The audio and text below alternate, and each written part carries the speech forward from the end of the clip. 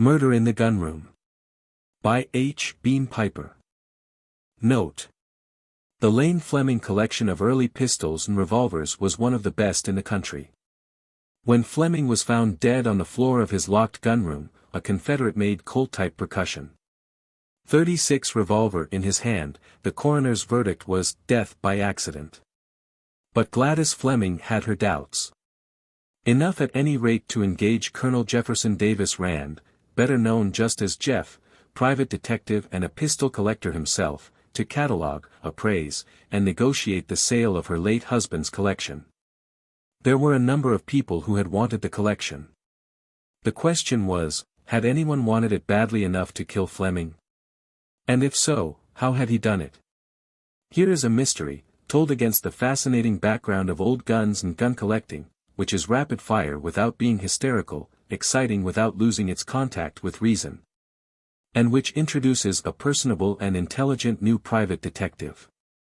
It is a story that will keep your nerves on a hair trigger even if you don't know the difference between a cased pair of Patterson .34s and a Texas .40 with a ramming lever. How do you find this book? Any thoughts about the book or the author? Any suggestion for improvement? Please take a moment to share your thoughts in a comment. If you like it, share it with your friends who might enjoy it as well. Subscribe to keep in touch. Visit CompleteAudiobooks.com for more quality content. Chapter 1. It was hard to judge Jeff Rand's age from his appearance. He was certainly over 30 and considerably under 50. He looked hard and fit, like a man who could be a serviceable friend or a particularly unpleasant enemy. Women instinctively suspected that he would make a most satisfying lover. One might have taken him for a successful lawyer, he had studied law, years ago, or a military officer in mufti, he still had a reserve colonelcy, and used the title occasionally, to impress people who he thought needed impressing. Or a prosperous businessman, as he usually thought of himself. Most of all, he looked like King Charles II of England anachronistically clad in a Brooks Brothers suit. At the moment, he was looking rather like King Charles II being bothered by one of his mistresses who wanted a peerage for her husband. But, Mrs. Fleming, he was expostulating. There surely must be somebody else. After all, you'll have to admit that this isn't the sort of work this agency handles. The would-be client released a series of smoke rings and watched them float up toward the air outlet at the office ceiling. It spoke well for Rand's ability to subordinate aesthetic to business considerations that he was trying to give her a courteous and humane brush-off. She made even the petty Varga girls seem credible. Her color scheme was blue and gold. Blue eyes, and a blue tailored outfit that would have looked severe on a less curved figure, and a charmingly absurd little blue hat perched on a mass of golden hair. If Rand had been Charles II, she could have walked out of there with a duchess's coronet, and Nell Gwynn would have been back selling oranges. Why isn't it? She countered. Your doors marked Tri-State Detective Agency, Jefferson Davis Rand, Investigation and Protection. Well, I want to know how much the collection's worth, and who'll pay the closest to it. That's investigation, isn't it? And I want protection from being swindled. And don't tell me you can't do it. You're a pistol collector, yourself. You have one of the best small collections in the state. And you're a recognized authority on early pistols. I've read some of your articles in the Rifleman. If you can't handle this, I don't know who can. Rand's frown deepened. He wondered how much Gladys Fleming knew about the principles of general semantics. Even if she didn't know anything, she was still edging him into an untenable position. He hastily shifted from the attempt to identify his business with the label, Private Detective Agency. Well, here, Mrs. Fleming, he explained. My business, including armed guard and protected delivery service, and general investigation and protection work, requires some personal supervision, but none of it demands my exclusive attention. Now, if you wanted some routine investigation made, I could turn it over to my staff, maybe put 2 or 3 men to work on it. But there's nothing about this business of yours that I could delegate to anybody. I'd have to do it all myself, at the expense of neglecting the rest of my business. Now, I could do what you want done, but it would cost you 3 or 4 times what you'd gain by retaining me. Well, let me decide that, Colonel, she replied. How much would you have to have? Well, this collection of your late husband's consists of some 2,500 pistols and revolvers, all types and periods, Rand said. You want me to catalogue it, appraise each item, issue lists, and negotiate with prospective buyers. The cataloguing and appraisal alone would take from a week to 10 days, and it would be a couple more weeks until a satisfactory sale could be arranged. Why, say $5,000, $1,000 as a retainer and the rest on completion. That, he thought, would settle that. He was expecting an indignant outcry, and hardened his heart, like Pharaoh. Instead, Gladys Fleming nodded equably. That seems reasonable enough, Colonel Rand, considering that you'd have to be staying with us at Rosemont, away from your office, she agreed. I'll give you a check for the 1,000 now, with a letter of authorization. Rand nodded in return. Being thoroughly conscious of the fact that he could only know a thin film of the events on the surface of any situation, he was not easily surprised. Very well, he said. You've hired an arms expert. I'll be in Rosemont sometime tomorrow afternoon. Now, who are these prospective purchasers you mentioned, and just how prospective, in terms of United States currency, are they? Well, for one, there's Arnold Rivers. He's offering $10,000 for the collection. I suppose you know of him, he has an antique arms business at Rosemont. I've done some business with him, Rand admitted. Who else? There's a commission dealer named Carl Gwinnett, who wants to handle the collection for us, for 20%. I'm told that that isn't an unusually exorbitant commission, but I'm not exactly crazy about the idea. You shouldn't be, if you want your money in a hurry, Rand told her. He'd take at least 5 years to get everything sold. He wouldn't dump the whole collection on the market at once, upset prices, and spoil his future business. You know, 2,500 pistols of the sort Mr. Fleming had, coming on the market in a lot, could do just that. The old arms market isn't so large that it couldn't be easily saturated. That's what I've been thinking. And then, there are some private collectors, mostly friends of Lane's, Mr. Fleming's, who are talking about forming a pool to buy the collection for distribution among themselves, she continued. That's more like it, Rand approved. If they can raise enough money among them, that is. They won't want the stuff for resale, and they may pay something resembling a decent price. Who are they? Well, Stephen Gresham appears to be the leading spirit, she said. The corporation lawyer, you know. Then, there is a Mr. Treherne, and a Mr. McBride, and Philip Cabot, and 1 or 2 others. I know Gresham and Cabot, Rand said.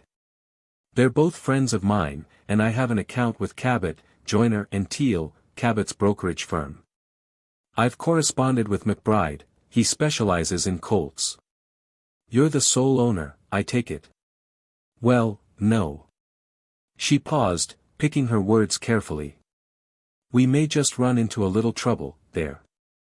You see, the collection is part of the residue of the estate, left equally to myself and my 2 stepdaughters, Nelda Dunmore and Geraldine Varsek. You understand, Mr. Fleming and I were married in 1941, his first wife died 15 years before. Well, your stepdaughters, now, would they also be my clients? Good Lord, no. That amused her considerably more than it did Rand.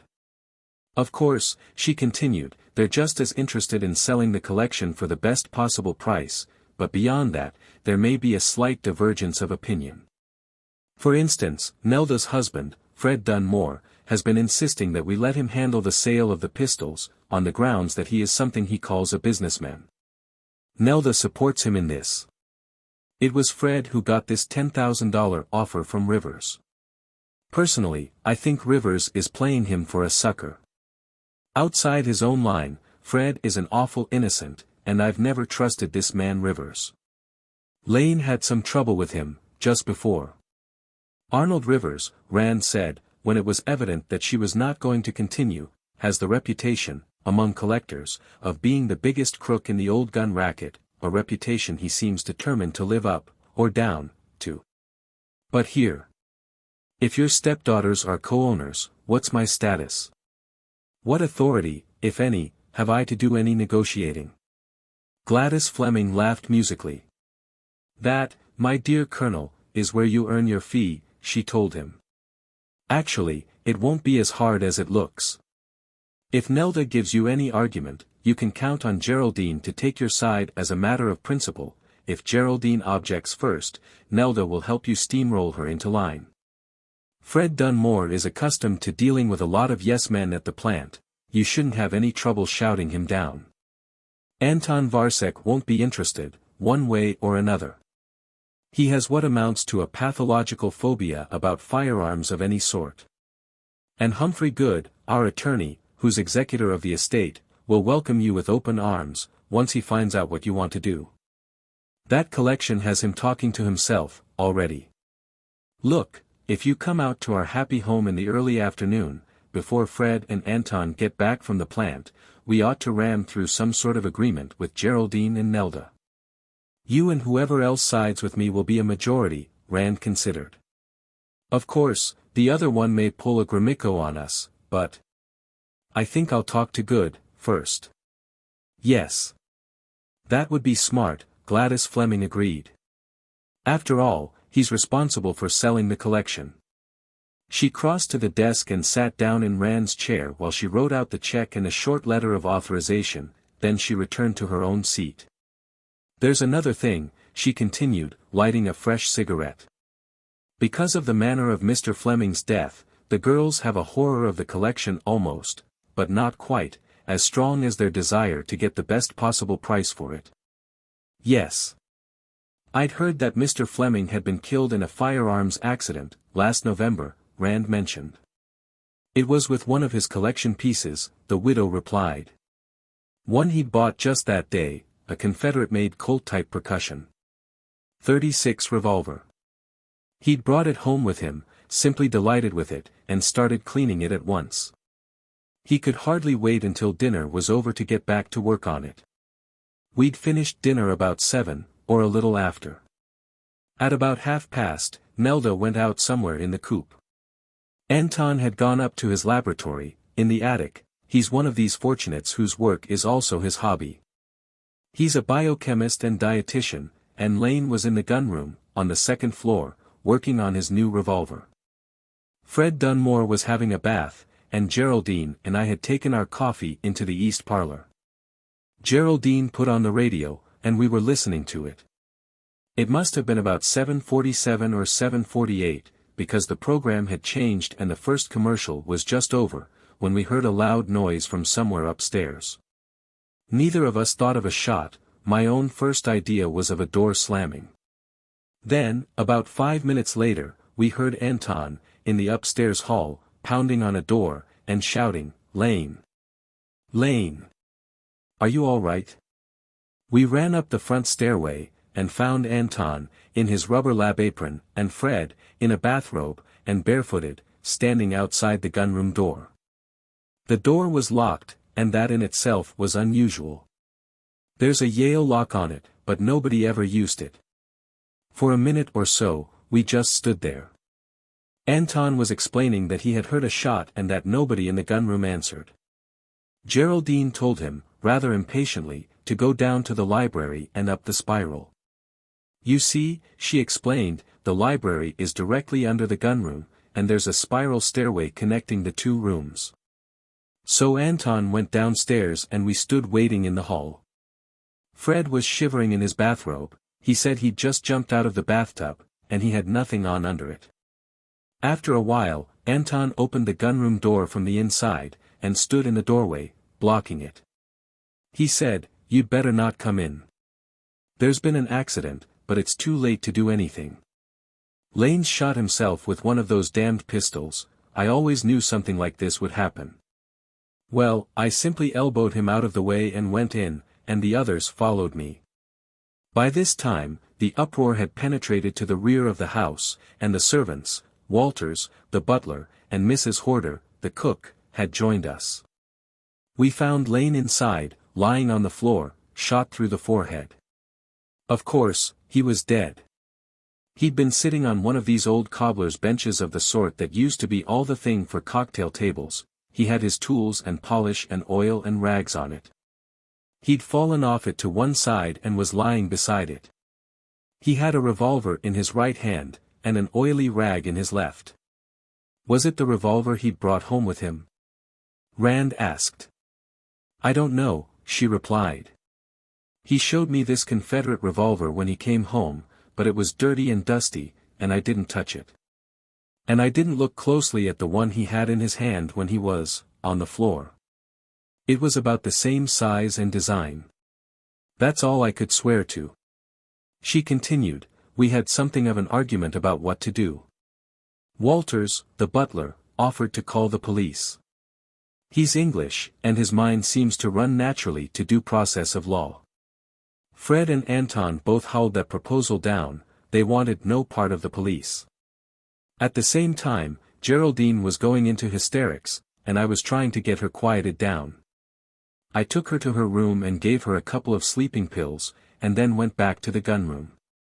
While I was gone, it seems that Anton had called our family doctor, Dr. Yardman, and then Fred called Humphrey Good, our lawyer. Good lives next door to us, about 200 yards away, so he arrived almost at once. When the doctor came, he called the coroner, and when he arrived, about an hour later, they all went into a huddle and decided that it was an obvious accident and that no inquest would be necessary. Then somebody, I'm not sure who, called an undertaker. It was past 11 when he arrived, and for once, Nelda got home early. She was just coming in while they were carrying Lane out in a basket. You can imagine how horrible that was for her. It was days before she was over the shock. So she'll be just as glad as anybody to see the last of the pistol collection. Through the recital, Rand had sat silently, toying with the ivory-handled Italian fascist dagger of honor that was doing duty as a letter opener on his desk. Gladys Fleming wasn't, he was sure, indulging in any masochistic self-harrowing. Neither, he thought, was she talking to relieve her mind. Once or twice there had been a small catch in her voice, but otherwise the narration had been a piece of straight reporting, neither callous nor emotional. Good reporting, too. Carefully detailed. There had been one or two inclusions of inferential matter in the guise of description, but that was to be looked for and discounted.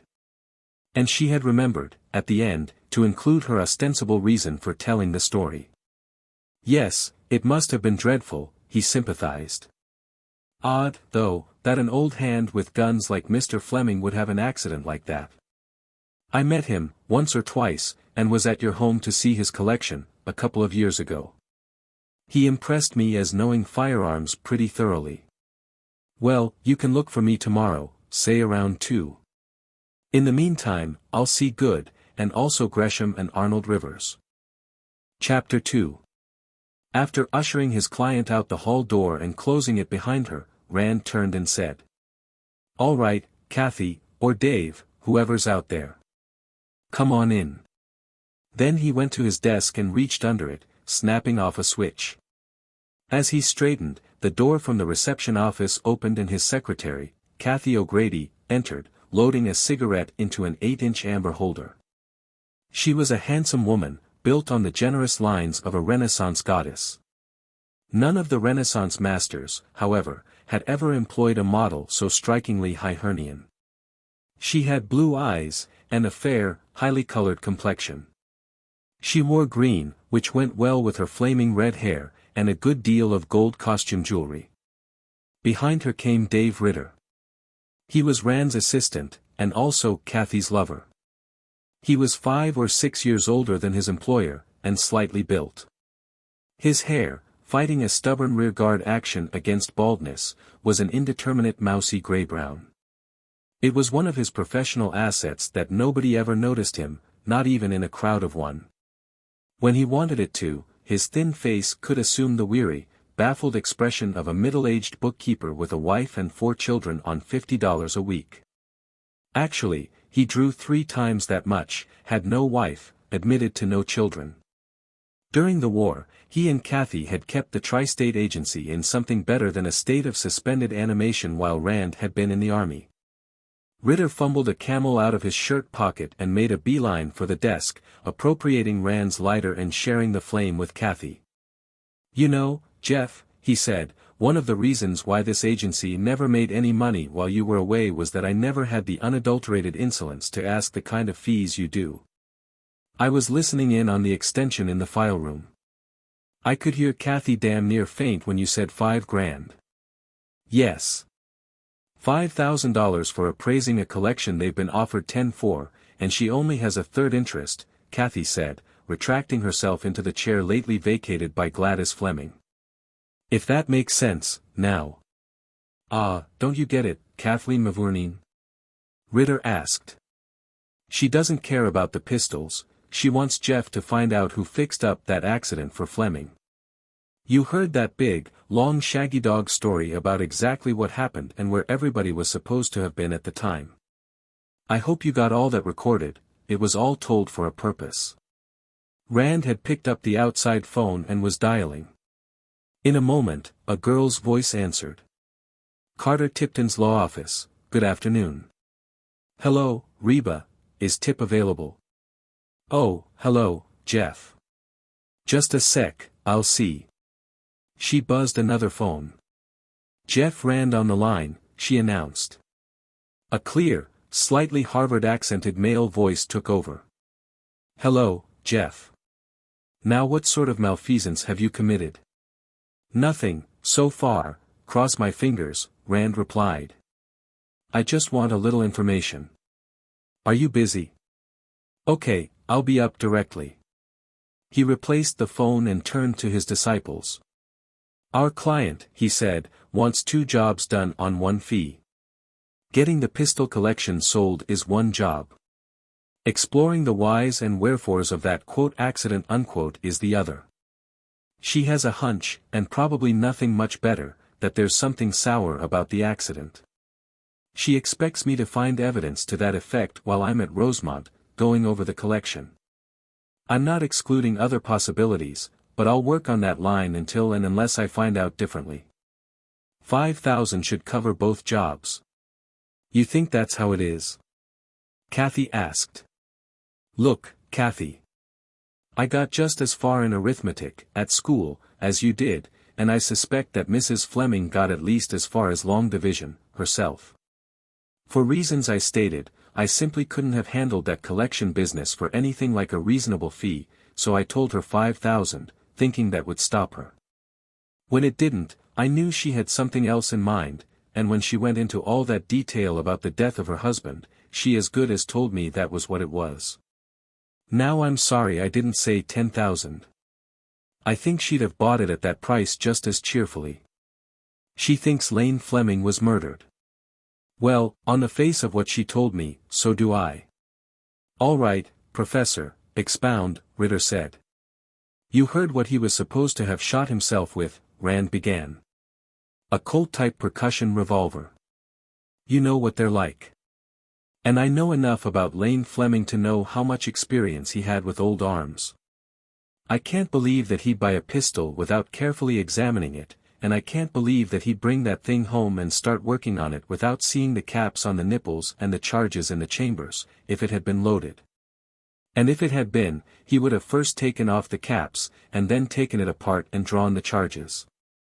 And she says he started working on it as soon as he got home, presumably around 5, and then took time out for dinner, and then went back to work on it, and more than half an hour later, there was a shot and he was killed." Rand blew a Bronx cheer. If that accident had been the McCoy, it would have happened in the first 5 minutes after he started working on that pistol. No, in the first 30 seconds. And then, when they found him, he had the revolver in his right hand, and an oily rag in his left. I hope both of you noticed that little touch. Yeah. When I clean a gat, I generally have it in my left hand, and clean with my right, Ritter said. Exactly. And why do you use an oily rag? Rand inquired. Ritter looked at him blankly for a half-second, then grinned ruefully. Damn, I never thought of that, he admitted. Okay, he was bumped off, all right. But you use oily rags on guns, Kathy objected. I've seen both of you, often enough. When we're all through, honey, Ritter told her. Yes. When he brought home that revolver, it was in neglected condition, Rand said. Either surface rusted, or filthy with gummed oil and dirt. Even if Mrs. Fleming hadn't mentioned that point, the length of time he spent cleaning it would justify such an inference. He would have taken it apart, down to the smallest screw, and cleaned everything carefully, and then put it together again, and then, when he had finished, he would have gone over the surface with an oiled rag, before hanging it on the wall. He would certainly not have surface oiled it before removing the charges, if there ever were any. I assume the revolver he was found holding, presumably the one with which he was killed, was another one. And I would further assume that the killer wasn't particularly familiar with the subject of firearms, antique, care and maintenance of. And with all the hollering and whooping and hysterics throwing, nobody noticed the switch, Ritter finished. Wonder what happened to the one he was really cleaning. That I may possibly find out, Rand said. The general incompetence with which this murder was committed gives me plenty of room to hope that it may still be lying around somewhere. Well, have you thought that it might just be suicide? Kathy asked. I have, very briefly. I dismissed the thought, almost at once, Rand told her. For two reasons. One, that if it had been suicide, Mrs. Fleming wouldn't want it poked into. She'd be more than willing to let it ride as an accident. And, two, I doubt if a man who prided himself on his gun knowledge, as Fleming did, would want his self-shooting to be taken for an accident. I'm damn sure I wouldn't want my friends to go around saying, what a dope, didn't know it was loaded. I doubt if he'd even expect people to believe that it had been an accident. He shook his head. No, the only inference I can draw is that somebody murdered Fleming, and then faked evidence intended to indicate an accident. He rose. I'll be back, in a little, think it over, while I'm gone. Carter Tipton had his law office on the floor above the Tri-State Detective Agency. He handled all Rand's not infrequent legal involvements, and Rand did all his investigating and witness chasing. Annually, they compared books to see who owed whom how much. Tipton was about 5 years Rand's junior, and had been in the Navy during the war. He was frequently described as New Belfast's leading younger attorney and most eligible bachelor. His dark, conservatively cut clothes fitted him as though they had been sprayed on, he wore gold-rimmed glasses, and he was so freshly barbered, manicured, valeted and scrubbed as to give the impression that he had been born in cellophane and just unwrapped. He leaned back in his chair and waved his visitor to a seat. Tip, do you know anything about this Fleming family, out at Rosemont? Rand began, getting out his pipe and tobacco. The premix foods Flemings? Tipton asked. Yes, a little. Which one of them wants you to frame what on which other one? That'll do for a good, simplified description, to start with, Rand commented. Why, my client is Mrs. Gladys Fleming. As to what she wants. He told the young lawyer about his recent interview and subsequent conclusions. So you see, he finished, she won't commit herself, even with me. Maybe she thinks I have more official status, and more obligations to the police, than I have. Maybe she isn't sure in her own mind, and wants me to see, independently, if there's any smell of something dead in the woodpile. Or, she may think that having a private detective called in may throw a scare into somebody. Or maybe she thinks somebody may be fixing up an accident for her, next, and she wants a pistol-totin' gent in the house for a while. Or any combination thereof. Personally, I deplore these clients who hire you to do one thing and expect you to do another, but with $5,000 for sweetening, I can take them. Yes. You know, I've heard rumors of suicide, but this is the first whiff of murder I've caught. He hesitated slightly. I must say, I'm not greatly surprised. Lane Fleming's death was very convenient to a number of people. You know about this premix company, don't you? Vaguely. They manufacture ready-mixed pancake flour, and ready-mixed ice cream and pudding powders, and this dehydrated vegetable soup, pour on hot water, stir, and serve, don't they?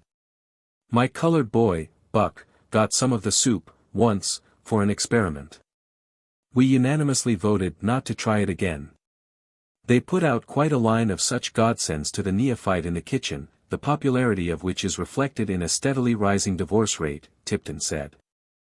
They advertise very extensively, including half an hour of tear-jerking drama on a national hookup during soap opera time. Your client, the former Gladys Rand, was on the air for Premix for a couple of years. That's how Lane Fleming first met her. So you think some irate and dyspeptic husband went to the source of his woes? Rand inquired. Well, not exactly. You see, Premix is only little business, as the foods industry goes, but they have something very sweet. So sweet, in fact, that one of the really big fellows, National Milling and Packaging, has been going to rather extreme lengths to effect a merger. Mill Pack, par 100, is quoted at around 145, and Premix, par 50, is at 75 now, and Mill Pack is offering a 2-for-1 share exchange, which would be a little less than 4-for-1 in value. I might add, for what it's worth, that this Stephen Gresham you mentioned is Mill Pack's attorney, negotiator, and General Mr. Fix-It. He has been trying to put over this merger for Mill Pack. I'll bear that in mind, too, Rand said. Naturally, all this is not being shouted from the housetops, Tipton continued. Fact is, it's a minor infraction of ethics for me to mention it to you. I'll file it in the burn box, Rand promised. What was the matter? Didn't Premix want to merge? Lane Fleming didn't. And since he held 52% of the common stock himself, try and do anything about it. Anything short of retiring Fleming to the graveyard, that is, Rand amended. That would do for a murder motive, very nicely. What were Fleming's objections to the merger? Mainly sentimental. Premix was his baby, or, at least, his kid brother. His father started mixing pancake flour back before the First World War, and Lane Fleming peddled it off a spring wagon. They worked up a nice little local trade, and finally a statewide wholesale business. They incorporated in the early 20s, and then, after the old man died, Lane Fleming hired an advertising agency to promote his products, and built up a national distribution, and took on some sidelines. Then, during the late Mr. Chamberlain's Peace in Our Time, he picked up a refugee Czech chemist and foods expert named Anton Varsek, who whipped up a lot of new products. So business got better and better, and they made more money to spend on advertising to get more money to buy more advertising to make more money. Like Bill Nye's Puritans digging clams in the winter to get strength to hoe corn in the summer to get strength to dig clams in the winter. So Premix became a sort of symbol of achievement to Fleming. Then, he was one of these old model paternalistic employers, and he was afraid that if he relinquished control, a lot of his old retainers would be turned out to grass. And finally, he was opposed in principle to concentration of business ownership. He claimed it made business more vulnerable to government control and eventual socialization. I'm not sure he didn't have something there, Rand considered. We get all our corporate eggs in a few baskets, and they're that much easier for the planned economy boys to grab.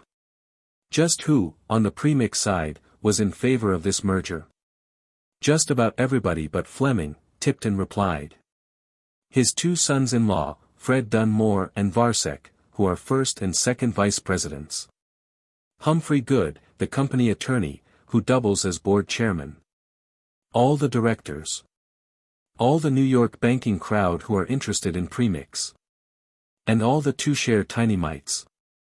I don't know who inherits Fleming's voting interest, but I can find out for you by this time tomorrow. Do that, Tip, and bill me for what you think finding out is worth, Rand said. It'll be a novel reversal of order for you to be billing me for an investigation. Now, how about the family, as distinct from the company?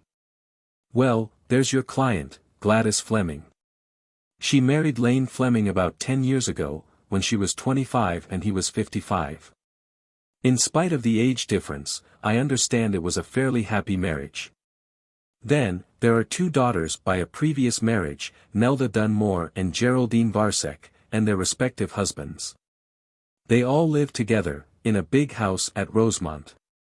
In the company, Dunmore is sales, and Varsek is production. They each have a corner of the mantle of Lane Fleming in one hand and a dirk in the other. Nelda and Geraldine hate each other like Greeks and Trojans. Nelda is the nymphomaniac sister, and Geraldine is the dipsomaniac. From time to time, temporary alliances get formed, mainly against Gladys. All of them resent the way she married herself into a third interest in the estate. You're going to have yourself a nice, pleasant little stay in the country. I'm looking forward to it. Rand grimaced. You mentioned suicide rumors. Such as, and who's been spreading them? Oh, they are the usual bodiless voices that float about, Tipton told him. Emanating, I suspect, from sources interested in shaking out the less sophisticated small shareholders before the merger. The story is always approximately the same, that Lane Fleming saw his company drifting reefward, was unwilling to survive the shipwreck, and performed seppuku. The family are supposed to have faked up the accident afterward. I dismissed the whole thing as a rather less than subtle bit of market manipulation chicanery. Or a smoke screen, to cover the defects in camouflaging a murder as an accident, Rand added. Tipton nodded. That could be so, too, he agreed. Say somebody dislikes the looks of that accident, and starts investigating.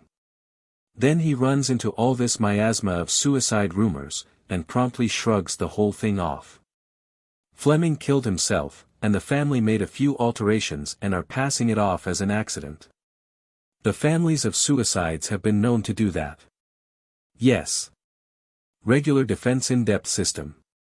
If the accident line is penetrated, the suicide line is back of it, Rand said. Well, in the last few years, we've seen defenses in depth penetrated with monotonous regularity. I've jeeped through a couple, myself, to interrogate the surviving ex-defenders. It's all in having the guns and armor to smash through with. Chapter 3. Humphrey Good was 60-ish, short and chunky, with a fringe of white hair around a bald crown. His brow was corrugated with wrinkles, and he peered suspiciously at Rand through a pair of thick-lensed, black-ribboned glasses. His wide mouth curved downward at the corners in an expression that was probably intended to be stern and succeeded only in being pompous. His office was dark, and smelled of dusty books. Mr. Rand, he began accusingly, when your secretary called to make this appointment, she informed me that you had been retained by Mrs. Gladys Fleming. That's correct. Rand slowly packed tobacco into his pipe and lit it. Mrs. Fleming wants me to look after some interests of hers, and as your executor of her late husband's estate, I thought I ought to talk to you, first of all. Good's eyes narrowed behind the thick glasses. Mr. Rand, if you're investigating the death of Lane Fleming, you're wasting your time and Mrs. Fleming's money, he lectured. There is nothing whatever for you to find out that is not already public knowledge. Mr. Fleming was accidentally killed by the discharge of an old revolver he was cleaning. I don't know what foolish feminine impulse led Mrs. Fleming to employ you, but you'll do nobody any good in this matter, and you may do a great deal of harm. Did my secretary tell you I was making an investigation? Rand demanded incredulously. She doesn't usually make mistakes of that sort. The wrinkles moved up Good's brow like a battalion advancing in platoon front. He looked even more narrowly at Rand, his suspicion compounded with bewilderment. Why should I investigate the death of Lane Fleming? Rand continued. As far as I know, Mrs. Fleming is satisfied that it was an accident. She never expressed any other belief to me. Do you think it was anything else? Why, of course not. Good exclaimed. That's just what I was telling you. He took a fresh start. There have been rumors, utterly without foundation, of course, that Mr. Fleming committed suicide. They are, I may say, nothing but malicious fabrications, circulated for the purpose of undermining public confidence in Premix Foods, Incorporated.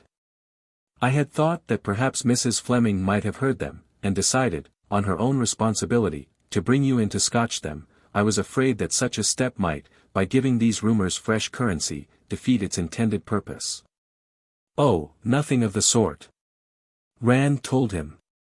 I'm not in the least interested in how Mr. Fleming was killed, and the question is simply not involved in what Mrs. Fleming wants me to do. He stopped there. Good was looking at him sideways, sucking in one corner of his mouth and pushing out the other. It was not a facial contortion that impressed Rand favorably. It was too reminiscent of a high school principal under whom he had suffered, years ago, in Vicksburg, Mississippi. Rand began to suspect that Good might be just another such self-righteous, opinionated, egotistical windbag. Such men could be dangerous, were usually quite unscrupulous, and were almost always unpleasant to deal with. Then why, the lawyer demanded, did Mrs. Fleming employ you? Well, as you know, Rand began, the Fleming pistol collection, now the joint property of Mrs. Fleming and her two stepdaughters, is an extremely valuable asset.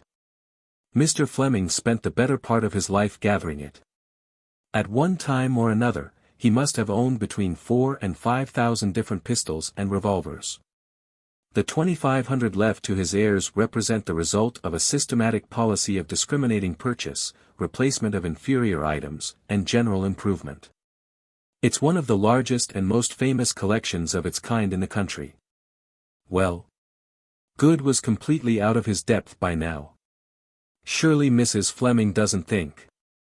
Mrs.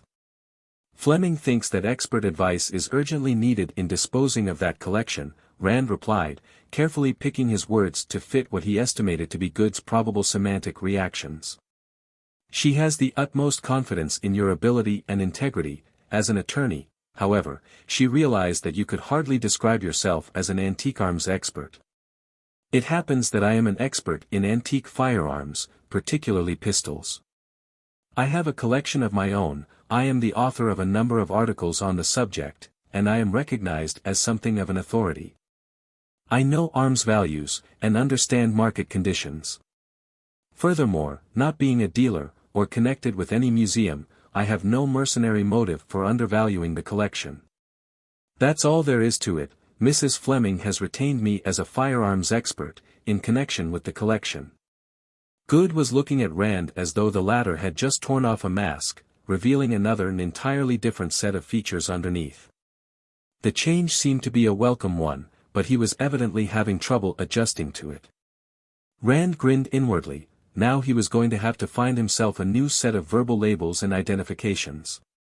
Well, Mr. Rand, that alters the situation considerably, he said, with noticeably less hostility. He was still a bit resentful. People had no right to confuse him by jumping about from one category to another, like that. Now understand, I'm not trying to be offensive, but it seems a little unusual for a private detective also to be an authority on antique firearms. Mr. Fleming was an authority on antique firearms, and he was a manufacturer of foodstuffs, Rand parried, carefully staying inside Good's Aristotelian system of categories and verbal identifications. My own business does not occupy all my time, any more than his did, and I doubt if an interest in the history and development of deadly weapons is any more incongruous in a criminologist than in an industrialist. But if there's any doubt in your mind as to my qualifications, you can check with Colonel Taylor, at the State Museum, or with the editor of the American Rifleman. I see. Good nodded. And as you point out, being a sort of non-professional expert, you should be free from mercenary bias. He nodded again, taking off his glasses and polishing them on an outsize white handkerchief. Frankly, now that I understand your purpose, Mr. Rand, I must say that I am quite glad that Mrs. Fleming took this step. I was perplexed about how to deal with that collection. I realized that it was worth a great deal of money, but I haven't the vaguest idea how much, or how it could be sold to the best advantage. At a rough guess, Mr. Rand, how much do you think it ought to bring? Rand shook his head. I only saw it twice, the last time 2 years ago. Ask me that after I've spent a day or so going over it, and I'll be able to give you an estimate. I will say this, though, It's probably worth a lot more than the $10,000 Arnold Rivers has offered for it." That produced an unexpected effect. Good straightened in his chair, gobbling in surprised indignation. "Arnold Rivers? Has he had the impudence to try to buy the collection?" he demanded. "Where did you hear that?" "From Mrs. Fleming. I understand he made the offer to Fred Dunmore." "That's his business, isn't it?" "I believe the colloquial term is racket," Good said. "Why, that man is a notorious swindler. Mr. Rand, do you know that only a week before his death, Mr. Fleming instructed me to bring suit against him, and also to secure his indictment on criminal charges of fraud?" "I didn't know that, but I'm not surprised," Rand answered. "What did he burn Fleming with?" "Here, I'll show you." Good rose from his seat and went to a rank of steel filing cabinets behind the desk. In a moment, he was back, with a large manila envelope under his arm, and a huge pistol in either hand. "Here, Mr. Rand," he chuckled. "We'll just test your firearms knowledge. What do you make of these?" Rand took the pistols and looked at them. They were wheel locks, apparently 16th century South German. They were a good 2 feet in overall length, with ball pommels the size of oranges, and long steel belt hooks. The stocks were so covered with ivory inlay that the wood showed only in tiny interstices. The metalwork was lavishly engraved and gold inlaid. To the trigger guards were attached tags marked Fleming vs. Rivers. Rand examined each pistol separately, then compared them. Finally, he took a 6-inch rule from his pocket and made measurements, first with one edge and then with the other. "Well, I'm damned," he said, laying them on the desk. "These things are the most complete fakes I ever saw: locks, stocks, barrels and mountings. They're supposed to be late 16th century, I doubt if they were made before 1920. As far as I can see or measure, there isn't the slightest difference between them, except on some of the decorative inlay. The whole job must have been mic'd in 10,000ths, and what's more, whoever made them used metric measurements.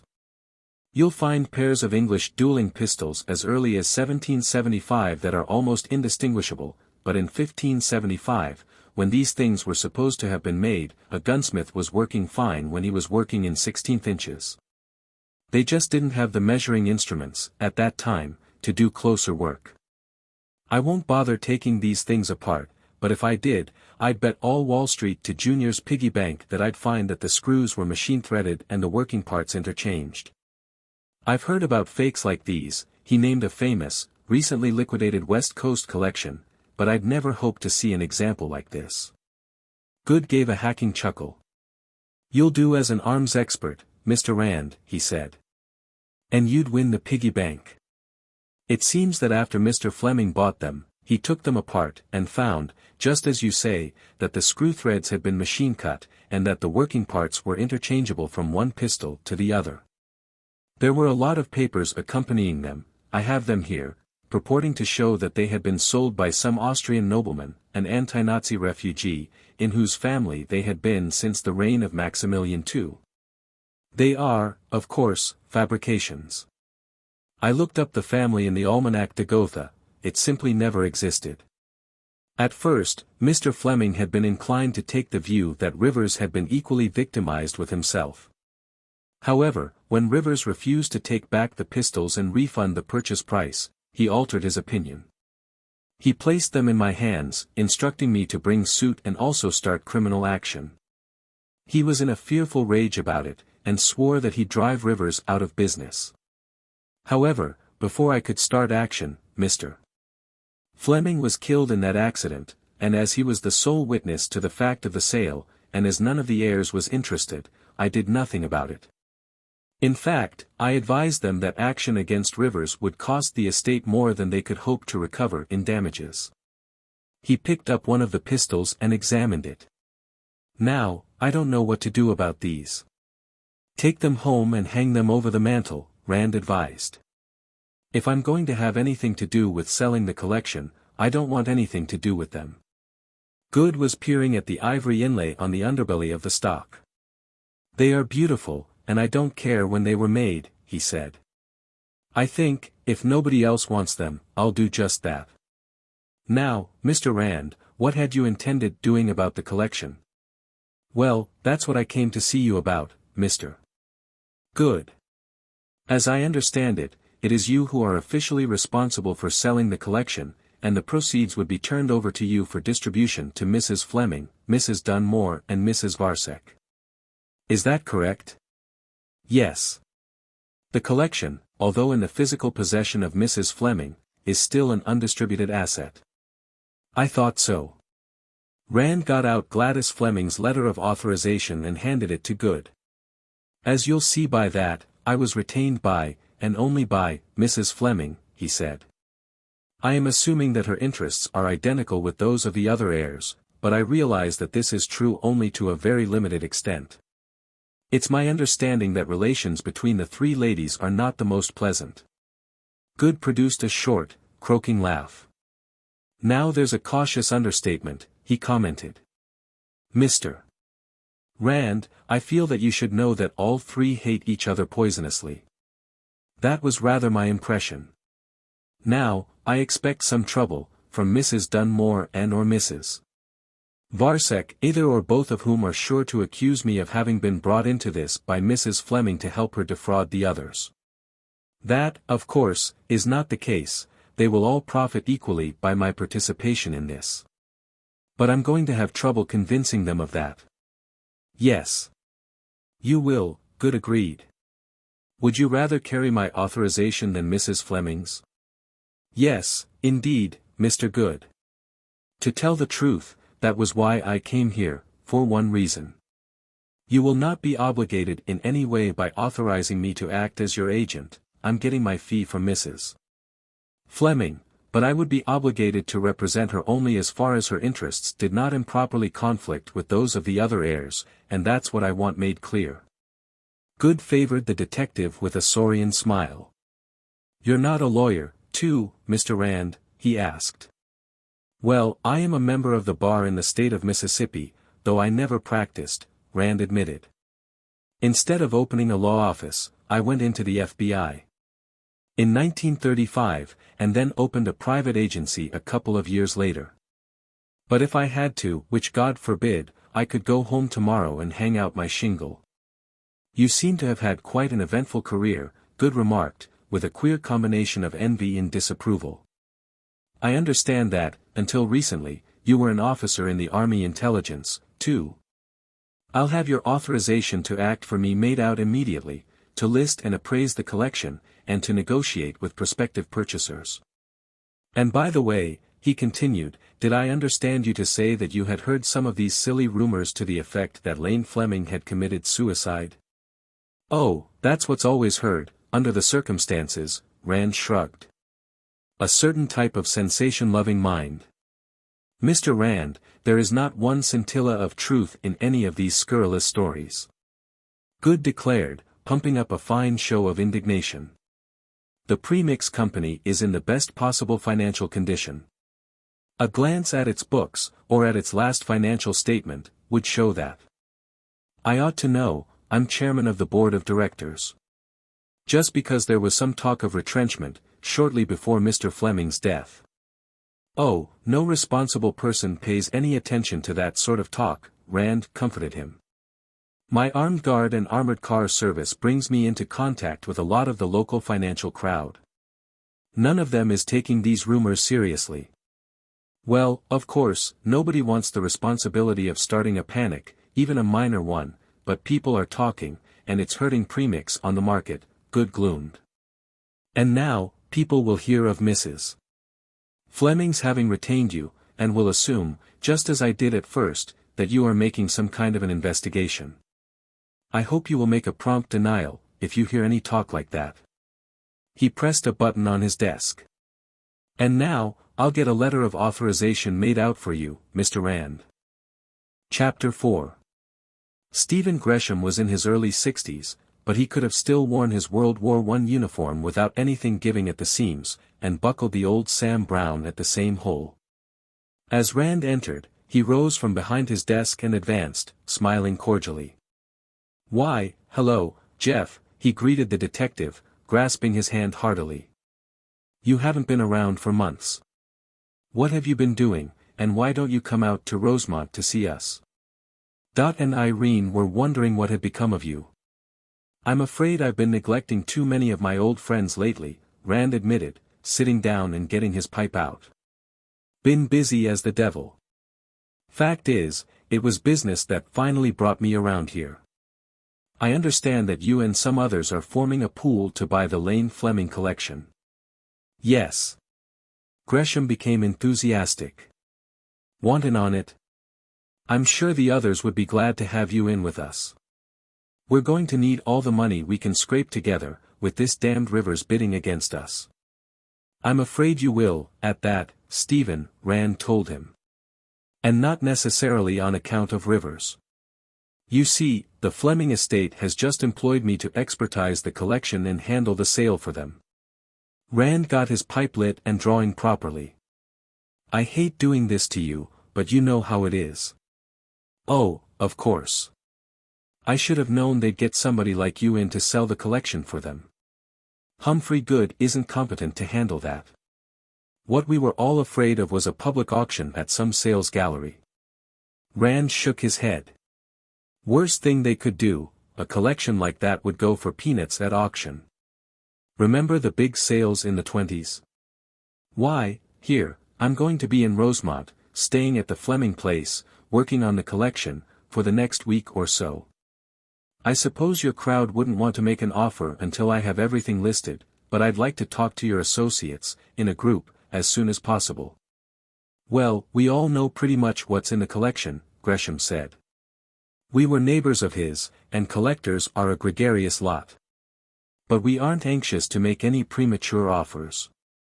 We don't want to offer more than we have to, and at the same time, we don't want to underbid and see the collection sold elsewhere. No, of course not. Rand thought for a moment. Tell you what, I'll give you and your friends the best break I can in fairness to my clients.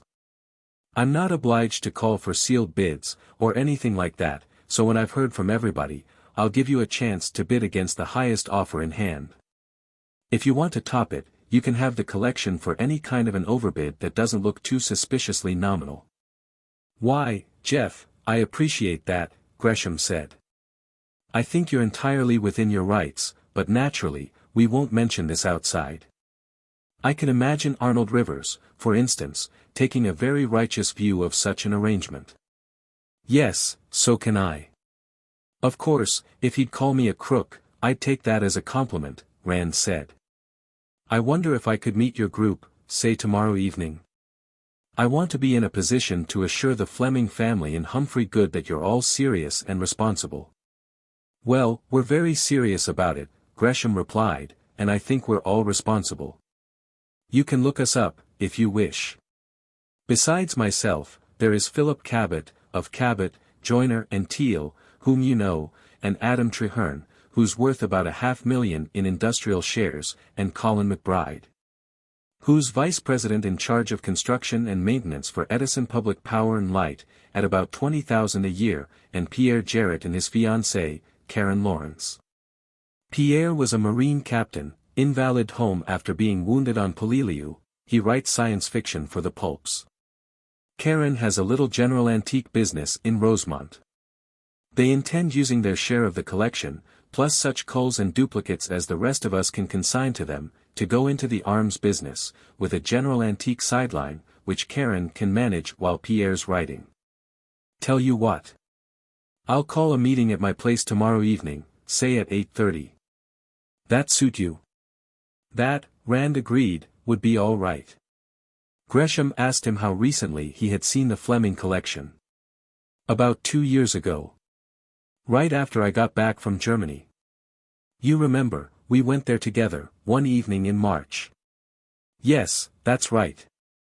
We didn't have time to see everything, Gresham said. My God, Jeff. 25 will locks.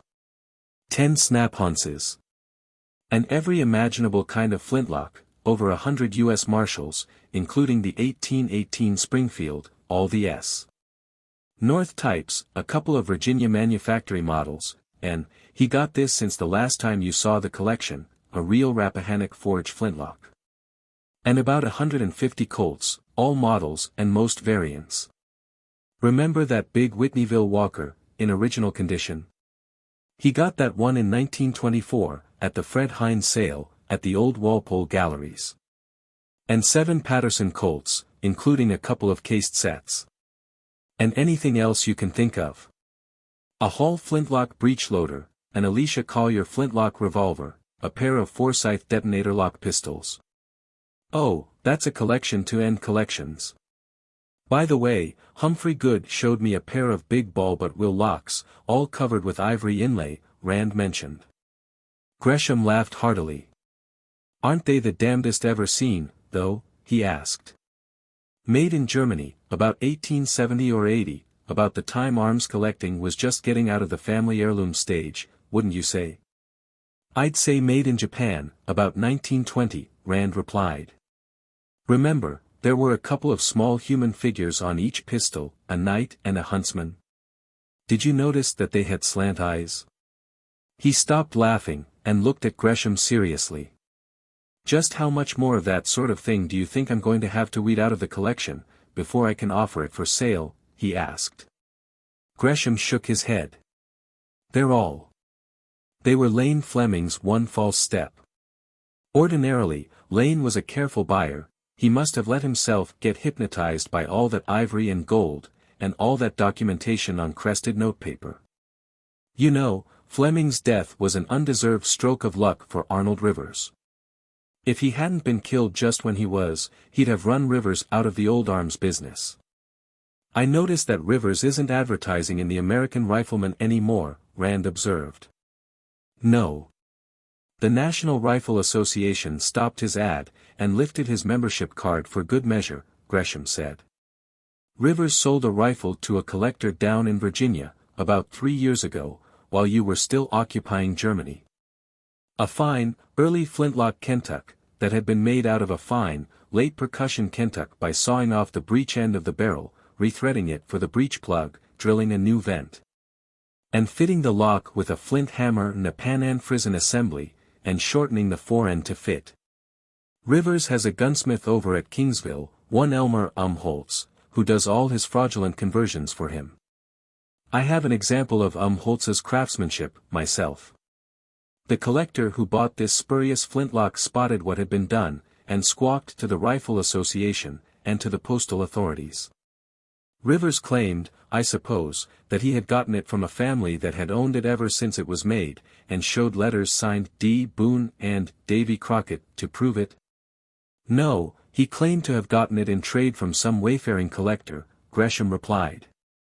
He convinced Uncle Whiskers, but the NRA took a slightly dimmer view of the transaction, so Rivers doesn't advertise in the Rifleman anymore. Wasn't there some talk about Whitneyville Walker Colts that had been made out of 1848 model Colt Dragoons? Rand asked. Oh Lord, yes. This fellow Umholtz was practically turning them out on an assembly line, for a while. Rivers must have sold about 10 of them. You know, Umholtz is a really fine gunsmith. I had him build a deer rifle for Dot, a couple of years ago, Mexican Mauser action, Johnson barrel, chambered for .300 Savage. Umholtz made the stock and fitted a scope sight. It's a beautiful little rifle. I hate to see him prostitute his talents the way he does by making these fake antiques for Rivers. You know, he made one of these mythical heavy 44 6-shooters of the sort Colt was supposed to have turned out at Patterson in 1839 for Colonel Walker's Texas Rangers, you know, the model he couldn't find any of in 1847, when he made the real Walker Colt. That story you find in Sawyer's book. Why, that story's been absolutely disproved, Rand said. There never was any such revolver. Not till Umholtz made one, Gresham replied. Rivers sold it to, he named a moving picture big shot, for $2,500. His story was that he picked it up in Mexico, in 1938, traded a .38 special to some half-breed goat herder for it. This fellow who bought it, now, did he see Belden and Haven's Colt book, when it came out in 1940? Yes, and he was plenty burned up, but what could he do? Rivers was dug in behind this innocent purchase and sale in good faith Maginot line of his. You know, that bastard took me, once, just 1/10 as badly, with a fake U.S. North and Cheney Navy flintlock 1799 model that had been made out of a French 1777 model. The lawyer muttered obscenely. Why didn't you sue hell out of him? Rand asked. You might not have gotten anything, but you'd have given him a lot of dirty publicity. That's all Fleming was expecting to do about those will locks. I'm not Fleming. He could afford litigation like that, I can't. I want my money, and if I don't get it in cash, I'm going to beat it out of that dirty little swindler's hide, Gresham replied, an ugly look appearing on his face. I wouldn't blame you. You could find plenty of other collectors who'd hold your coat while you were doing it, Rand told him. Then he inquired, idly, what sort of a pistol was it that Lane Fleming is supposed to have shot himself with? Gresham frowned. I really don't know, I didn't see it. It's supposed to have been a Confederate Leech and Rigdon .36, you know, one of those imitation Colt Navy models that were made in the South during the Civil War. Rand nodded. He was familiar with the type. The story is that Fleming found it hanging back of the counter at some roadside lunch stand, along with a lot of other old pistols, and talked the proprietor into letting it go for a few dollars, Gresham continued. It was supposed to have been loaded at the time, and went off while Fleming was working on it, at home. He shook his head. I can't believe that, Jeff. Lane Fleming would know a loaded revolver when he saw one. I believe he deliberately shot himself, and the family faked the accident and fixed the authorities. The police never made any investigation, it was handled by the coroner alone. And our coroner, out in Scott County, is eminently fixable, if you go about it right, a pitiful little nonentity with a tremendous inferiority complex. But good Lord, why? Rand demanded. I never heard of Fleming having any troubles worth killing himself over. Gresham lowered his voice. Jeff, I'm not supposed to talk about this, but the fact is that I believe Fleming was about to lose control of the premix company, he said. I have, well, sources of inside information. This is in confidence, so don't quote me, but certain influences were at work, inside the company, toward that end. He inspected the tip of his cigar and knocked off the ash into the tray at his elbow. Lane Fleming's death is on record as accidental, Jeff. It's been written off as such. It would be a great deal better for all concerned if it were left at that. Chapter 5. Rand drove slowly through Rosemont, the next day, refreshing his memory of the place. It was one of the many commuters' villages strung out for 50 miles along the railroad lines radiating from New Belfast, and depended for its support upon a population scattered over a 5-mile radius at estates and country homes. Obviously a planned community, it was dominated by a grey-walled, green-roofed railroad station which stood on its passenger platform like a captain in front of 4 platoons of grey-walled, green-roofed houses and stores aligned along as many converging roads. There was a post office, uniform with the rest of the buildings. An excessive quantity of aluminum trimming dated it somewhere in the Middle Andrew W. Mellon period. There were 4 gas stations, a movie theater, and a Woolworth store with a red front that made it look like some painted hussy who had wandered into a Quaker meeting. Over the door of one of the smaller stores, Rand saw a black-lettered white sign, Antiques. There was a smoke-gray Plymouth coupe parked in front of it. Instead of turning onto the road to the Fleming estate, he continued along Route 19 for a mile or so beyond the village, until he came to a red brick pseudo-colonial house on the right. He pulled to the side of the road and got out, turning up the collar of his trench coat. The air was raw and damp, doubly unpleasant after the recent unseasonable warmth. An apathetically persistent rain sogged the seedling-dotted old fields on either side, and the pine woods beyond, and a high ceiling of unbroken dirty gray gave no promise of clearing. The mournful hoot of a distant locomotive whistle was the only sound to pierce the silence. For a moment, Rand stood with his back to the car, looking at the gallows-like sign that proclaimed this to be the business place of Arnold Rivers, fine antique and modern firearms for the discriminating collector. The house faced the road with a long side. At the left, a porch formed a continuation under a deck roof, and on the right, an L had been built at right angles, extending 30 feet toward the road. Although connected to the house by a shed roof, which acquired a double pitch and became a gable roof where the L projected forward, it was, in effect, a separate building, with its own front door and its own door path. Its floor level was about 4 feet lower than that of the parent structure. A Fibber-McGee door chime clanged as Rand entered. Closing the door behind him, he looked around. The room, some 20 feet wide and 50 long, was lighted by an almost continuous row of casement windows on the right, and another on the left for as far as the L extended beyond the house. They were set high, a good 5 feet from lower sill to floor, and there was no ceiling. The sloping roof was supported by bare timber rafters. Racks lined the walls, under the windows, holding long guns and swords. The pistols and daggers and other small items were displayed on a number of long tables. In the middle of the room, glaring at the front door, was a brass 4-pounder on a ship's carriage. A Philippine Latanka, muzzle tilted upward, stood beside it.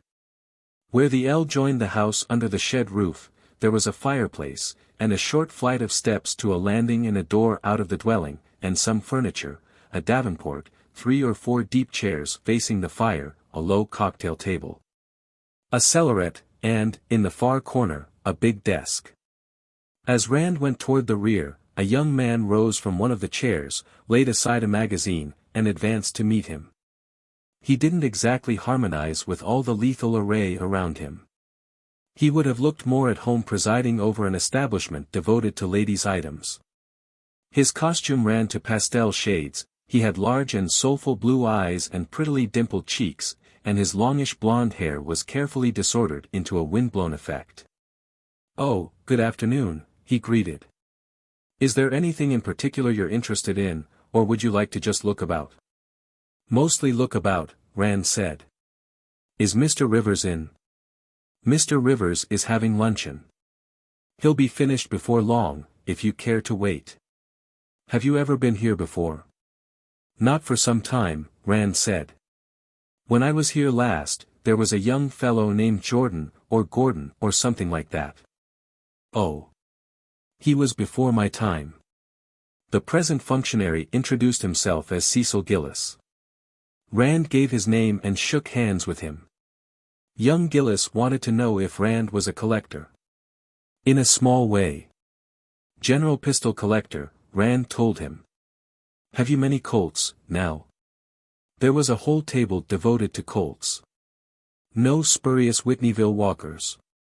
After all, a dealer can sell just so many of such top-drawer rarities before the finger of suspicion begins leveling itself in his direction, and Arnold Rivers had long ago passed that point. There were several of the commoner percussion models, however, with lovely, perfect bluing that was considerably darker than that applied at the Colt factory during the 50s and 60s of the last century. The silver plating on backstraps and trigger guards was perfect, too, but the naval battle and stagecoach hold-up engravings on the cylinders were far from clear, in one case, completely obliterated. The cylinder of one 1851 Navy bore serial numbers that looked as though they had been altered to conform to the numbers on other parts of the weapon. Many of the Colts, however, were entirely correct, and all were in reasonably good condition. Rand saw something that interested him, and picked it up. "That isn't a real Colt," the exquisite Mr. Gillis told him. "It's a Confederate copy, a Leech and Rigdon." "So I see.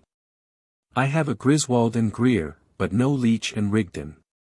"The Griswold and Greer, that's the one with the brass frame," Cecil Gillis said.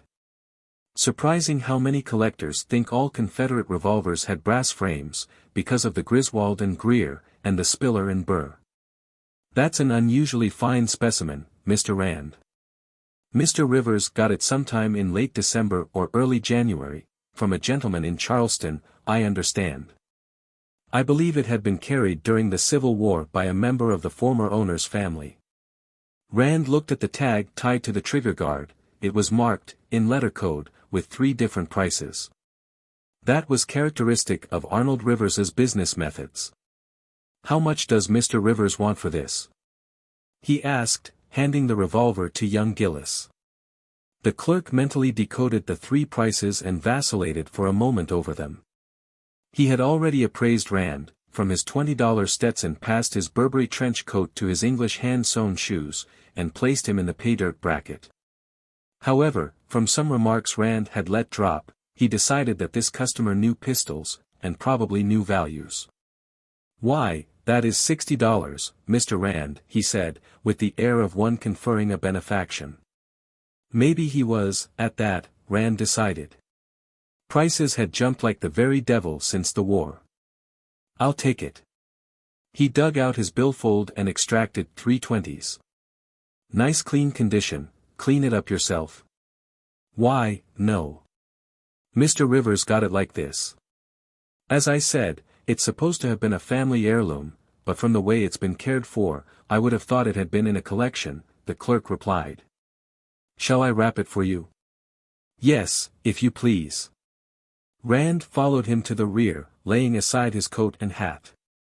Gillis got some heavy paper out of a closet and packaged it, then hunted through a card file in the top drawer of the desk, until he found the card he wanted.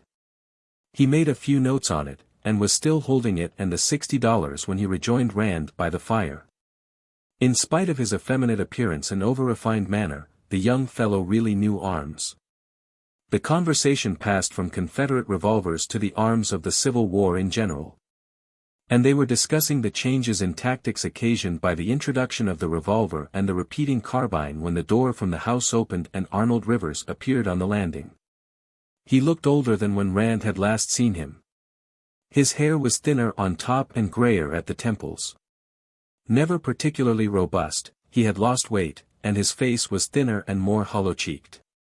His mouth still had the old curve of supercilious insolence, and he was still smoking with the 6-inch carved ivory cigarette holder which Rand remembered.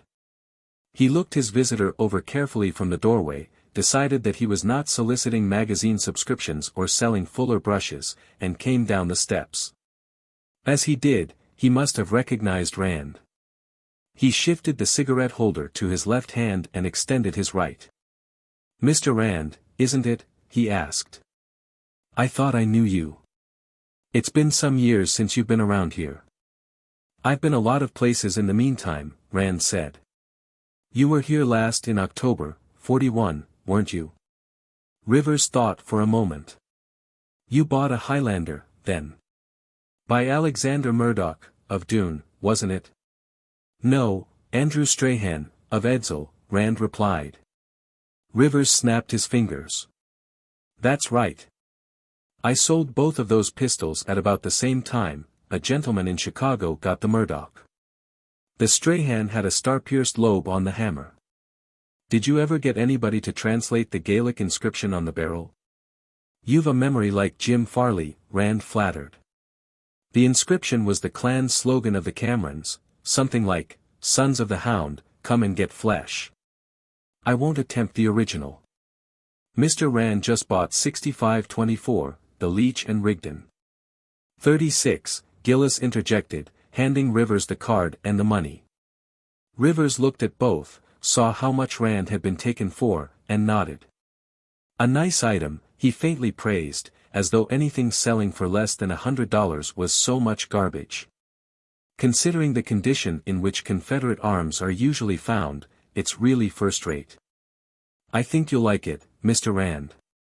The telephone rang, Cecil Gillis answered it, listened for a moment, and then said, "For you, Mr. Rivers, long distance from Milwaukee." Rivers's face lit with the beatific smile of a cat at a promising mousehole. "Ah, excuse me, Mr. Rand." He crossed to the desk, picked up the phone and spoke into it. "This is Arnold Rivers," he said, much as Edward Murrow used to say, "This is London." The telephone sputtered for a moment. "Ah, yes indeed, Mr. Verrill. Quite well, I thank you. And you?" "No, it hasn't been sold yet." "Do you wish me to ship it to you?" "On approval, certainly. Of course it's an original flintlock. I didn't list it as re-altered, did I?" "No, not at all. The only replacement is the small spring inside the patchbox." Yes, the rifling is excellent. Of course, I'll ship it at once. Goodbye, Mr. Verrill. He hung up and turned to his hireling, fairly licking his chops. Cecil, Mr. Verrill, in Milwaukee, whose address we have, has just ordered 6288, the F. Zorger Flintlock Kentuck. Will you please attend to it? Right away, Mr. Rivers. Gillis went to one of the racks under the windows and selected a long flintlock rifle, carrying it out the door at the rear. I issued a list, a few days ago, Rivers told Rand. When Cecil comes back, I'll have him get you a copy. I've been receiving calls ever since. This is the 12th long-distance call since Tuesday. Business must be good, Rand commented. I understand you've offered to buy the Lane Fleming collection. For $10,000. Where did you hear that? Rivers demanded, looking up from the drawer in which he was filing the card on the Leach and Rigdon. From Mrs. Fleming. Rand released a puff of pipe smoke and watched it draw downward into the fireplace. I've been retained to handle the sale of that collection. Naturally, I'd know who was offering how much. Rivers's eyes narrowed. He came around the desk, loading another cigarette into his holder. And just why, might I ask, did Mrs. Fleming think it in order to employ a detective in a matter like that? He wanted to know. Rand let out more smoke. She didn't. She employed an arms expert, a Colonel Jefferson Davis Rand, USA, ORC. Who is a well-known contributor to the American Rifleman and the Infantry Journal and Antiques and the Old Gun Report. You've read some of his articles, I believe. Then you're not making an investigation. What in the world is there to investigate? Rand asked. I'm just selling a lot of old pistols for the Fleming estate. I thought Fred Dunmore was doing that. So did Fred. You're both wrong, though. I am. He got out Good's letter of authorization and handed it to Rivers, who read it through twice before handing it back. You see anything in that about Fred Dunmore, or any of the other relatives-in-law? He asked. Well, I didn't understand. I'm glad to know what the situation really is. Rivers frowned. I thought you were making some kind of an investigation, and as I'm the only party making any serious offer to buy those pistols, I wanted to know what there was to investigate. Do you consider $10,000 to be a serious offer? Rand asked. And aren't you forgetting Stephen Gresham and his friends? Oh, those people. Rivers scoffed. Mr. Rand, you certainly don't expect them to be able to handle anything like this, do you?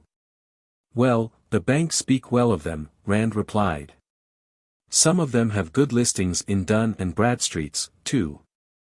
Well, so do I, Rivers reported. I can top any offer that crowd makes.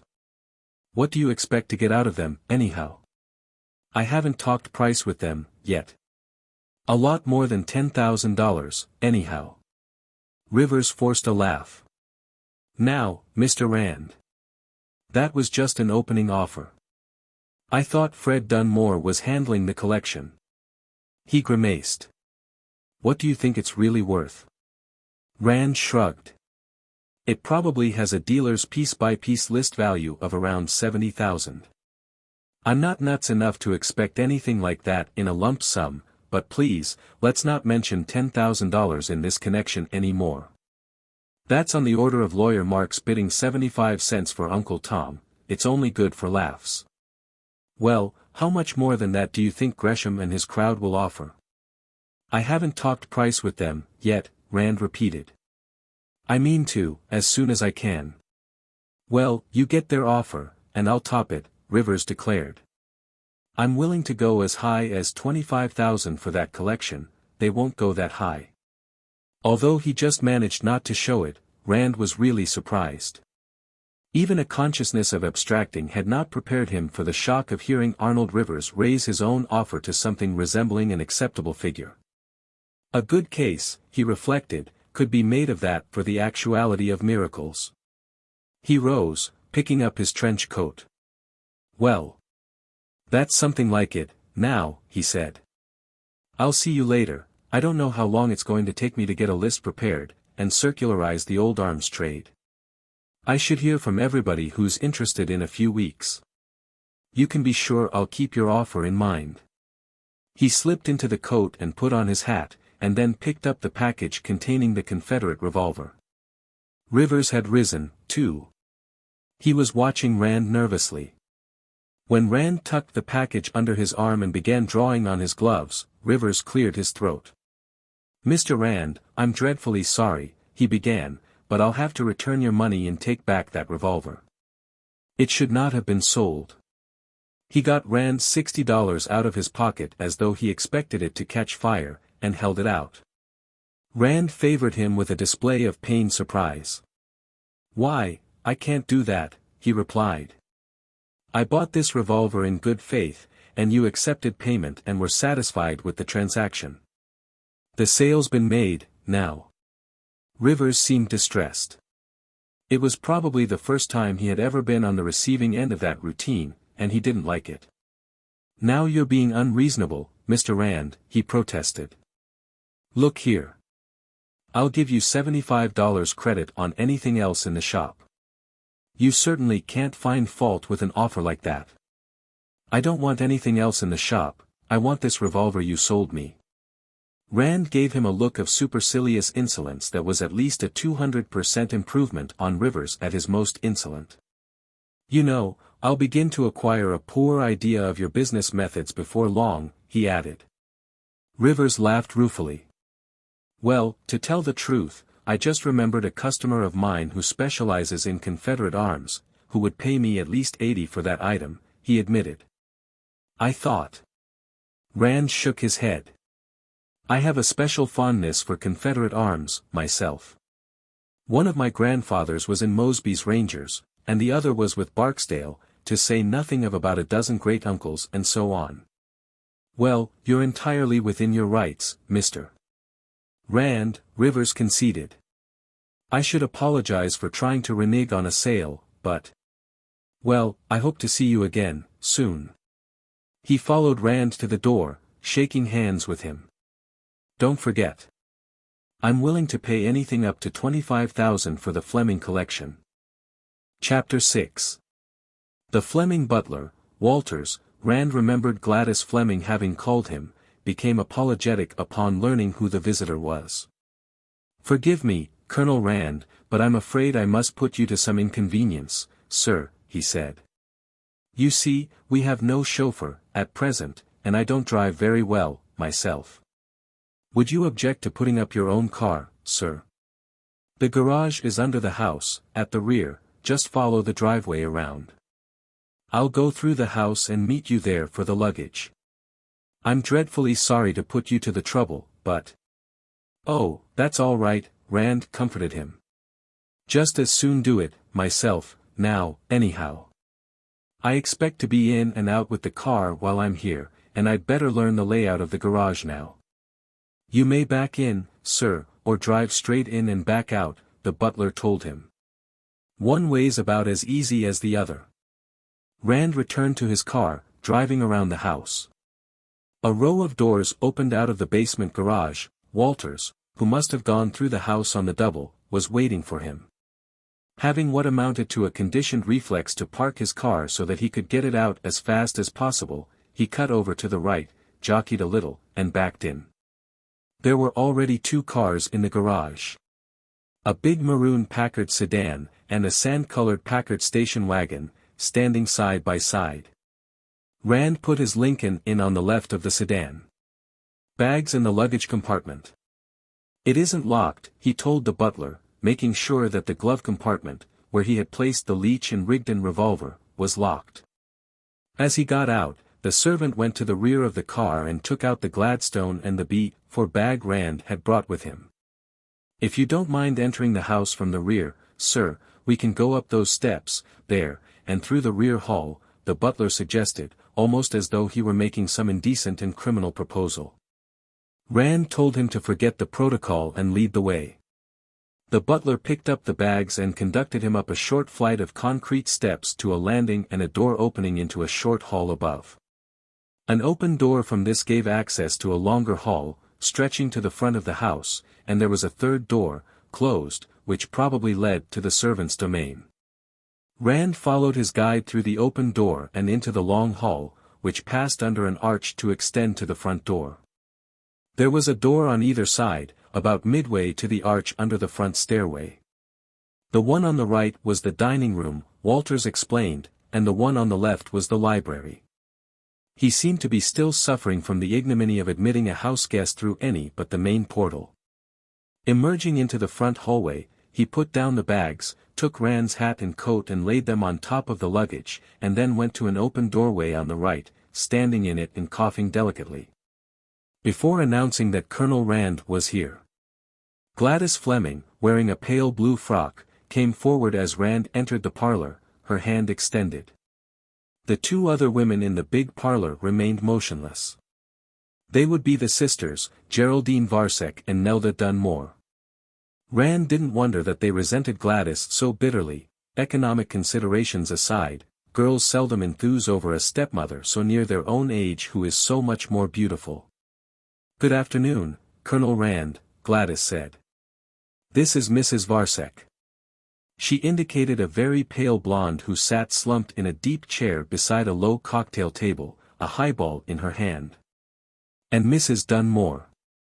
She was the brunette with the full bust and hips, in the short black skirt and the tight white sweater, who was standing by the fireplace. "Hello." The blonde, Geraldine, smiled shyly at him. She had big blue eyes, and delicately tinted rose-petal lips that seemed to be trying not to laugh at some private joke.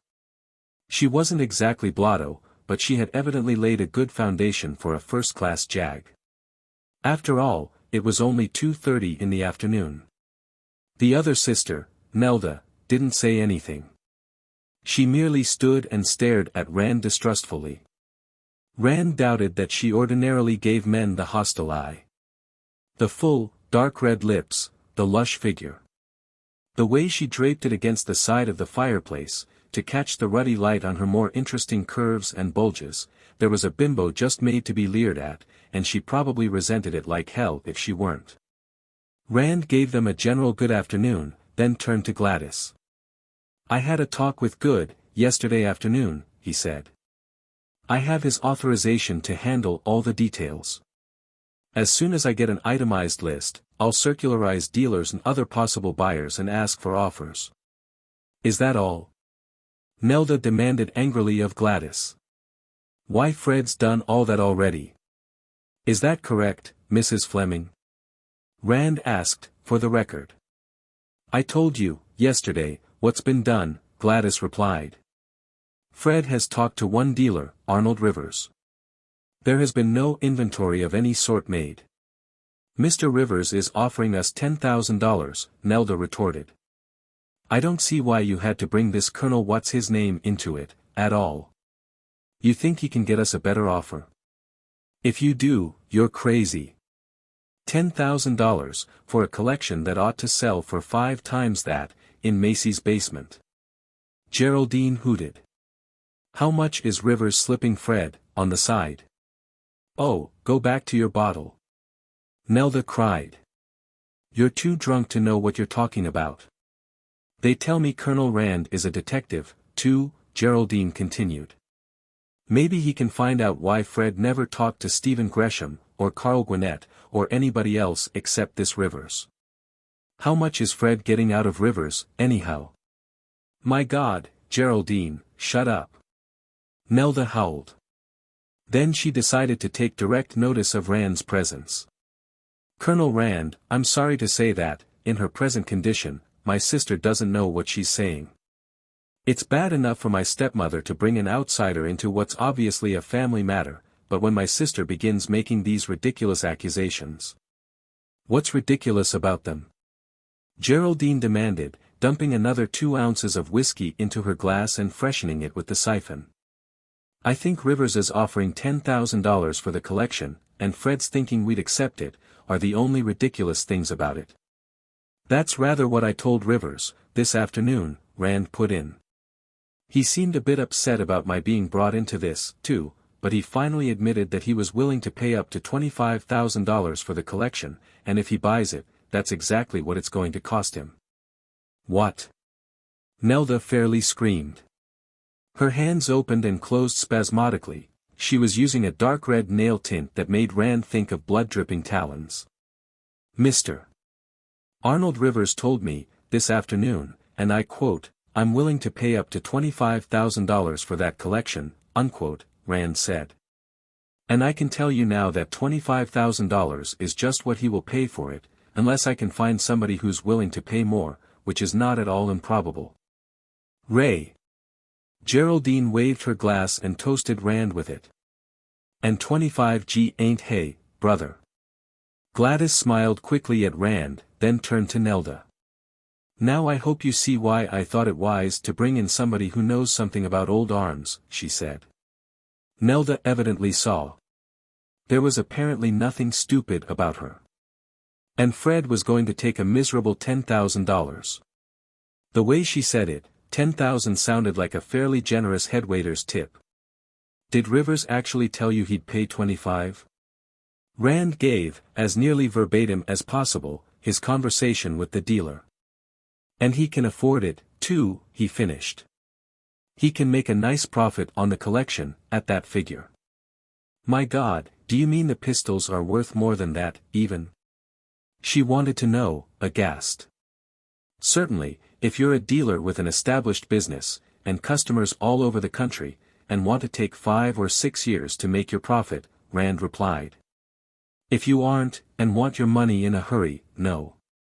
That's why I was against turning the collection over to Gwinnett on a commission basis, Gladys said. It would take him 5 years to get everything sold. Nelda left the fireplace and advanced toward Rand. Colonel, I owe you an apology, she said. I had no idea Father's pistols were worth anywhere near that much. I don't suppose Fred did, either. She frowned. Wait till she gets Fred alone, Rand thought. I'd hate to be in his spot. You say you're acting on Humphrey Good's authority? That's right. I'll negotiate the sale, but the money will be paid directly to him, for distribution according to the terms of your father's will. Rand got out Good's letter and handed it to Nelda. She read it carefully. I see. She seemed greatly relieved. She was looking at Rand, now, as she was accustomed to look at men, particularly handsome 6-footers who were broad across the shoulders and narrow at the hips and resembled King Charles II. She was probably wondering if Rand was equal to old Rowley in another important respect. I didn't understand. I thought. A dirty look, aimed at Gladys, explained what she had thought. Then her glance fell on the bottle and siphon on the table beside Geraldine's chair, and she changed the subject by inquiring if Colonel Rand mightn't like a drink. Well, let's go up to the gunroom, Gladys suggested. We can have our drink up there, while Colonel Rand's looking at the pistols. Coming with us, Geraldine?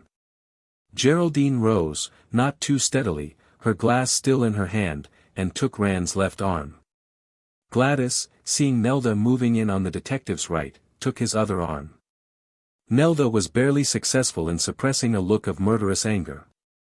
The double doorway into the hall was just wide enough for Rand and his 2 flankers to pass through. Nelda had to fall in a couple of paces rear of center, and wasn't able to come up into line until they were in the hall upstairs. There's the gunroom.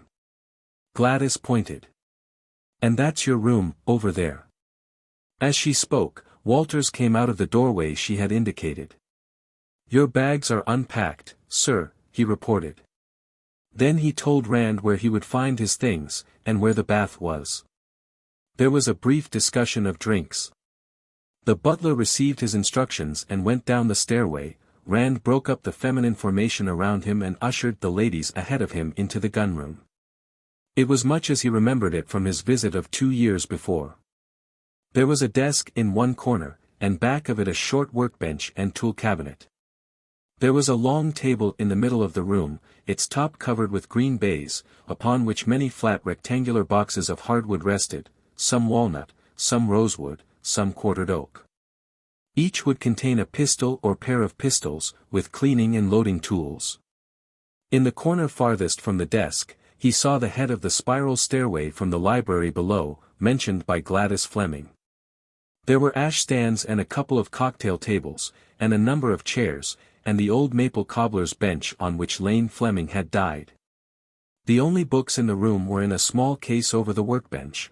They were all arms books. Then he looked at the walls. On both ends, and on the long inside wall, the pistols hung, hundreds and hundreds of them, the cream of a lifetime's collecting. Horizontal white-painted boards had been fixed to the walls about 4 feet from the floor, and similar boards had been placed 5 feet above them. Between, narrow vertical strips, as wide as a lath but twice as thick, were set. Rows of pistols were hung, the barrels horizontal, on pairs of these strips, with screw-hooks at grip and muzzle.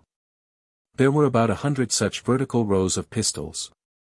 Rand was still looking at them when the butler brought in the drinks. When Gladys told the servant that that would be all, he went out, rather reluctantly, by the spiral stairs to the library. "Well, what do you think of them, Colonel Rand?" Gladys asked. Rand tasted his whiskey and looked around. "It's one of the finest collections in the country," he said. "I may even be able to find somebody who'll top Rivers's offer, but don't be disappointed if I don't. By the way, did anybody help Mr. Fleming keep this stuff clean? The room seems dry, but even so, they'd need an occasional wiping off." "Oh, Walters was always in here, going over the pistols," Nelda said. "He's been in here every day, lately. I wonder if you could spare him to help me a little. I'll need somebody who knows his way around here, at first." "Why, of course," Gladys agreed. "He isn't very busy in the mornings, or in the afternoons till close to dinner time. Are you going to start work today?" "I'll have to. I'm going to see Stephen Gresham and his associates this evening, and I'll want to know what I'm talking about." They spent about 15 minutes over their drinks, talking about the collection. Rand and Gladys did most of the talking, in spite of Nelda's best efforts to monopolize the conversation. Geraldine, after a few minutes, retired into her private world and only roused herself when her sister and stepmother were about to leave. When they went out, Gladys promised to send Walters up directly. Rand heard her speaking to him at the foot of the main stairway. Chapter 7. When Walters entered, Rand had his pipe lit and was walking slowly around the room, laying out the work ahead of him. Roughly, the earliest pieces were on the extreme left, on the short north wall of the room, and the most recent ones on the right, at the south end. This was, of course, only relatively true. The pistols seemed to have been classified by type in vertical rows, and chronologically from top to bottom in each row. The collection seemed to consist of a number of intensely specialized small groups, with a large number of pistols of general types added. For instance, about midway on the long east wall, there were some 30-odd all-metal pistols, from will-lock to percussion. There was a collection of U.S. Marshals, with 2 rows of the regulation pistols, flintlock and percussion, of foreign governments, placed on the left, and the collection of Colts on the right. After them came the other types of percussion revolvers, and the later metallic cartridge types. It was an arrangement which made sense, from the arms student's point of view, and Rand decided that it would make sense to the dealers and museums to whom he intended sending lists. He would save time by listing them as they were hung on the walls. Then, there were the cases between the windows on the west wall, containing the ammunition collection, examples of every type of fixed pistol ammunition, and the collection of bullet molds and powder flasks and will-lock spanners and assorted cleaning and loading accessories. All that stuff would have to be listed, too. "I beg your pardon, sir," Walters broke in, behind him. "Mrs. Fleming said that you wanted me." "Oh, yes." Rand turned. "Is this the whole thing? What's on the walls, here?" "Yes, sir. There is also a wall case containing a number of modern pistols and revolvers, and several rifles and shotguns, in the room formerly occupied by Mr. Fleming, but they are not part of the collection, and they are now the personal property of Mrs. Fleming." I understand that she intends selling at least some of them, on her own account. Then, there is a quantity of ammunition and ammunition components in that closet under the workbench, cartridges, primed cartridge shells, black and smokeless powder, cartridge primers, percussion caps, but they are not part of the collection either. I believe Mrs. Fleming wants to sell most of that, too. Well, I'll talk to her about it. I may want to buy some of the ammunition for myself, Rand said. So I only need to bother with what's on the walls, in this room. By the way, did Mr. Fleming keep any sort of record of his collection? A book, or a card index, or anything like that? Why no, sir. Walters was positive. Then he hedged. If he did, I never saw or heard of anything of the sort. Mr. Fleming knew everything in this room. I've seen him, downstairs, when somebody would ask him about something, close his eyes as though trying to visualize and then give a perfect description of any pistol in the collection. Or else, he could enumerate all the pistols of a certain type, say, all the Philadelphia Derringers, or all the Allen pepperboxes, or all the rimfire Smith & Wesson tipback types. He had a remarkable memory for his pistols, although it was not out of the ordinary otherwise, sir. Rand nodded. Any collector, at least, any collector who was a serious arms student, could do that, particularly if he were a good visualizer and kept his stuff in some systematic order. At the moment, he could have named and described any or all of his own modest collection of 200-odd pistols and revolvers. I was hoping he'd kept a record, he said. A great many collectors do, and it would have helped me quite a bit.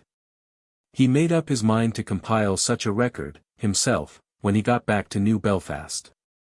It would be a big help to Carter Tipton, when it came time to settle his own estate, and a man on whom the Reaper has scored as many near misses as on Jeff Rand should begin to think of such things. And how about writing materials? And is there a typewriter available? There was. A cased portable was on the floor beside the workbench. Walters showed him which desk drawers contained paper and other things. There was, Rand noticed, a loaded .38 Colt Detective Special, in the upper right-hand desk drawer. And these phones, the butler continued, indicating them. This one is a private outside phone, it doesn't connect with any other in the house. The other is an extension. It has a buzzer, the outside phone has a regular bell. Rand thanked him for the information. Then, picking up a notepad and pencil, he started on the left of the collection, meaning to make a general list and rough approximation of value for use in talking to Gresham's friends that evening. Tomorrow he would begin on the detailed list for use in soliciting outside offers.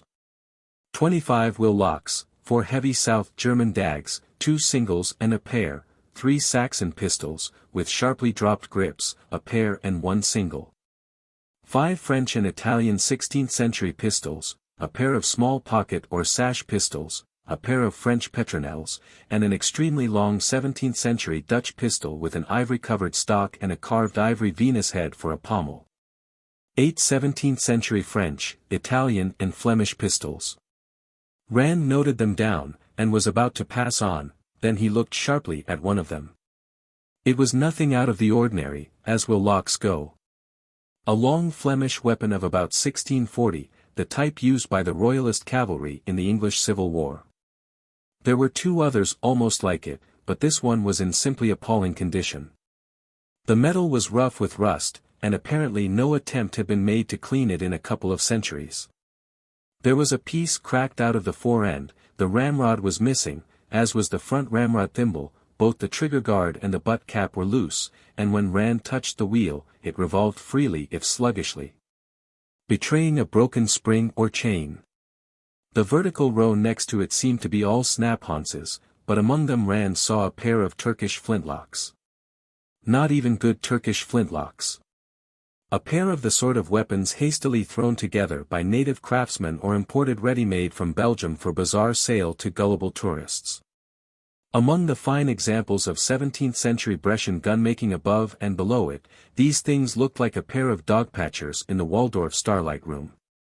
Rand contemplated them with distaste, then shrugged. After all, they might have had some sentimental significance, say souvenirs of a pleasantly remembered trip to the Levant.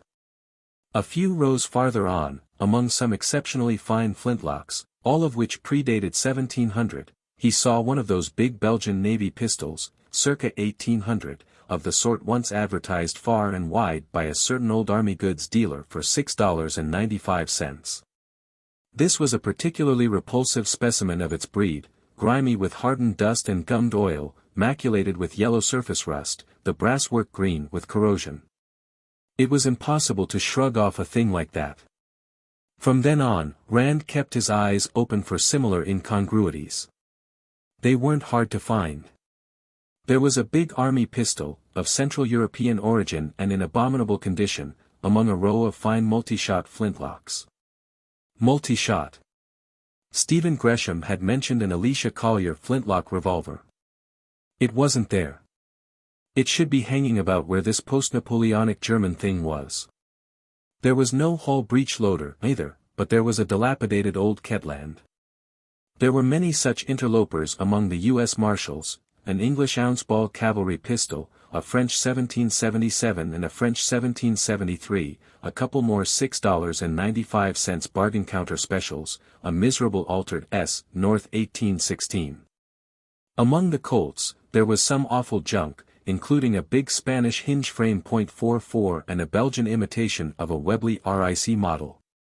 There weren't as many Patterson Colts as Gresham had spoken of, and the Whitneyville Walker was absent. It went on like that.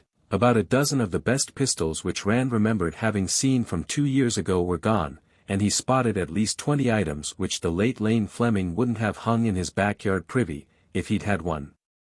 Well, that was to be expected.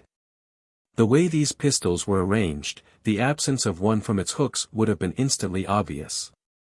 So, as the good stuff had moved out, these disreputable changelings had moved in. You had rather a shocking experience here, in Mr. Fleming's death, Rand said, over his shoulder, to the butler. Oh, yes indeed, sir. Walters seemed relieved that Rand had broken the silence. A great loss to all of us, sir. And so unexpected. He didn't seem averse to talking about it, and went on at some length. His story closely paralleled that of Gladys Fleming. Mr. Varsek called the doctor immediately, he said. Then Mr. Dunmore pointed out that the doctor would be obliged to notify either the coroner or the police, so he called Mr. Good, the family solicitor. That was about 20 minutes after the shot. Mr. Good arrived directly. He was here in about 10 minutes. I must say, sir, I was glad to see him. To tell the truth, I had been afraid that the authorities might claim that Mr. Fleming had shot himself deliberately. Somebody else doesn't like the smell of that accident, Rand thought. Aloud, he said. Mr. Good lives nearby, then, I take it. Oh, yes, sir. You can see his house from these windows. Over here, sir. Rand looked out the window. The rain-soaked lawn of the Fleming residence ended about 100 yards to the west. Beyond it, an orchard was beginning to break into leaf, and beyond the orchard and another lawn stood a half-timbered Tudor-style house, somewhat smaller than the Fleming place. A path led down from it to the orchard, and another led from the orchard to the rear of the house from which Rand looked. Must be comforting to know your lawyer's so handy, he commented. And what do you think, Walters? Are you satisfied, in your own mind, that Mr. Fleming was killed accidentally? The servant looked at him seriously. No, sir, I'm not, he replied. I've thought about it a great deal, since it happened, sir, and I just can't believe that Mr. Fleming would have that revolver, and start working on it, without knowing that it was loaded. That just isn't possible, if you'll pardon me, sir. And I can't understand how he would have shot himself while removing the charges. The fact is, when I came up here at 7:15, to call him for cocktails, he had the whole thing apart and spread out in front of him. The butler thought for a moment. I believe Mr. Dunmore had something like that in mind when he called Mr. Good. Well, what happened? Rand asked. Did the coroner or the doctor choke on calling it an accident? Oh no, sir, there was no trouble of any sort about that. You see, Dr. Yardman called the coroner, as soon as he arrived, but Mr. Good was here already. He'd come over by that path you saw, to the rear of the house, and in through the garage, which was open, since Mrs. Dunmore was out with the coupe. They all talked it over for a while, and the coroner decided that there would be no need for any inquest, and the doctor wrote out the certificate. That was all there was to it. Rand looked at the section of pistol rack devoted to Colts. Which one was it? He asked. Oh, it's not here, sir, Walters replied. The coroner took it away with him. And hasn't returned it yet? Well, he has no business keeping it. It's part of the collection, and belongs to the estate. Yes, sir. If I may say so, I thought it was a bit high-handed of him, taking it away, myself, but it wasn't my place to say anything about it. Well, I'll make it mine. If that revolver's what I'm told it is, it's too valuable to let some damned county seat politician walk off with. A thought occurred to him. And if I find that he's disposed of it, this county's going to need a new coroner, at least till the present incumbent gets out of jail. The buzzer of the extension phone went off like an annoyed rattlesnake. Walters scooped it up, spoke into it, listened for a moment, and handed it to Rand. For you, sir, Mrs. Fleming. Colonel Rand, Carl Gwinnett, the commission dealer I told you about is here, Gladys told him. Do you want to talk to him? Why, yes. Do I understand, now, that you and the other ladies want cash, and don't want the collection peddled off piecemeal?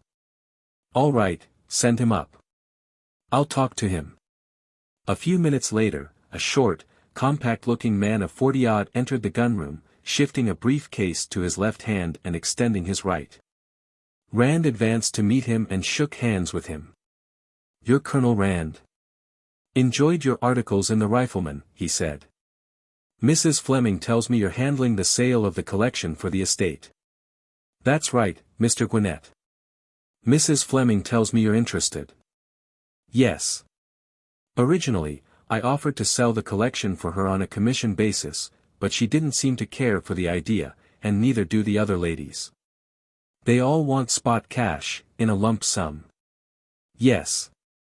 Mrs. Fleming herself might have been interested in your proposition, if she'd been sole owner. You could probably get more for the collection, even after deducting your commission, than I'll be able to, but the collection belongs to the estate, and has to be sold before any division can be made. Yes, I see that. Well, how much would the estate, or you, consider a reasonable offer? Sit down, Mr. Gwinnett, Rand invited. What would you consider a reasonable offer, yourself? We're not asking any specific price, we're just taking bids, as it were. Well, how much have you been offered, to date? Well, we haven't heard from everybody. In fact, we haven't put out a list or solicited offers, except locally, as yet. But one gentleman has expressed a willingness to pay up to $25,000. Gwinnett's face expressed polite skepticism. Colonel Rand, he protested. You certainly don't take an offer like that seriously. I think it was made seriously, Rand replied. A respectable profit could be made on the collection, even at that price. Gwinnett's eyes shifted over the rows of horizontal barrels on the walls. He was almost visibly wrestling with mental arithmetic, and at the same time trying to keep any hint of his notion of the collection's real value out of his face. Well, I doubt if I could raise that much, he said. Might I ask who's making this offer? You might, I'm afraid I couldn't tell you. You wouldn't want me to publish your own offer broadcast, would you? I think I can guess.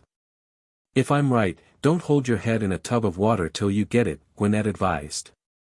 Making a big offer to scare away competition is one thing, and paying off on it is another. I've seen that happen before, you know. Fact is, there's one dealer, not far from here, who makes a regular habit of it.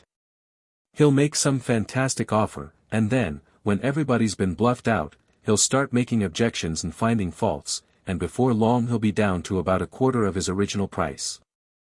The practice isn't unknown, Rand admitted. I'll bet you don't have this $25,000 offer on paper, over a signature, Gwinnett pursued.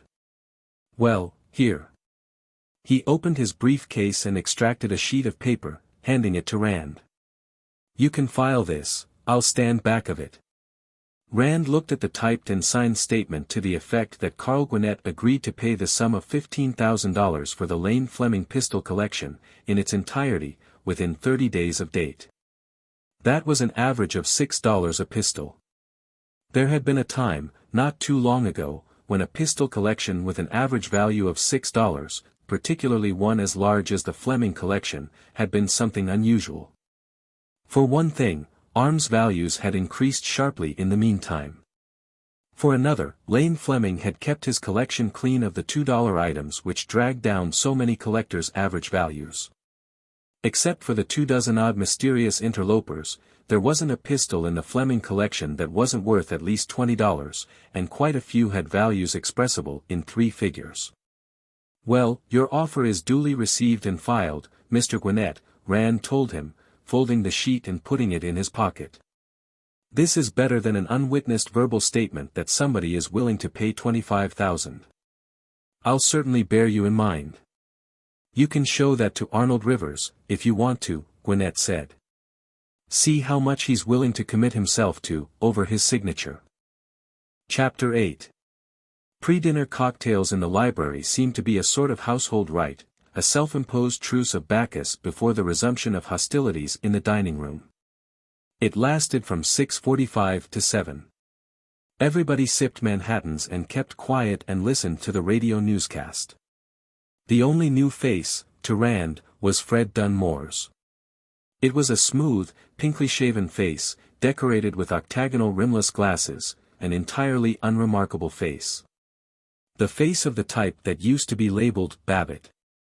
The corner of Rand's mind that handled such data subconsciously filed his description: 45 to 50, 180, 5 feet 8, hair brown and thinning, eyes blue. To this he added the Rotarian button on the lapel, and the small gold globule on the watch chain that testified that, when his age and weight had been considerably less, Dunmore had played on somebody's basketball team. At that time he had probably belonged to the YMCA, and had thought that Mussolini was doing a splendid job in Italy, that H.L. Mencken ought to be deported to Russia, and that prohibition was here to stay.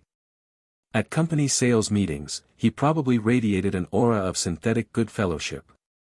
As Rand followed Walters down the spiral from the gunroom, the radio commercial was just starting, and Geraldine was asking Dunmore where Anton was. Oh, you know, Dunmore told her, impatiently. He had to go to Lewisburg, to that medical association meeting. He's reading a paper about the new diabetic ration. He broke off as Rand approached and was introduced by Gladys, who handed both men their cocktails. Then the news commentator greeted them out of the radio, and everybody absorbed the day's news along with their Manhattans.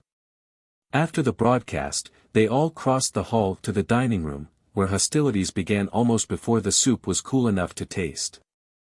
I don't see why you women had to do this, Dunmore huffed. Rivers has made us a fair offer. Bringing in an outsider will only give him the impression that we lack confidence in him. Well, won't that be just too bad? Geraldine slashed at him. We mustn't ever hurt dear Mr. Rivers's feelings like that. Let him have the collection for half what it's worth, but never let him think we know what a goddamned crook he is. Dunmore evidently didn't think that worth dignifying with an answer. Doubtless he expected Nelda to launch a counteroffensive, as a matter of principle. If he did, he was disappointed. Well? Nelda demanded. What did you want us to do, give the collection away? You don't understand, Dunmore told her. You've probably heard somebody say what the collection's worth, and you never stop to realize that it's only worth that to a dealer, who can sell it item by item. You can't expect. We can expect a lot more than $10,000, Nelda retorted. In fact, we can expect more than that from Rivers. Colonel Rand was talking to Rivers, this afternoon. Colonel Rand doesn't have any confidence in Rivers at all, and he doesn't care who knows it. You were talking to Arnold Rivers, this afternoon, about the collection? Dunmore demanded of Rand. That's right, Rand confirmed. I told him his $10,000 offer was a joke. Stephen Gresham and his friends can top that out of one pocket. Finally, he got around to admitting that he's willing to pay up to $25,000. I don't believe it. Dunmore exclaimed angrily. Rivers told me personally, that neither he nor any other dealer could hope to handle that collection profitably at more than $10,000. And you believe that? Nelda demanded. And you're a businessman? My God. He's probably a good one, as long as he sticks to pancake flour, Geraldine was generous enough to concede. But about guns, he barely knows which end the bullet comes out at. $10,000 was probably his idea of what we'd think the pistols were worth. Dunmore ignored that and turned to Rand. Did Arnold Rivers actually tell you he'd pay $25,000 for the collection? He asked. I can't believe that he'd raise his own offer like that. He didn't raise his offer, I threw it out and told him to make one that could be taken seriously. Rand repeated, as closely as he could, his conversation with the arms dealer. When he had finished, Dunmore was frowning in puzzled displeasure. And you think he's actually willing to pay that much? Yes, I do. If he handles them right, he can double his money on the pistols inside of 5 years. I doubt if you realize how valuable those pistols are. You probably defined Mr. Fleming's collection as a hobby and therefore something not to be taken seriously. And, aside from the actual profit, the prestige of handling this collection would be worth a good deal to Rivers, as advertising. I haven't the least doubt that he can raise the money, or that he's willing to pay it. Dunmore was still frowning. Maybe he hated being proved wrong in front of the women of the family. And you think Gresham and his friends will offer enough to force him to pay the full amount? Rand laughed and told him to stop being naive. He's done that, himself, and what's more, he knows it. When he told me he was willing to go as high as $25,000, he fixed the price. Unless somebody offers more, which isn't impossible. But maybe he's just bluffing. Dunmore seemed to be following Gwynette's line of thought. After he's bluffed Gresham's crowd out, maybe he'll go back to his original $10,000 offer. Fred, please stop talking about that $10,000. Geraldine interrupted. How much did Rivers actually tell you he'd pay? $25,000, like he did Colonel Rand? Dunmore turned in his chair angrily. Now, look here, he shouted. There's a limit to what I've got to take from you. He stopped short, as Nelda, beside him, moved slightly, and his words ended in something that sounded like a smothered moan. Rand suspected that she had kicked her husband painfully under the table. Then Walters came in with the meat course, and firing ceased until the butler had retired. By the way, Rand tossed into the conversational vacuum that followed his exit, does anybody know anything about a record Mr. Fleming kept of his collection? Why, no, can't say I do, Dunmore replied promptly, evidently grateful for the change of subject. You mean, like an inventory? Oh, Fred, you do. Nelda told him impatiently. You know that big gray book father kept all his pistols entered in. It was a gray ledger, with a black leather back, Gladys said. He kept it in the little bookcase over the workbench in the gunroom. I'll look for it, Rand said. Sure it's still there. It would be a big help to me. The rest of the dinner passed in relative tranquility. The conversation proceeded in fairly safe channels. Dunmore was anxious to avoid any further reference to the sum of $10,000, when Gladys induced Rand to talk about his military experiences, he lapsed into preoccupied silence. Several times, Geraldine and Nelda aimed half-hearted feline swipes at one another, more out of custom than present in active rancor. The women seemed to have erected a temporary tripartite entente more or less cordial. Finally, the meal ended, and the diners drifted away from the table.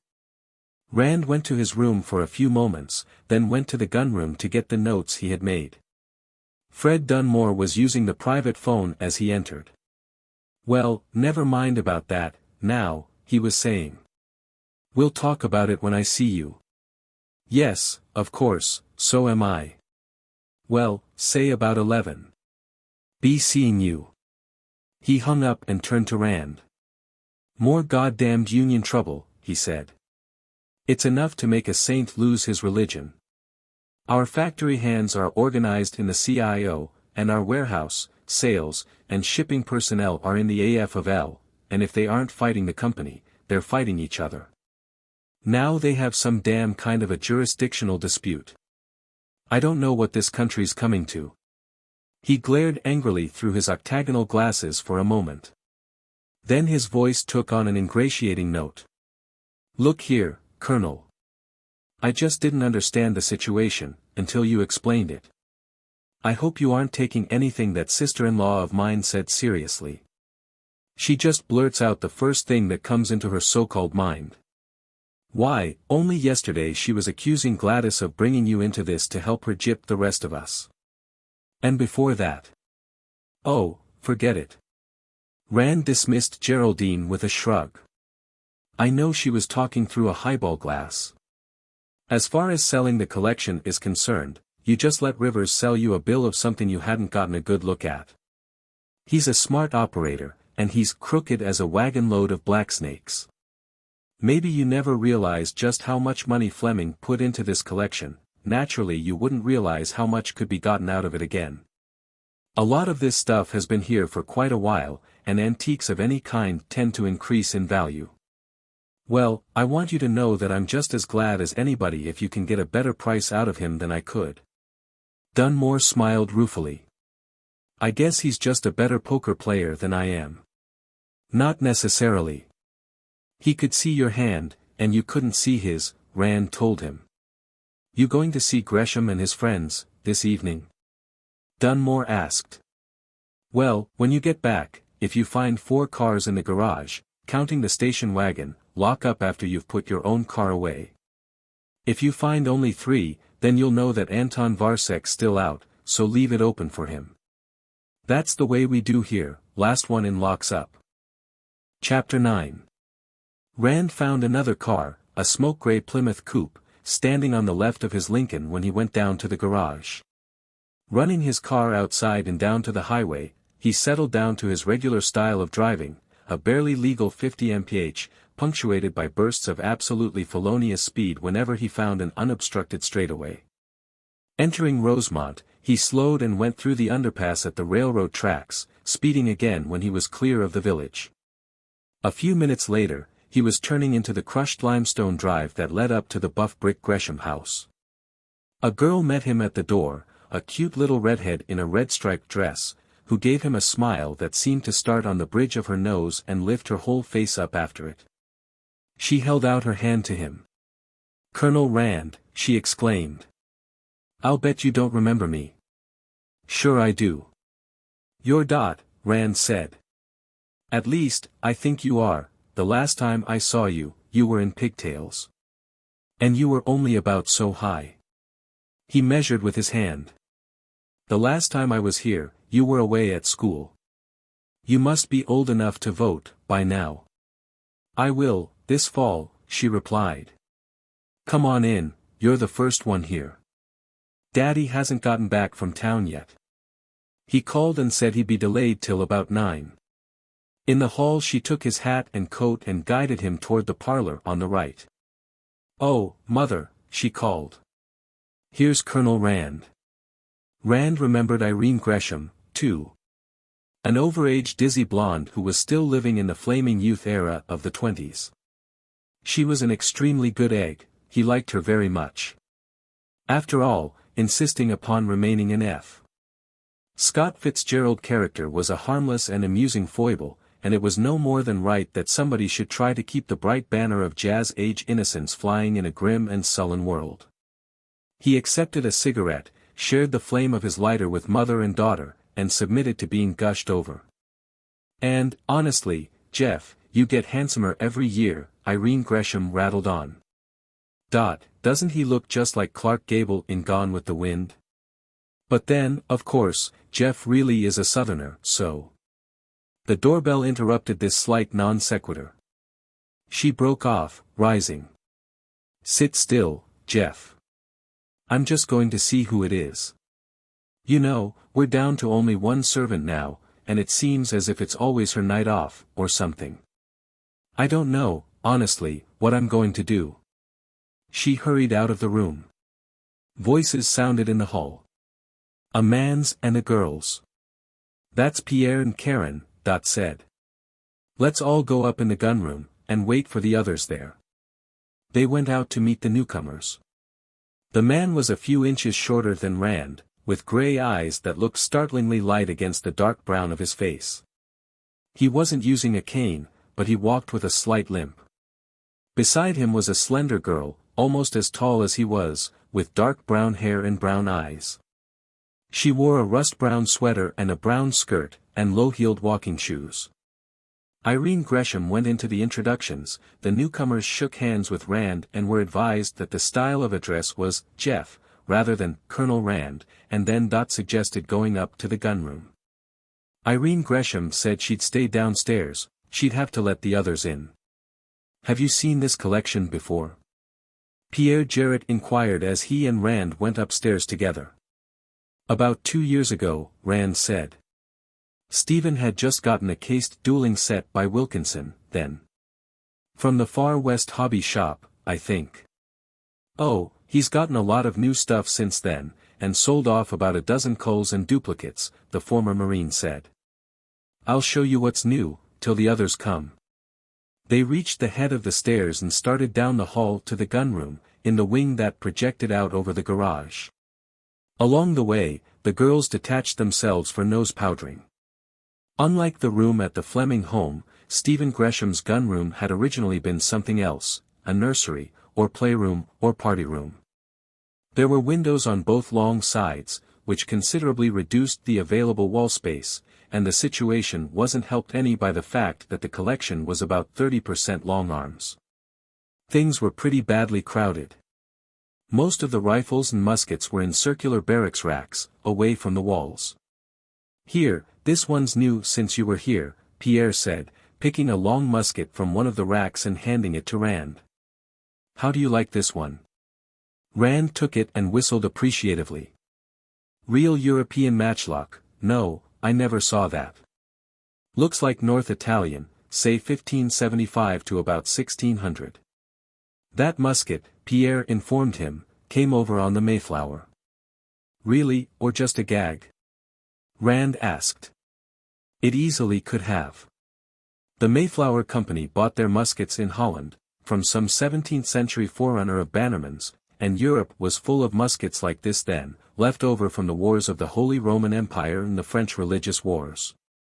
Yes. I suppose all their muskets were obsolete types for the period, Pierre agreed.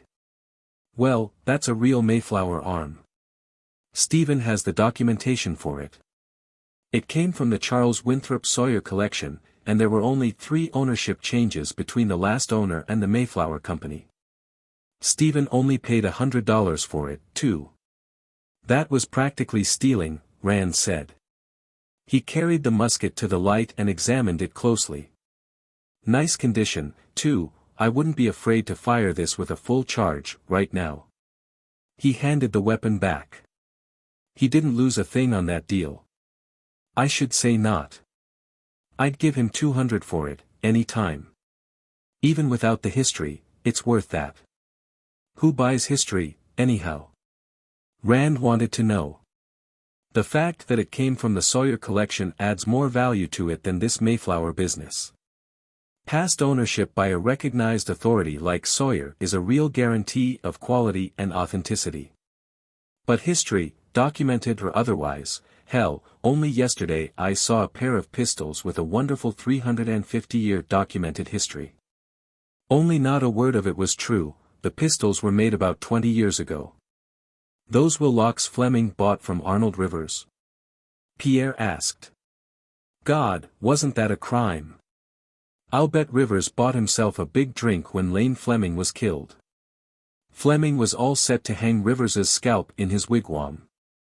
But with Stephen, the history does count for something. As you probably know, he collects arms types that figured in American history.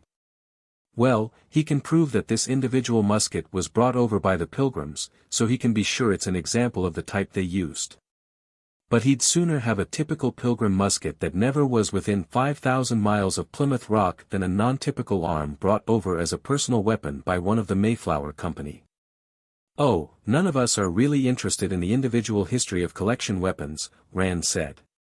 You show me a collection that's full of known history arms, and I'll show you a collection that's either full of junk or else cost 3 times what it's worth. And you show me a collector who blows money on history, and 9 times out of 10 I'll show you a collector who doesn't know guns. I saw one such collection, once. Every item had its history neatly written out on a tag and hung onto the trigger guard. The owner thought that the patent dates on Colts were model dates, and the model dates on French military arms were dates of fabrication. Pierre wrinkled his nose disgustedly. God, I hate to see a collection all fouled up with tags hung on things, he said. Or stuck over with gummed labels, that's even worse. Once in a while I get something with a label pasted on it, usually on the stock, and after I get it off, there's a job getting the wood under it rubbed up to the same color as the rest of the stock. Yes. I picked up a lovely little rifled flintlock pistol, once, Rand said. American, full-length curly maple stock, really a Kentucky rifle in pistol form. Whoever had owned it before me had pasted a slip of paper on the underside of the stock, between the trigger guard and the lower ramrod thimble, with a lot of crap, mostly erroneous, typed on it. It took me 6 months to remove the last traces of where that thing had been stuck on. What do you collect, or don't you specialize? Pistols. I try to get the best possible specimens of the most important types, special emphasis on British arms after 1700 and American arms after 1800. What I'm interested in is the evolution of the pistol. I have a couple of wheel locks, to start with, and 3 miglet locks and an Italian snap-ons. Then I have a few early flintlocks, and a number of mid-18th century types, and some late flintlocks and percussion types. And about 20 Colts, and so on through percussion revolvers and early cartridge types to some modern arms, including a few World War II arms. I see, about the same idea Lane Fleming had, Pierre said. I collect personal combat arms, firearms and edge weapons. Arms that either influenced fighting techniques, or were developed to meet special combat conditions. From what you say, you're mainly interested in the way firearms were designed and made. I'm interested in the conditions under which they were used. And Adam Treherne, who'll be here shortly, collects pistols and a few long arms in will lock, proto-flintlock and early flintlock, to 1700. And Philip Cabot collects U.S. Marshals, flintlock to automatic, and also enemy in Allied Army weapons from all our wars. And Colin McBride collects nothing but Colts. Odd how a Scot, who's only been in this country 20 years, should become interested in so distinctively American a type. And I collect anything I can sell at a profit, from Chinese matchlocks to Tommy guns, Karen Lawrence interjected, coming into the room with Dot Gresham. Pierre grinned. Karen is practically a unique specimen herself. The only general antique dealer I've ever seen who doesn't hate the sight of a gun collector. That's only because I'm crazy enough to want to marry one, the girl dealer replied. Of all the miserly, unscrupulous, grasping characters. She expressed a doubt that the average gun collector would pay more than 10 cents to see his lord and savior riding to hounds on a Bren carrier. They don't give a hoot whose grandfather owned what, and if anything's battered up a little, they don't think it looks quaint, they think it looks lousy. And they've never heard of inflation. They think arms ought still to sell for the sort of prices they brought at the old Mark Field sale, back in 1911. What were you looking at? Dot asked Rand, then glanced at the musket in Pierre's hands. Oh, Priscilla. Karen laughed. Dot not only knows everything in the collection, she knows it by name. Dot, show Colonel Rand Hester Prynne. Hester coming up, Gresham's daughter said, catching another musket out of the same rack from which Pierre had gotten the matchlock and passing it over to Rand. He grasped the heavy piece, approving of the easy, instinctive way in which the girl had handled it. "Look on the barrel," she told him. "On top, right at the breech." The gun was a flintlock, or rather, a doglock.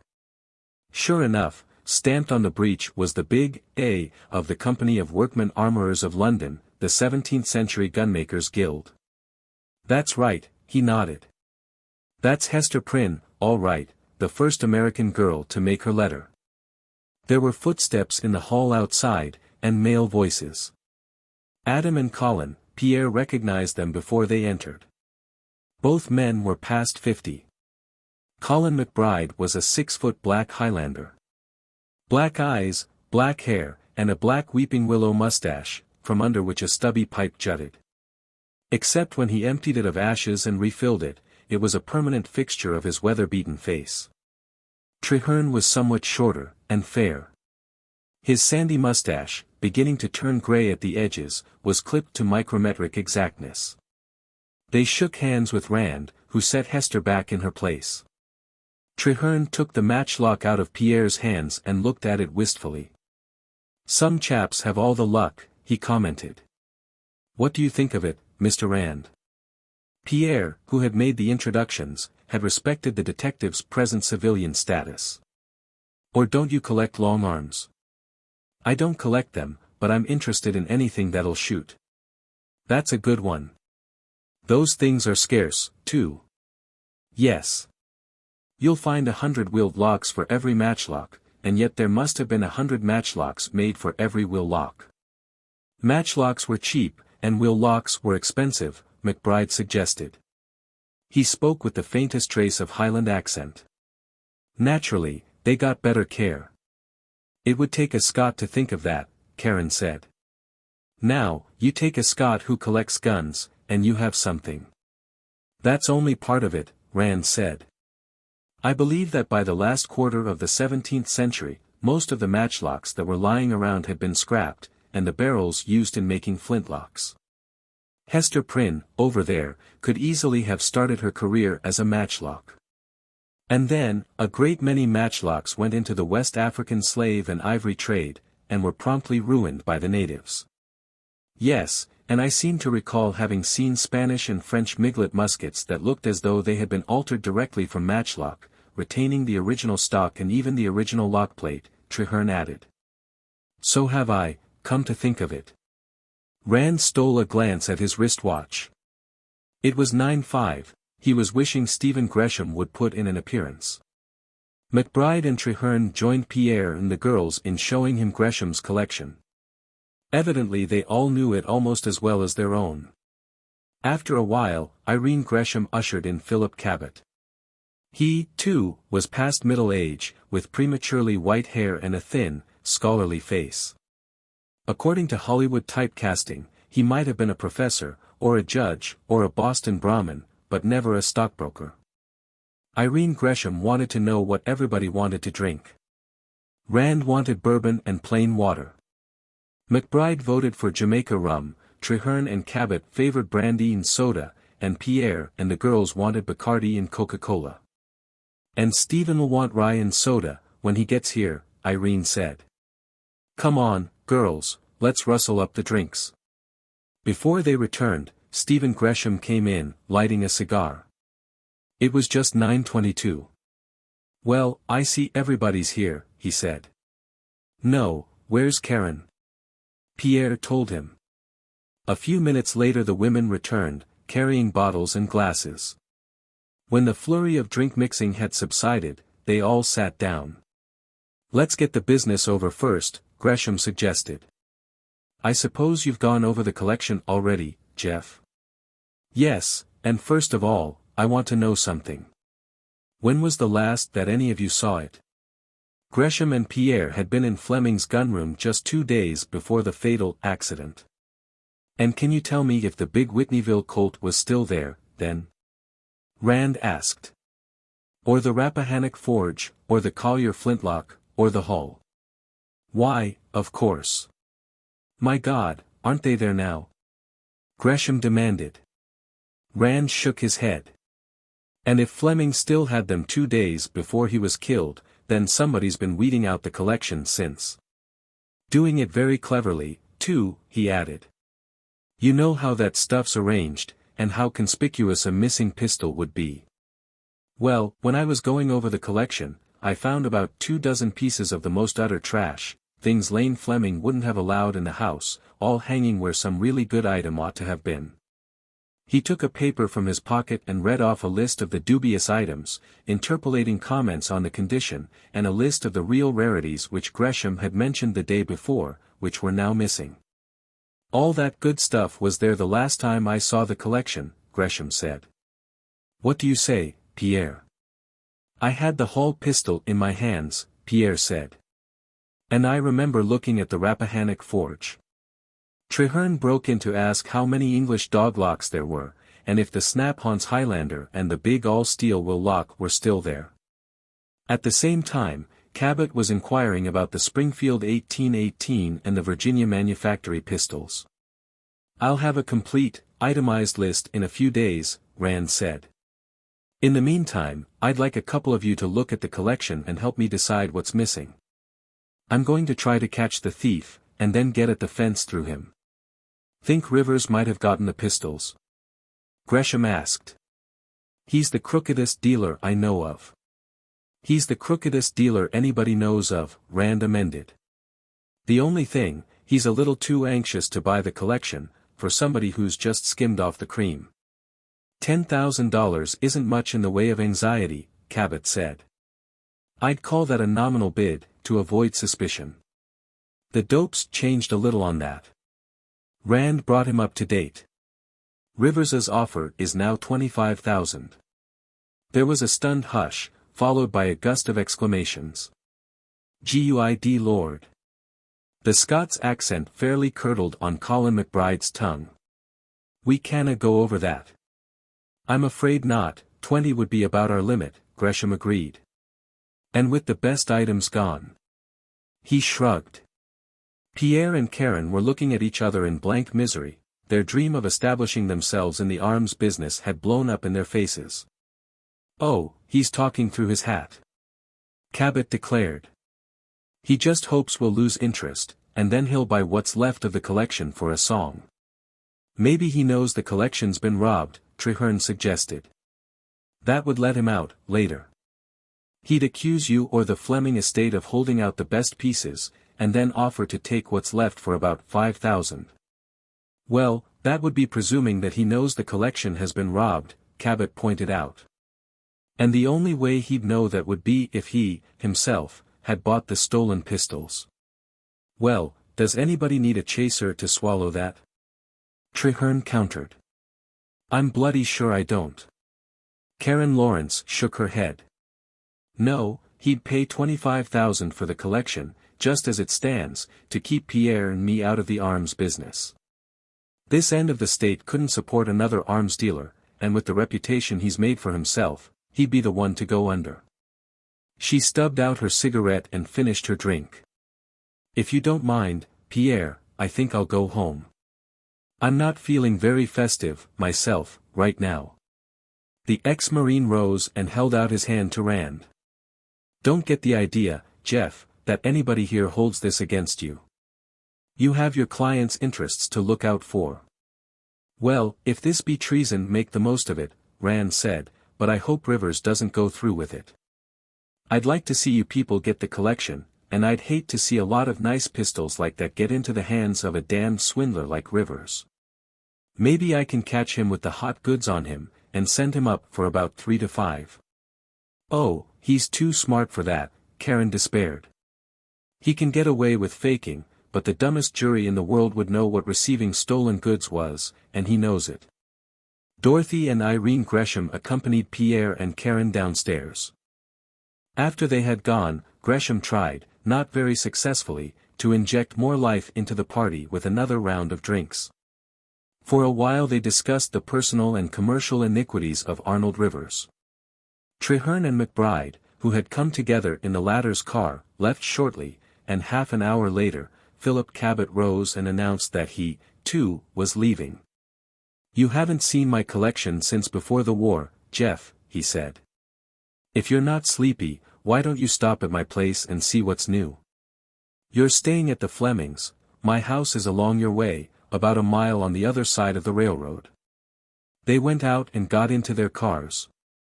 Rand kept Cabot's taillight in sight until the broker swung into his drive and put his car in the garage. Rand parked beside the road, took the Leech and Rigdon out of the glove box, and got out, slipping the Confederate revolver under his trouser band. He was pulling down his vest to cover the butt as he went up the walk and joined his friend at the front door. Cabot's combination library and gunroom was on the first floor. Like Rand's own, his collection was hung on racks over low bookcases on either side of the room. It was strictly a collector's collection, intensely specialized. There were all but a few of the U.S. regulation single-shot pistols, a fair representation of secondary types, most of the revolvers of the Civil War, and all the later revolvers and automatics. In addition, there were British pistols of the Revolution in 1812, Confederate revolvers, a couple of Spanish revolvers of 1898, the Lugers and Mausers and Steyrs of the First World War, and the pistols of all our allies. Beginning with the French weapons of the Revolution. I'm having the devil's own time filling in for this last war, Cabot said. I have a want ad running in the Rifleman, and I've gotten a few, that Nambu, and that Japanese Model 14, and the Polish Radom, and the Italian Glacenti, and that Tokarev, and, of course, the P-38 and the Canadian Browning. But it's going to take the devil's own time. I hope nobody starts another war, for a few years, till I can get caught up on the last one. Rand was looking at the Confederate revolvers. Griswold and Greer, Hyman brothers, Tucker and Sherrod, Dance brothers and Park, Spiller and Burr, there it was, Leech and Rigdon. He tapped it on the cylinder with a finger. Wasn't it one of those things that killed Lane Fleming? He asked. Leech and Rigdon. So I'm told. Cabot hesitated. Jeff, I saw that revolver, not 4 hours before Fleming was shot. Had it in my hands, looked it over carefully. He shook his head. It absolutely was not loaded. It was empty, and there was rust in the chambers. Then how the hell did he get shot? Rand wanted to know. That I couldn't say, I'm only telling you how he didn't get shot. Here, this is how it was. It was a Thursday, and I'd come halfway out from town before I remembered that I hadn't bought a copy of Time, so I stopped at Biddle's drugstore, in the village, for one. Just as I was getting into my car, outside, Lane Fleming drove up and saw me. He blew his horn at me, and then waved to me with this revolver in his hand. I went over and looked at it, and he told me he'd found it hanging back of the counter at a barbecue stand, where the road from Rosemont joins Route 22. There had been some other pistols with it, and I went to see them later, but they were all trash. The Leech and Rigdon had been the only decent thing there, and Fleming had talked it out of this fellow for $10. He was disgustingly gleeful about it, particularly as it was a better specimen than mine. Would you know it, if you saw it again? Rand asked. Yes. I remember the serials. I always look at serials on Confederate arms. The highest known serial number for a Leech and Rigdon is 1393, this one was 1234. Rand pulled the .36 revolver from his pants leg and gave it a quick glance, the number was 1234. He handed it to Cabot. Is this it? He asked. Cabot checked the number. Yes. And I remember this bruise on the left grip. Fleming was saying that he was glad it would be on the inside, so it wouldn't show when he hung it on the wall. He carried the revolver to the desk and held it under the light. Why, this thing wasn't fired at all, he exclaimed. I thought that Fleming might have loaded it, meaning to target it. He had a pistol range back of his house, but the chambers are clean. He sniffed at it. Hoppa's number 9, he said. And I can see traces of partly dissolved rust, and no traces of fouling. What the devil, Jeff? It probably hasn't been fired since Appomattox, Rand agreed.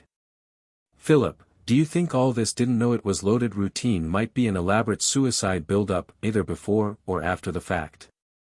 Absolutely not. There was a trace of impatience in Cabot's voice. Lane Fleming wasn't the man to commit suicide. I knew him too well ever to believe that. I heard a rumor that he was about to lose control of his company, Rand mentioned. You know how much premix meant to him. That's idiotic.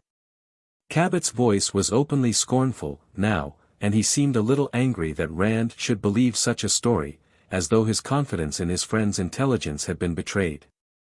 Good Lord, Jeff, where did you ever hear a yarn like that? Quote, usually well-informed sources, unquote. Well, they were unusually ill-informed, that time, Cabot replied. Take my word for it, there's absolutely nothing in it. So it wasn't an accident, and it wasn't suicide, Rand considered. Philip, what is the prognosis on this merger of premix and national milling and packaging, now that Lane Fleming's opposition has been, shall we say, liquidated? Cabot's head jerked up, he looked at Rand in shocked surprise. My God, you don't think, he began. Jeff, are you investigating Lane Fleming's death? I was retained to sell the collection, Rand stated. Now, I suppose, I'll have to find out who's been stealing those pistols, and recover them, and jail the thief and the fence. But I was not retained to investigate the death of Lane Fleming. And I do not do work for which I am not paid, he added, with mendacious literalness. I see. Well, the merger's going through. It won't be official until the 16th of May, when the premix stockholders meet, but that's just a formality. It's all cut and dried and in the bag now. Better let me pick you up a little premix, there's still some lying around. You'll make a little less than 4 for 1 on it. I'd had that in mind when I asked you about the merger, Rand said. I have about 2,000 with you, haven't I? He did a moment's mental arithmetic, then got out his checkbook. Pick me up about 100 shares, he told the broker. I've been meaning to get in on this ever since I heard about it. I don't see how you did hear about it, Cabot said. For obvious reasons, it's being kept pretty well under the hat. Rand grinned. Quote, usually well-informed sources, unquote. Not the sources mentioned above.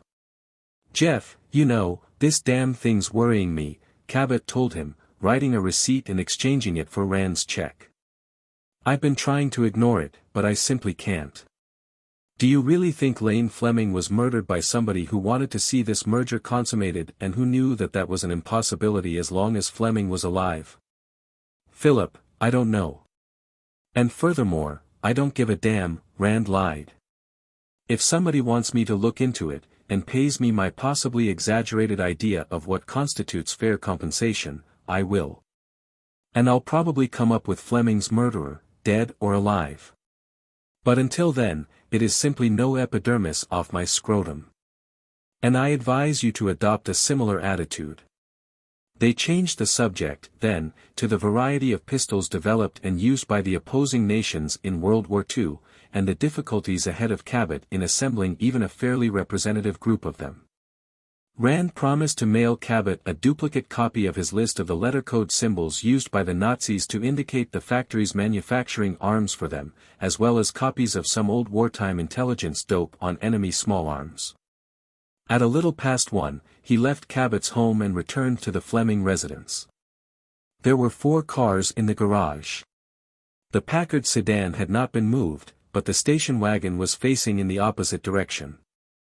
The gray Plymouth was in the space from which Rand had driven earlier in the evening, and a black Chrysler Imperial had been run in on the left of the Plymouth. He put his own car in on the right of the station wagon, made sure that the Leach and Rigdon was locked in his glove box, and closed and locked the garage doors. Then he went up into the house, through the library, and by the spiral stairway to the gunroom. The garage had been open, he recalled, at the time of Lane Fleming's death. The availability of such an easy means of undetected ingress and egress through the suspect field wide open.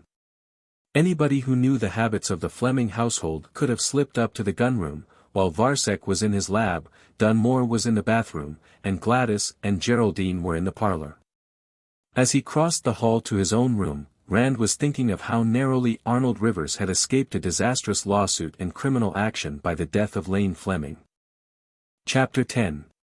When Rand came down to breakfast the next morning, he found Gladys, Nelda, and a man whom he decided, by elimination, must be Anton Varsek, already at the table. The latter rose as Rand entered, and bowed jerkily as Gladys verified the guess with an introduction. He was about Rand's own age and height. He had a smooth-shaven, tight-mouthed face, adorned with bushy eyebrows, each of which was almost as heavy as Rand's mustache. It was a face that seemed tantalizingly familiar, and Rand puzzled for a moment, then nodded mentally. Of course he had seen a face like that hundreds of times, in newsreels and news photos, and, once in pre-war Berlin, its living double. Rudolf Hess. He wondered how much deeper the resemblance went, and tried not to let it prejudice him. Nelda greeted him with a trowelful of sweetness and a dash of bedroom bait. Gladys waved him to a vacant seat at her right and summoned the maid who had been serving breakfast.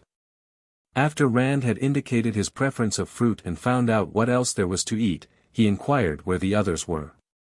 "Oh, Fred's still dressing, he'll be down in a minute," Nelda told him.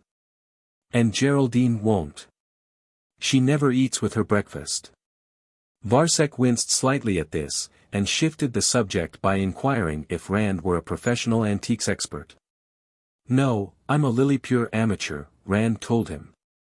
"Or was until I took this job. I have a collection of my own, and I'm supposed to be something of an authority. My business is operating a private detective agency." "But you are here only as an arms expert?" Varsek inquired. "You are not making any sort of detective investigation?" "That's right," Rand assured him. "This is practically a paid vacation, for me. First time I ever handled anything like this. It's a real pleasure to be working at something I really enjoy, for a change." Varsek nodded. "Yes, I can understand that. My own work, for instance. I would continue with my research even if I were independently wealthy and any sort of work were unnecessary." "Tell Colonel Rand what you're working on now," Nelda urged. Varsek gave a small mirthless laugh. "Oh, Colonel Rand would be no more interested than I would be in his pistols," he objected, then turned to Rand. "It is a series of experiments having to do with the chemical nature of life," he said. Another perfunctory chuckle. "No, I am not trying to recreate Frankenstein's monster. The fact is, I am working with fruit flies." "Something about heredity?" Rand wanted to know. Varsek laughed again, with more amusement. "So. One says, fruit flies, and immediately another thinks, heredity. It is practically a standard response. Only, in this case, I am investigating the effect of diet changes. I use fruit flies because of their extreme adaptability. If I find that I am on the right track, I shall work with mice, next." "Fred Dunmore mentioned a packaged diabetic ration you developed," Rand mentioned. "Oh, yes." Varsek shrugged. "Yes. Something like an army field ration, for diabetics to carry when traveling, or wherever proper food may be unobtainable. That is for the company. Soon we put it on the market, and make lots of money. But this other, that is my own private work." Dunmore had come in while Varsek was speaking and had seated himself beside his wife. "Don't let him kid you, Colonel," he said. "Anton's just as keen about that dollar as the rest of us. I don't know what he's cooking up there in the attic, but I'll give 10 to 1 we'll be selling it in 25-cent packages inside a year, and selling plenty of them. Oh, and speaking about that dollar. How did you make out with Gresham and his friends?" "I didn't. They'd expected to pay about $20,000 for the collection. Rivers's offer has them stopped. And even if they could go over 25, I think Rivers would raise them. He's afraid to let them get the collection. Pierre Jarrett and Karen Lawrence intended using their share of it to go into the old arms business, in competition with him." "Aha, that's smart," Dunmore approved. "It's always better to take a small loss stopping competition than to let it get too big for you. You save a damn sight bigger loss later." "How soon do you think the pistols will be sold?" Gladys asked. "Oh, in about a month, at the outside," Rand said, continuing to explain what had to be done first. "Well, I'm glad of that," Varsek commented. "I never liked those things, and after what happened. The sooner they can be sold, the better." Breakfast finally ended, and Varsek and Dunmore left for the premix plant. Rand debated for a moment the wisdom of speaking to Gladys about the missing pistols, then decided to wait until his suspicions were better verified. After a few minutes in the gunroom, going over Lane Fleming's arms books on the shelf over the workbench without finding any trace of the book in which he had catalogued his collection, he got his hat and coat, went down to the garage, and took out his car. It had stopped raining for the time being. The dingy sky showed broken spots like bits of bluing on a badly rusted piece of steel. As he got out of his car in front of Arnold Rivers's red brick house, he was wondering just how he was going to go about what he wanted to do. After all, the door of the shop was unlocked, and opened with a slow clanging of the door chime, but the interior was dark. All the shades had been pulled, and the lights were out. For a moment Rand stood in the doorway, adjusting his eyes to the darkness within and wondering where everybody was. Then, in the path of light that fell inward from the open door, he saw 2 feet in tan shoes, toes up, at the end of tweed-trousered legs, on the floor. An instant later he stepped inside, pulled the door shut after him, and was using his penlight to find the electric switch. For a second or so after he snapped it nothing happened, and then the darkness was broken by the flickering of fluorescent tubes. When they finally lit, he saw the shape on the floor, arms outflung, the inverted rifle above it. For a seemingly long time he stood and stared at the grotesquely transfixed body of Arnold Rivers. The dead man lay on his back, not 3 feet beyond the radius of the door, in a pool of blood that was almost dried and gave the room a sickly sweet butcher shop odor. Under the back of Rand's hand, Rivers's cheek was cold.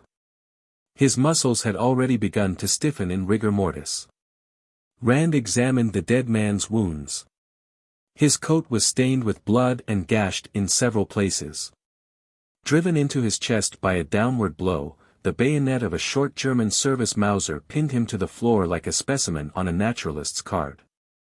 Beside the one in which the weapon remained, there were 3 stab wounds in the chest, and the lower part of the face was disfigured by what looked like a butt blow. Bending over, Rand could see the imprint of the Mauser butt plate on Rivers's jaw. On the butt plate itself were traces of blood. The rifle, a regulation German infantry weapon, the long familiar Gur 98 in its most recent modification, was a Nazi product, bearing the eagle and encircled swastika of the Third Reich and the code letters LZA, the symbol of the Mauserwerk A.G. plant at Karlsruhe. It had doubtless been sold to Rivers by some returned soldier. In a rack beside the door were a number of other bolt-action military rifles, a Krag, a couple of Arisakas, a long German infantry rifle of the First World War, a Greek Mannlicher, a Mexican Mauser, a British short-model Lee Enfield. All had fixed bayonets. Between the Lee Enfield and one of the Arisakas there was a vacancy. Rivers's carved ivory cigarette holder was lying beside the body, crushed at the end as though it had been stepped on. A half-smoked cigarette had been in it, too, was crushed. There was no evidence of any great struggle, however. The attack which had ended the arms dealer's life must have come as a complete surprise. He had probably been holding the cigarette holder in his hand when the butt blow had been delivered, and had dropped it and flung up his arms instinctively. Thereupon, his assailant had reversed his weapon and driven the bayonet into his chest. The first blow, no doubt, had been fatal. It could have been any of the 3 stabs in the chest, but the killer had given him 2 more, probably while he was on the floor. Then, grasping the rifle in both hands, he had stood over his victim and pinned the body to the floor. That last blow could have only been inspired by pure anger and hatred. Yet, apparently, Rivers had been unaware of his visitor's murderous intentions, even while the rifle was being taken from the rack. Rand strolled back through the shop, looking about. Someone had been here with Rivers for some time. The dealer and another man had sat by the fire, drinking and smoking. On the low table was a fifth of Haig and Haig, a siphon, 2 glasses, a glass bowl containing water that had evidently melted from ice cubes, and an ashtray. In the ashtray were a number of Rivers cigarette butts, all holder crimped, and a quantity of ash, some of it cigar ash. There was no cigar butt, and no band or cellophane wrapper. The fire on the hearth had burned out and the ashes were cold. They were not all wood ashes, a considerable amount of paper, no, cardboard, had been burned there also. Poking gently with the point of a sword he took from a rack, Rand discovered that what had been burned had been a number of cards, about 6 inches by 4, one of which had, somehow, managed to escape the flames with nothing more than a charred edge. Improvising tweezers from a pipe cleaner, he picked this up and looked at it. It had been typewritten. 4850. English screwbarrel F/L pocket pistol. Queen and type, side hammer with pan attached to barrel, steel barrel and frame. Marked, Wilson, Minories, London. Silver mask butt cap, hallmarked for 1723. 4.5 barrel, 9.25 OA, cal ABT.44. Taken in trade, March 21, 38, from V. Sparling, for Kentuck No. 2538, along with 4851, 4852, 4853. App. Cost, RLSS, replacement, due. NLSS, OSSS, LSSS. To this had been added, in pen. Sold, R. Kingsley, St. Louis, Missouri, mail order, December 20th, 42, OSSS. Rand laid the card on the cocktail table, along with the drinking equipment. At least, he knew what had gone into the fire, Arnold Rivers's card index purchase and sales record. He doubted very strongly if that would have been burned while its owner was still alive. Going over to the desk, he checked. The drawer from which he had seen Cecil Gillis get the card for the Leach and Rigdon had been cleaned out. Picking up the phone in an awkward, unnatural manner, he used a pencil from his pocket to dial a number with which he was familiar, a number that meant the same thing on any telephone exchange in the state. State Police, Corporal Cavallan, a voice sing-songed out of the receiver. My name is Rand, he identified himself. I am calling from Arnold Rivers's antique arms shop on Route 19, about 1.5 miles east of Rosemont. I am reporting a homicide. Yeah, go ahead, hey. Did you say homicide? The other voice asked sharply. Who? Rivers himself. I called at his shop a few minutes ago, found the front door open, and walked in. I found Rivers lying dead on the floor, just inside the door. He had been killed with a Mauser rifle, not shot, clubbed with the butt, and bayonet. The body is cold, beginning to stiffen, a pool of blood on the floor is almost completely dried. That's a good report, mister, the corporal approved. You stick around, we'll be right along. You haven't touched anything, have you? Not around the body. How long will it take you to get here? About 10 minutes. I'll tell Sergeant McKenna right away. Rand hung up and glanced at his watch. 10:22, he gave himself 7 minutes and went around the room rapidly, looking only at pistols. He saw nothing that might have come from the Fleming collection. Finally, he opened the front door, just as a white state police car was pulling up at the end of the walk. Sergeant Ignatius Loyola McKenna, customarily known and addressed as Mick, piled out almost before it had stopped. The driver, a stocky, blue-eyed Finn with a corporal's chevrons, followed him, and 2 privates got out from behind, dragging after them a box about the size and shape of an army footlocker. McKenna was halfway up the drive before he recognized Rand. Then he stopped short.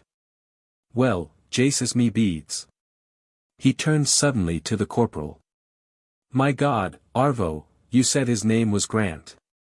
That's what I thought he said. Rand recognized the sing-song accent he had heard on the phone. You know him? Know him? McKenna stepped aside quickly, to avoid being overrun by the two privates with the equipment box. He sighed resignedly. "Arvo, this is the notorious Jefferson Davis Rand. Tri-State Agency, in New Belfast." He gestured toward the Finn. "Corporal Arvo Cavallan," he introduced. "And Private Skinner and Jameson." "Well, where is it?" "Right inside." Rand stepped backward, gesturing them in. "Careful, it's just inside the doorway."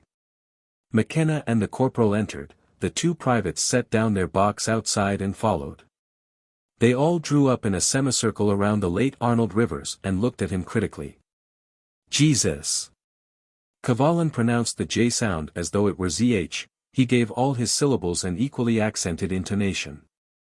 "Say, somebody gave him a good job. Somebody's been seeing too many war movies." McKenna got a cigarette out of his tunic pocket and lit it in Rand's pipe bowl. "Want to confess now, or do you insist on a third degree with all the trimmings?" Cavallan looked wide-eyed at Rand, then at McKenna, and then back at Rand. Rand laughed. "Now, Mick," he reproved.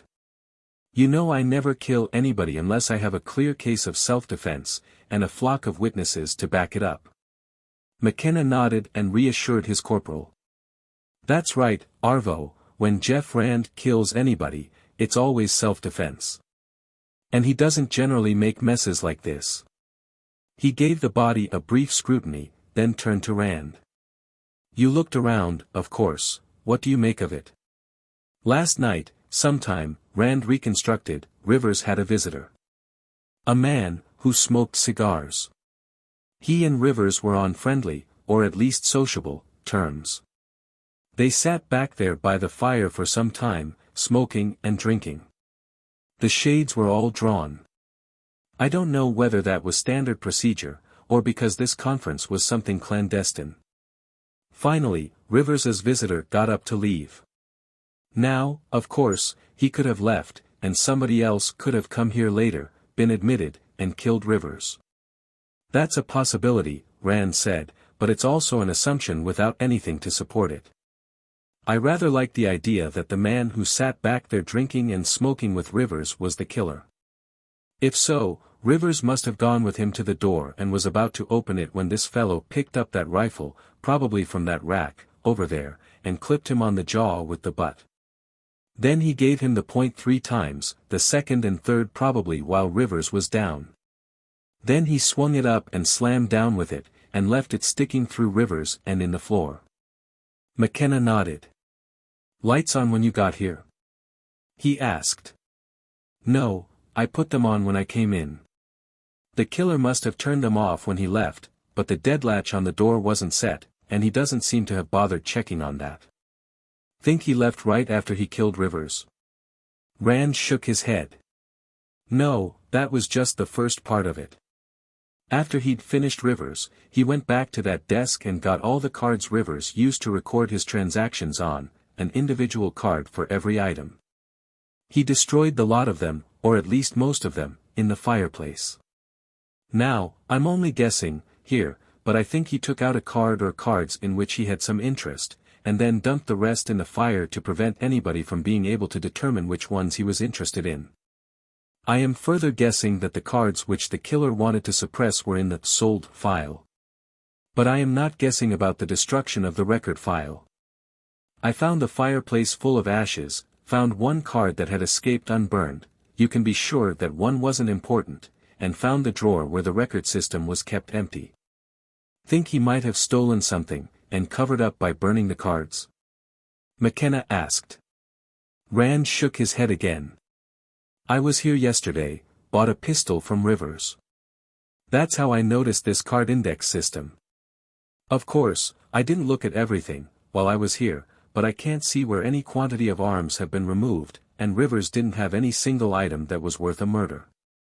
Fact is, no old firearm is. There are only a very few old arms that are worth over $1,000, and most of them are well-known, unique specimens that would be unsaleable because every collector would know where it came from. We can check possible thefts with Rivers's clerk, when he gets here," McKenna said. "Now, suppose you show me these things you found, back at the rear. Arvo, you and the boys start taking pictures, he told the corporal, then he followed Rand back through the shop. He tested the temperature of the water in the ice bowl with his finger. He looked at the ashtray, and bent over and sniffed at each of the 2 glasses. I see one of them's been emptied out, he commented. Want to bet it hasn't been wiped clean, too? Han. Rand smiled slightly. Even the tiny tots wipe off the cookie jar, after they've raided it, he said. A flash bulb lit the front of the shop briefly. Corporal Cavallan said something to the others. McKenna picked up the card Rand had found by the edges and looked at it. What in hell's this all about, Jeff? He asked. Rivers made it out for one of his pistols. An English flintlock pocket pistol, I can show you one almost like it, up front. He'd gotten it and 3 others, back in 1938, in trade for a Kentucky rifle. The numbers are reference numbers, the letters are Rivers's private price code. Those 3 at the end are, respectively, what he absolutely had to get for it, what he thought was a reasonable price, and the most he thought the traffic would stand. He sold it in 1942 for his middle price. There was another flash by the door, then Cavallan called out. Hey, Mick, we got 2 of the stiffs, now. All right if we pull out the bayonet for a close-up of his chest. Sure. Better chalkline it, first. You'll move things jerking that bayonet out. He turned back to Rand. You think, then, that maybe some card in that file would have gotten somebody in trouble, and he had to croak Rivers to get it, and then burn the rest of the cards for a cover-up? That's the way it looks to me, Rand agreed. Just because I can't think of any other possibility, though, doesn't mean that there aren't any others. Hey! You think he might have been selling modern arms to criminals, without reporting the sale? McKenna asked. I wouldn't put it past him, Rand considered. There was very little that I would put past that fellow. But I wouldn't think he'd be stupid enough to carry a record of such sales in his own file, though. McKenna rubbed the butt of his .38 reflectively, that seemed to be his substitute for head-scratching, as an aid to cerebration. You said you were here yesterday, and bought a pistol, he began. All right, I know about that collection of yours. But why were you back here bright and early this morning? You working on Rivers for somebody? If so, give. Rand told him what he was working on. Rivers wants to buy the Fleming collection. That was the reason I saw him yesterday. But the reason I came here, this morning, is that I find that somebody has stolen about 24 of the best pistols out of the collection since Fleming's death. And tried to cover up by replacing them with some junk that Lane Fleming wouldn't have allowed inside his house. For my money, it's the butler. Now that Fleming's dead, he's the only one in the house who knows enough about arms to know what was worth stealing. He has constant access to the gunroom. I caught him in a lie about a book Fleming kept a record of his collection in, and now the book has vanished. And furthermore, and most important, if he'd been on the level, he would have spotted what was going on, long ago, and squawked about it.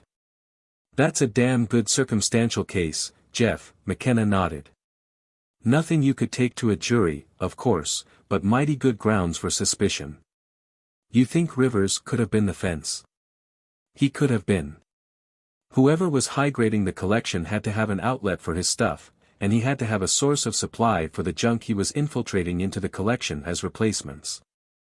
A crooked dealer is the answer to both, and Arnold Rivers was definitely crooked. You know that? McKenna inquired. For sure. Another flash lit the front of the shop.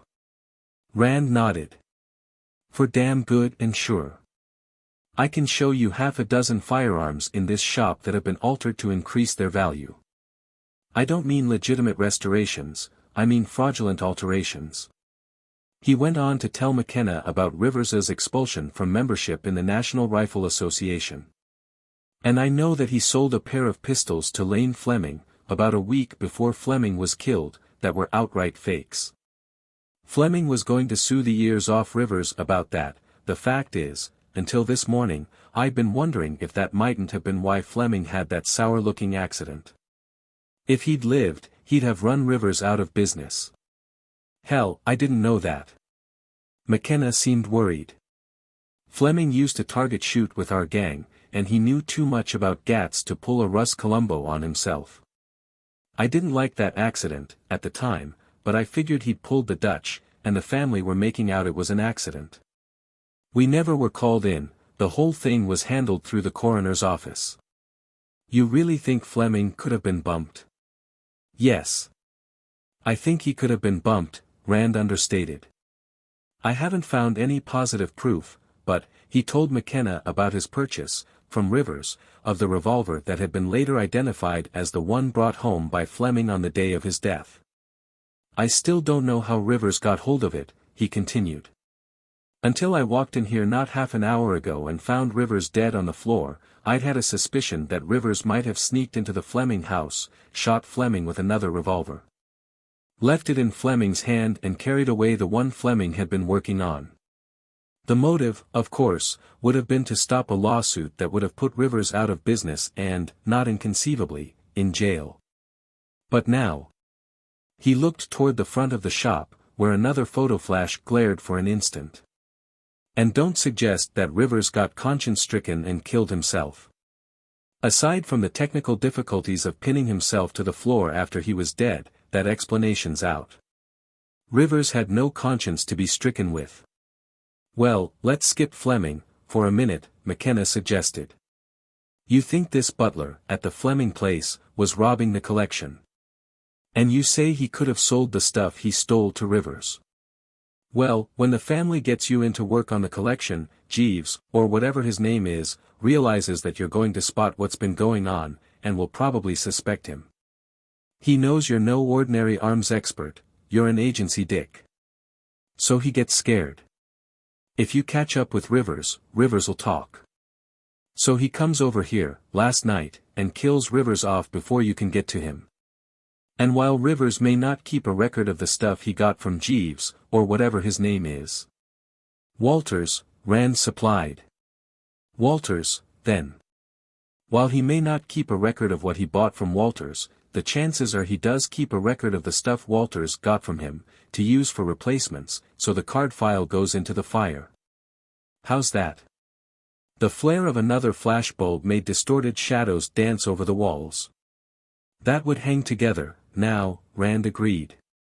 Of course, I haven't found anything here, except the revolver I bought yesterday, that came from the Fleming place, but I'll add this, as soon as Rivers found out I was working for the Fleming family, he tried to get that revolver back from me. Offered me $75 worth of credit on anything else in the shop if I'd give it back to him, not 20 minutes after I'd paid him $60 for it. See? McKenna pounced. Look, suppose you had a lot of hot stuff, in a place like this.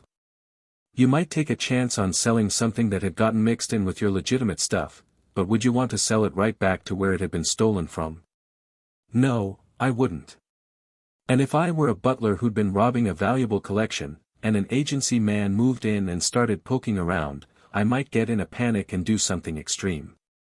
That all hangs together, too.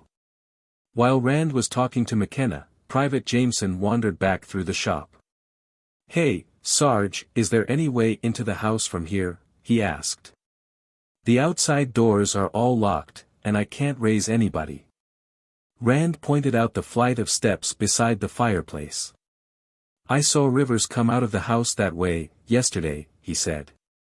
The state policeman went up the steps and tried the door, it opened, and he went through. Chances are Mrs. Rivers is away, McKenna said. She's away a lot. They have a colored girl who comes in by the day, but she doesn't generally get here before noon. And the clerk doesn't get here till about the same time. You seem to know a lot about this household, Rand said. Yeah. We have this place marked up as a bad burglary and stick-up hazard, we keep an eye on it. Rivers has all these guns, he does a big cash business, he always has a couple of $100 to $1,000 on him, it's a wonder somebody hasn't made a try at this place long ago. Tell you what, Jeff. Say you check up on this butler at the Fleming place for us, and we'll check up here and see if we can find any of the stuff that was stolen. We can get together and compare notes. Maybe one or another of us may run across something about that accident of Fleming's, too. Suits me. I'll be glad to help you, and I'll be glad for any help you can give me on recovering those pistols. I haven't made any formal report on that, yet, because I'm not sure exactly what's missing, and I don't want any of that kind of publicity while I'm trying to sell the collection. It may be that the two matters are related. There are some points of similarity, which may or may not mean anything. And, of course, I just may find somebody who'll make it worth my time to get interested in this killing, while I'm at it. McKenna chuckled. That must hurt hell out of you, Jeff, he said. A nice classy murder like this, and nobody to pay you to work on it. It does, Rand admitted.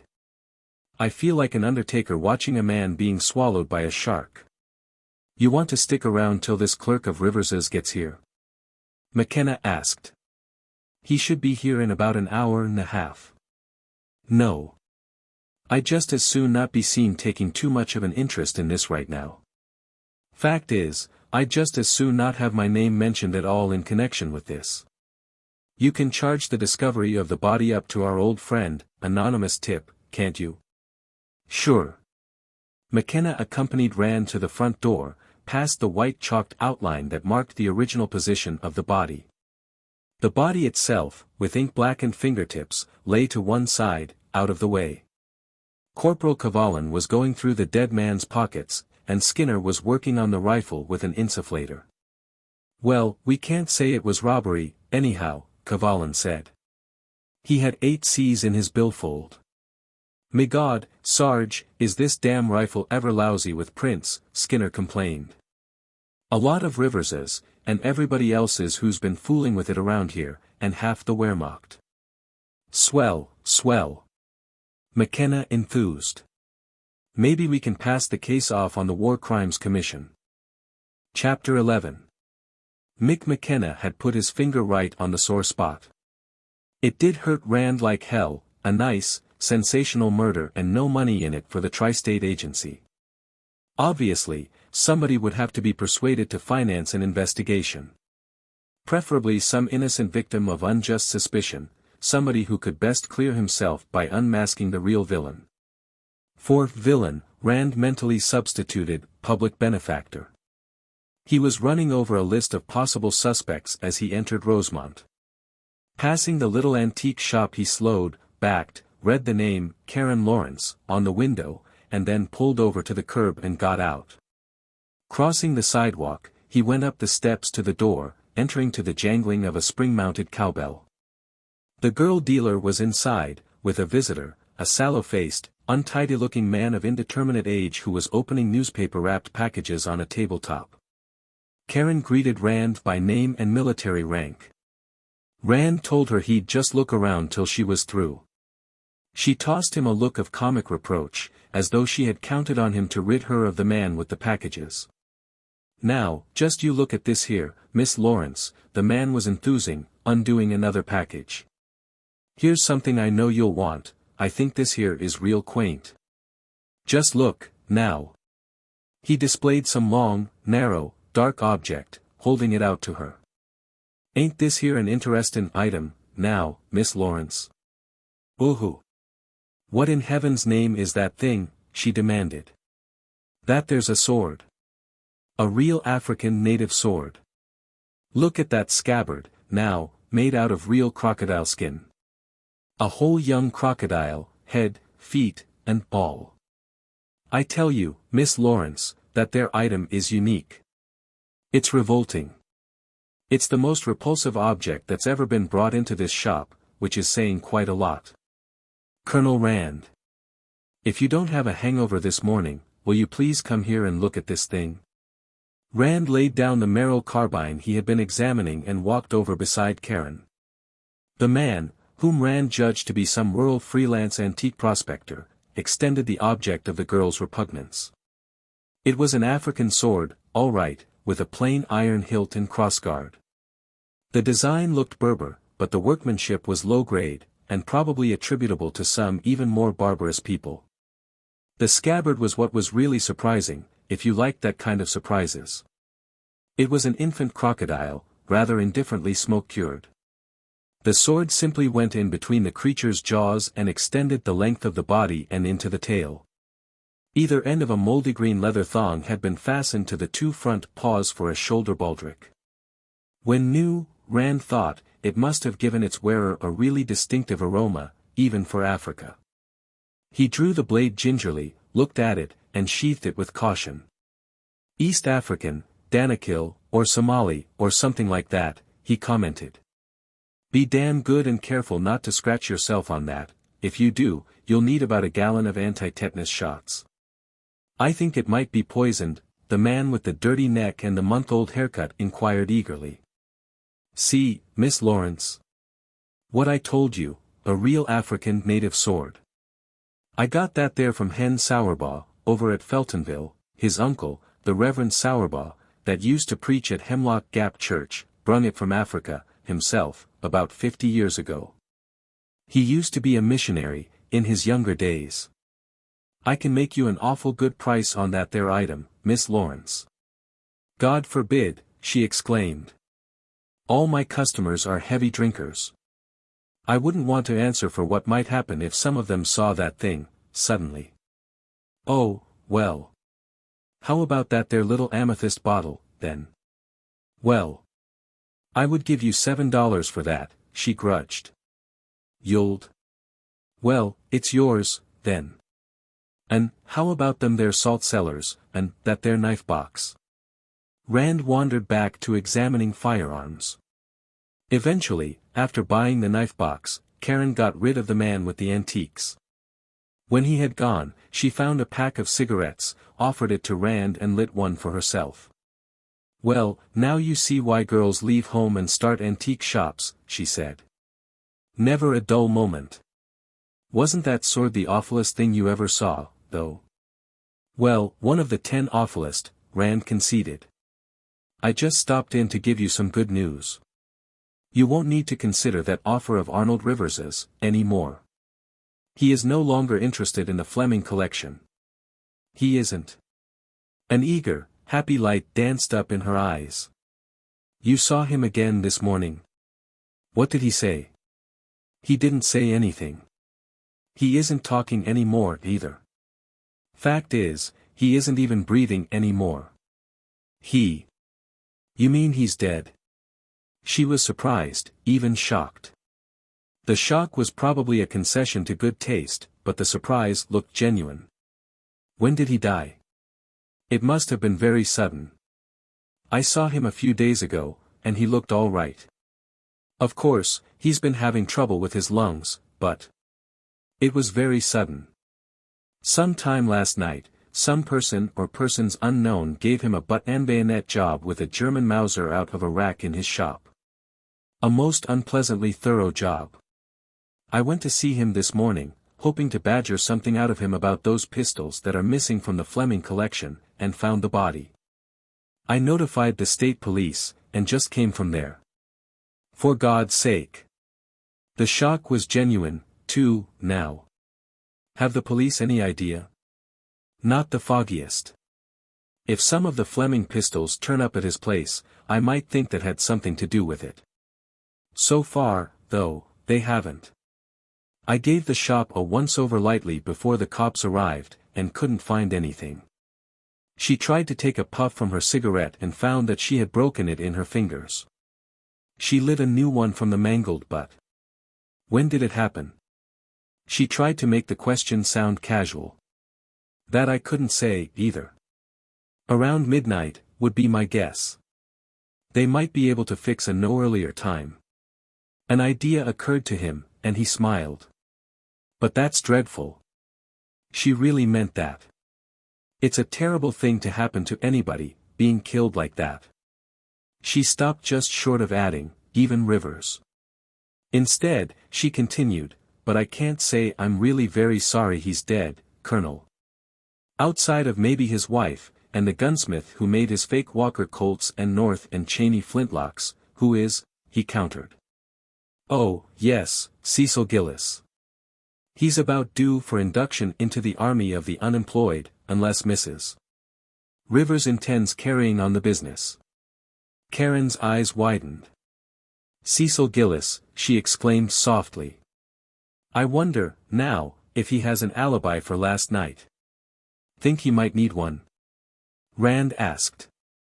Of course I only saw him once, but he didn't strike me as a possible candidate.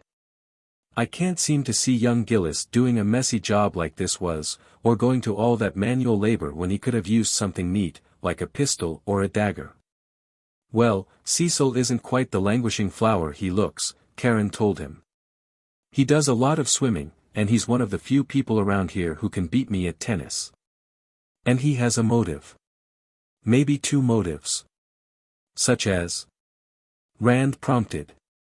Maybe you think Cecil is one of those boys, she euphemized. Well, he isn't. He takes a perfectly normal, and even slightly wolfish, interest in the female of his species. And while Arnold Rivers may have been a good provider from a financial standpoint, he wasn't quite up to his wife's requirements in another important respect. And Rivers was away a lot, on buying trips and so on, and when he was, nobody ever saw Cecil leave the Rivers place in the evenings. At least, that's the story. Personally, I wouldn't know. Of course, where there's smoke, there may be nothing more than somebody with a stogie, but, then, there may be a regular conflagration. That would be a perfectly satisfactory motive, under some circumstances, Rand admitted. And the other? Cecil might have been doing funny things with the books, and Rivers might have caught him. That would also be a good enough motive. It would also, Rand thought, furnish an explanation for the burning of Rivers's record cards. I'll mention it to Mick McKenna, he's hard up for a good usable suspect. And by the way, the news of this killing will be out before evening, but in the meantime I wish you wouldn't mention it to anybody, or mention that I was in here to tell you about it. I won't. I'm glad you told me, though. Do you think there may be a chance that we can get the collection, now? I wouldn't know why not. Rivers's offer was pretty high, there aren't many other dealers who would be able to duplicate it. Well, don't take any Czechoslovakian Stiegel. He moved his car down the street to the Rosemont Inn, where he went into the combination bar and grill and had a bourbon and water at the bar. Then he ordered lunch, and, while waiting for it, went into a phone booth and dialed the number of Stephen Gresham's office in New Belfast. I'd hoped to catch you before you left for lunch, he said, when the lawyer answered. There's been a new development in the Fleming business. He had decided to follow the same line as with Karen Lawrence. You needn't worry about Arnold Rivers's offer, any more. Ha! So he backed out. He was shoved out, Rand corrected. On the sharp end of a Mauser bayonet, sometime last night. I found the body this morning, when I went to see him, and notified the state police. They call it murder, but of course, they're just prejudiced. I'd call it a nuisance abatement project. Look here, are you kidding? Gresham demanded. I never kid about those who have passed on, Rand denied piously. Then he recited the already hackneyed description of what had happened to Rivers, with careful attention to all the gruesome details. So I called Copper, directly. Sergeant McKenna's up a stump about it, and looking in all directions for a suspect. Gresham was silent for a moment, then swore softly. My God, Jeff. This is going to raise all kinds of hell. He was silent for a moment. Look here, can you see me, at my home, about 2:30 this afternoon? I want to talk to you about this. Rand smiled happily. This looked like what he had been angling for. Maybe Arnold Rivers hadn't died in vain, after all. Why, yes. I can make it, he replied. Good. See you there, then. Rand assured him that he would be on hand. When he returned to his table, he found his lunch waiting for him. He sat down and ate with a good appetite. After finishing, he had another drink, and sat sipping it slowly and smoking his pipe. Going over the story Gladys Fleming had told him, and the gossip he had gotten from Carter Tipton, and the other statements which had been made to him by different people about the death of Lane Fleming. And the conclusions he had reached about the theft of the pistols, and the killing of Arnold Rivers. Sorting out the inferences from the descriptions, and the descriptive statements of others from the things he himself had observed. When his glass was empty and his pipe burned out, he left a tip beside the ashtray, paid his check and went out. He had 2 hours until his meeting with Stephen Gresham. He knew exactly where to spend them. The county seat was a normal 20 minutes drive from Rosemont, but with the road relatively free from traffic he was able to cut that to 15. Parking his car in front of the courthouse, he went inside.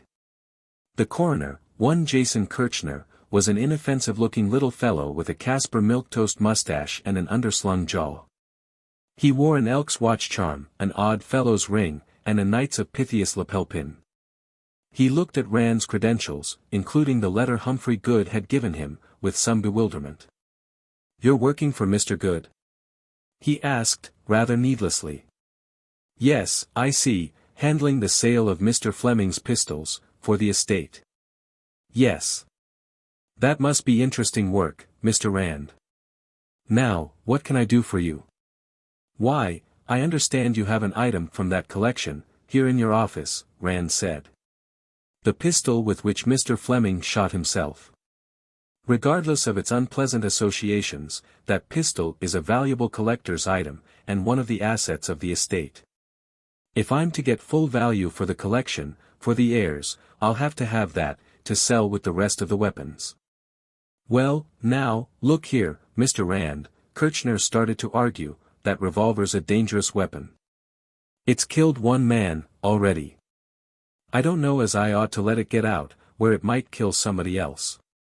Rand estimated that this situation called for a modified version of his hard-boiled act. "You think you can show cause why that revolver shouldn't be turned over to the Fleming estate?" he demanded.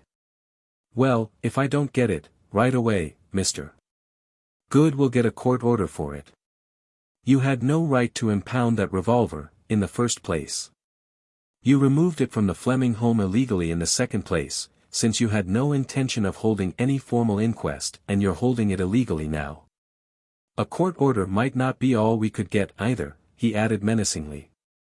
"Now, if you have any reason to suspect that Mr. Fleming committed suicide, or was murdered, for instance." "Oh, my heavens, no!"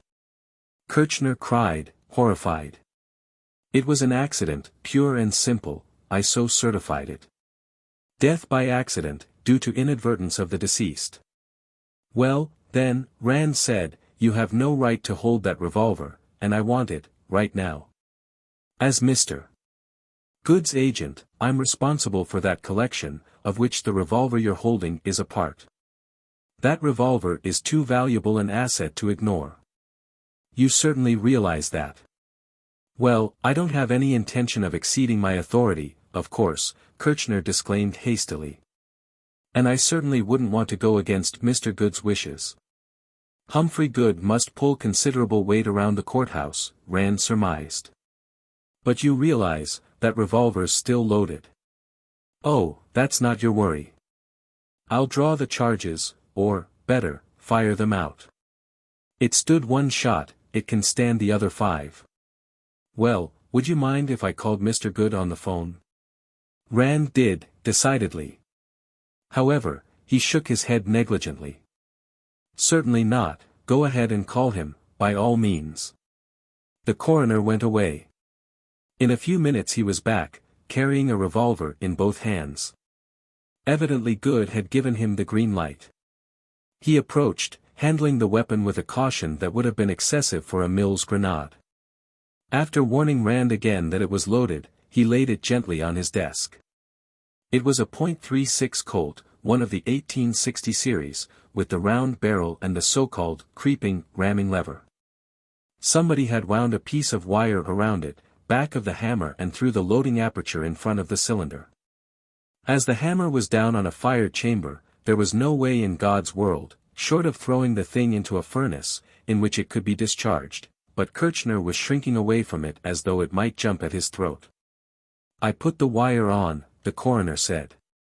I thought it might be safer that way. It'll be a lot safer after I've emptied it into the first claybank, outside town, Rand told him. Sorry I had to be a little short with you, Mr. Kirchner, but you know how it is. I'm responsible to Mr. Good for the collection, and this gun's part of it. Oh, that's all right, I really shouldn't have taken the attitude I did. Kirchner met him halfway. After I talked to Mr. Good, of course, I knew it was all right, but... You see, I've been bothered a lot about that pistol, lately. Yes. Rand succeeded in being negligent about it. Oh my, yes. The newspaper people wanted to take pictures of me holding it, and then, there was an antique dealer who was here trying to buy it. Who was that, Arnold Rivers? Why yes. Do you know him? He has an antique shop on the other side of Rosemont. He doesn't sell anything but guns and swords and that sort of thing, Kirchner said. He was here, making inquiries about it, and my clerk showed it to him, and then he started making offers for it, first $10, and then $15, and then $20, he got up as high as $60. I suppose it's worth a couple of hundred. It was probably worth about $35. Rand was intrigued by this second instance of an un-Rivers-like willingness to spare no expense to get possession of a .36 caliber percussion revolver. Did he have it in his hands? He asked. Oh, yes. He looked it over carefully. I suppose he thought he could get a lot of money for it, because of the accident, and Mr. Fleming being such a prominent man, Kirchner suggested. Rand allowed himself to be struck by an idea. Say, you know, that would make it worth more, at that, he exclaimed. What do you know? I never thought of that. Look, Mr. Kirchner, I'm supposed to get as much money for these pistols, for the heirs, as I can. How would you like to give me a letter, vouching for this as the pistol Mr. Fleming killed himself with? Put in how you found it in his hand, and mention the serial numbers, so that whoever buys it will know it's the same revolver. He picked up the Colt and showed Kirchner the serials, on the butt, and in front of the trigger guard. See, here it is, 2444. Kirchner would be more than willing to oblige Mr. Good's agent. He typed out the letter himself, looked twice at the revolver to make sure of the number, took Rand's word for the make, model, and caliber, signed it, and even slammed his seal down on it. Rand thanked him profusely, put the letter in his pocket, and stuck the Colt down his pants leg. About 2 miles from the county seat Rand stopped his car on a deserted stretch of road and got out. Unwinding the wire Kirchner had wrapped around the revolver, he picked up an empty beer can from the ditch, set it against an embankment, stepped back about 30 feet and began firing. The first shot kicked up dirt a little over the can. Rand never could be sure just how high any percussion Colt was sighted, and the other 4 hit the can. He carried the revolver back to the car and put it into the glove box with the leech and Rigdon. After starting the car, he snapped on the radio, in time for the 2:15 news broadcast from the new Belfast station. As he had expected, the murder was out.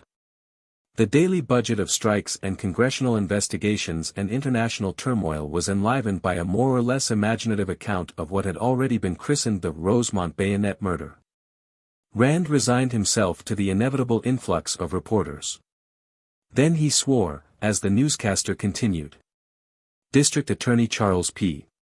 Farnsworth, of Scott County, who has taken charge of the investigation, says, and we quote, there is strong evidence implicating certain prominent persons, whom we are not, as yet, prepared to name, and if the investigation, now underway and making excellent progress, justifies, they will be apprehended and formally charged. No effort will be spared, and no consideration of personal prominence will be allowed to deter us from clearing up this dastardly crime. Rand swore again, with weary bitterness, wondering how much trouble he was going to have with District Attorney Charles P. Farnsworth, as he pulled to a stop in Stephen Gresham's driveway. Chapter 12. Gresham must have been waiting inside the door. As soon as Rand came up onto the porch, he opened it, and motioned the detective inside. Beyond a hasty greeting as Rand passed the threshold, he did not speak until they were seated in the gunroom upstairs. Then he came straight to the point. "Jeff, can you spare the time from this work you're doing at the Flemings to investigate this Rivers business?" he asked. "And how much would an investigation cost me?" "It's got to be a blitz job. I'm not interested in getting anybody convicted in court, I just want the case cleared up in a hurry." "Well," Rand puffed at the cigar Gresham had given him, watching the ash form on the end. "I don't work by the day, Stephen. I take a lump sum fee, and, of course, it's to my interest to get a case cleared up as soon as I can.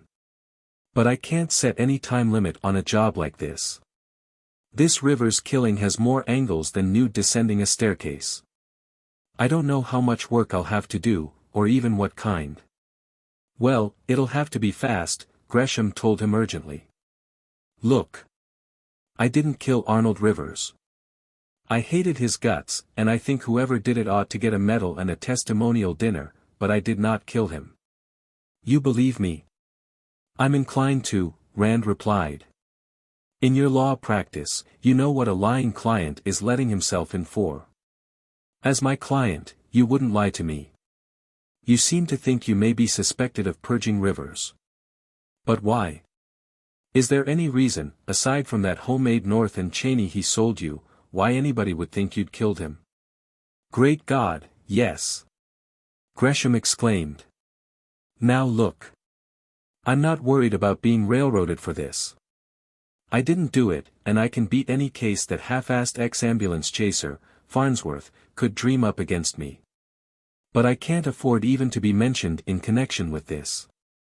You know what that would do to me, in town. I just can't get mixed up in this, at all. I want you to see to it that I don't." "That sounds like a large order." The ash was growing on Rand's cigar, he took another heavy drag at it. "But why necessarily you? Rivers had plenty of other enemies." "Yes, but, damn it, they weren't all in his shop, last evening. Just me. And one other. The one who killed him." "On your way out from town?" Rand inquired. "Yes. I stopped at his place, about 8:45. I was sore as hell about the hooking he gave me on that North and Cheney, falsely so-called, and I decided to stop and have it out with him. We had words, most of them unpleasant. I told him, for one thing, that Lane Fleming's death hadn't pulled his bacon off the fire, that I was going to start the same sort of action against him on my own account. But that isn't the point. The point is that when I was going in, this lot at a clerk of his, Cecil Gillis, was coming out. He got into his car and drove away, leaving me alone with Rivers. He'll be the first one the police talk to, and he'll tell them all about it.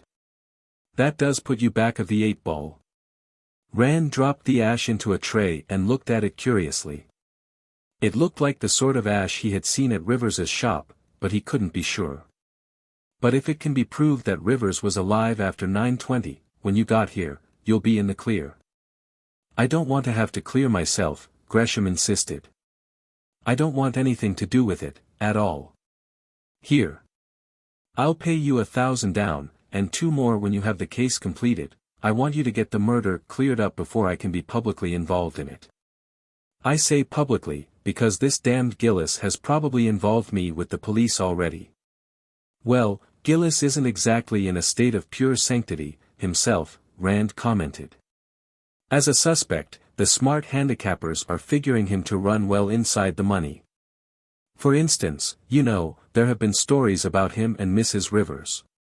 Gresham snapped his fingers. "Damned if there haven't, now," he said. "You talked to Adam Treherne. He did business with Rivers.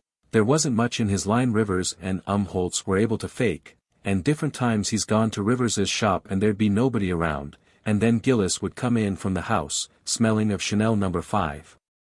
Mrs. Rivers uses Chanel No. 5. Maybe you have something there. If Cecil thought he could marry the business, with Rivers out of the way. You'll take the case, won't you, Jeff?" "Oh, certainly," Rand assured him. "Now, all they have on you is that there was ill feeling between you and Rivers about that fake North and Cheney, and that you were in Rivers's shop yesterday evening?" Rand's new client grimaced. I wish that were all, he said. The worst part of it is the way Rivers was killed. See, back in Kaiser Willie's War, before I was assigned a company of my own, I was regimental bayonet instruction officer. And after we got to France, I always carried a rifle and bayonet at the front. Hell, I must have killed close to a dozen Krauts just the way Rivers was killed. And during Schicklgruber's war, I volunteered as bayonet instructor for the local home guard. My God! Rand made a wry face. There must be close to 100 people around here who'd know that, and all of them are probably convinced that you killed Rivers, and are expressing that opinion at the top of their voices to all comers. You don't want a detective, you want a magician. He took another drag at the cigar, and blew smoke through a circular gun rack beside him. What sort of a character is this Farnsworth, anyhow? He asked. Before the war, I had all the D.A.'s in the state typed and estimated, but since I got back. Gresham slandered the county prosecutor's legitimacy. Goddamn headline hunting little egotist. He's running for re-election this year, too. One way, that could be bad. On the other hand, it might be easy to throw a scare into him. Stephen, when you were at Rivers's, were you smoking a cigar? Gresham shook his head. No. I threw my cigar away when I got out of the car, and I didn't light another one till I got home. If you remember, I was lighting it when I came in here. Yes, so you were. Well, I don't suppose, in view of the state of relations between you and Rivers, that you had a drink with him either? I wouldn't drink that guy's liquor if I were dying of snakebite, and he wouldn't offer me a drink if he knew I was, Gresham declared. Well, did you notice, back near the fireplace, a low table with a fifth of Haig and Haig pinch bottle, and a couple of glasses, and a siphon, and so on it?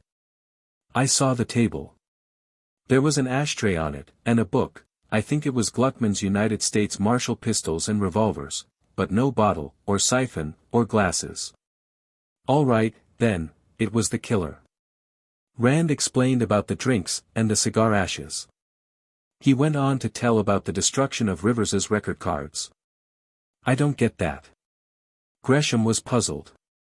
Unless it was young Gillis, after all. He could have been knocking down on Rivers, and Rivers caught him at it. I'd thought of that, Rand admitted. But I doubt if Rivers would sit down and drink with him, while accusing him of theft. And I can't seem to find anything around Rivers's place that looks as though it might have been stolen from the Fleming collection either. Oh, and that reminds me, if you have time this afternoon, I wonder if you'd come along with me to the Flemings and see just what's missing. I'll have to know that, in any case, and there's a good possibility that the thefts from the collection and the killing of Rivers are related. Yes, of course, Gresham agreed. And suppose we take Pierre Jarrett along with us. He knows that collection as well as I do, he'll spot anything I miss. He works at home, I'll call him now. We can pick him up before we go to the Flemings. They went into Gresham's bedroom, where there was a phone, and Gresham talked to Pierre Jarrett. It was arranged that he should pick Jarrett up with his car and come to the Flemings, while Rand went there directly. Then Rand used the phone to call his office in New Belfast. He talked to Dave Ritter, explaining the situation to date. I'm going to need some help, he continued. I want you to come here and get a room at the Rosemont Inn, under your own name. I'll see you there about 5:30. And bring with you a suit of butler's livery, or reasonable facsimile. I believe there will be a vacancy in the Fleming household tomorrow or the next day, and I want you ready to take over. And bring a small gun with you, something you can wear under said livery. That .357 Colt of yours is a little too conspicuous. You'll find a .380 Beretta in the top right-hand drawer of my office desk, with a box of ammunition and a couple of spare clips. Right. I'll be at Rosemont Inn at 5:30, Ritter promised. And say, Tip was in, this morning, with a lot of dope on the Fleming estate. Want me to let you have it now, or shall I give it to you when I see you? You have notes. Bring them along, I'll be seeing you in a couple of hours. He parted from Gresham, going out and getting in his car. As Gresham got his own car out of the garage and drove off toward Pierre Jarrett's house, Rand started in the opposite direction, toward Rosemont. About a half-mile from Gresham's he caught an advancing gleam of white on the highway ahead of him and pulled to the side of the road, waiting until the state police car drew up and stopped. In it were Mick McKenna, Arvo Cavallan, and a third man, a Nordic type, in an untidy brown suit. "Hi, Jeff," McKenna greeted him, as Rand got out of his car and came across the road. "This is Gus Olson, investigator for the DA's office." "Jeff Rand, Tri-State Agency," he introduced. "Hey!" Olson yelled. "We been looking for you. Where you been?" Rand raised an eyebrow at McKenna. "You just came from where we're going," the state police sergeant surmised. "Was Gresham at home?" "He was, he's gone now," Rand said. "He and another man are going to help me check up on what's missing from the Fleming collection." "Hey!" Olson exploded. "What I told you, now, he run ahead of us with a tip-off. Gresham skipped out, now. What is all this?" Rand wanted to know. "What's he screaming about, Mick? Like he don't know?" Olson vociferated. "He tipped off Gresham so's he could skip out. I'll bet he's in it with Gresham." "Pay no attention," McKenna advised. "He doesn't know what the score is. Hell, he doesn't even know what teams are playing.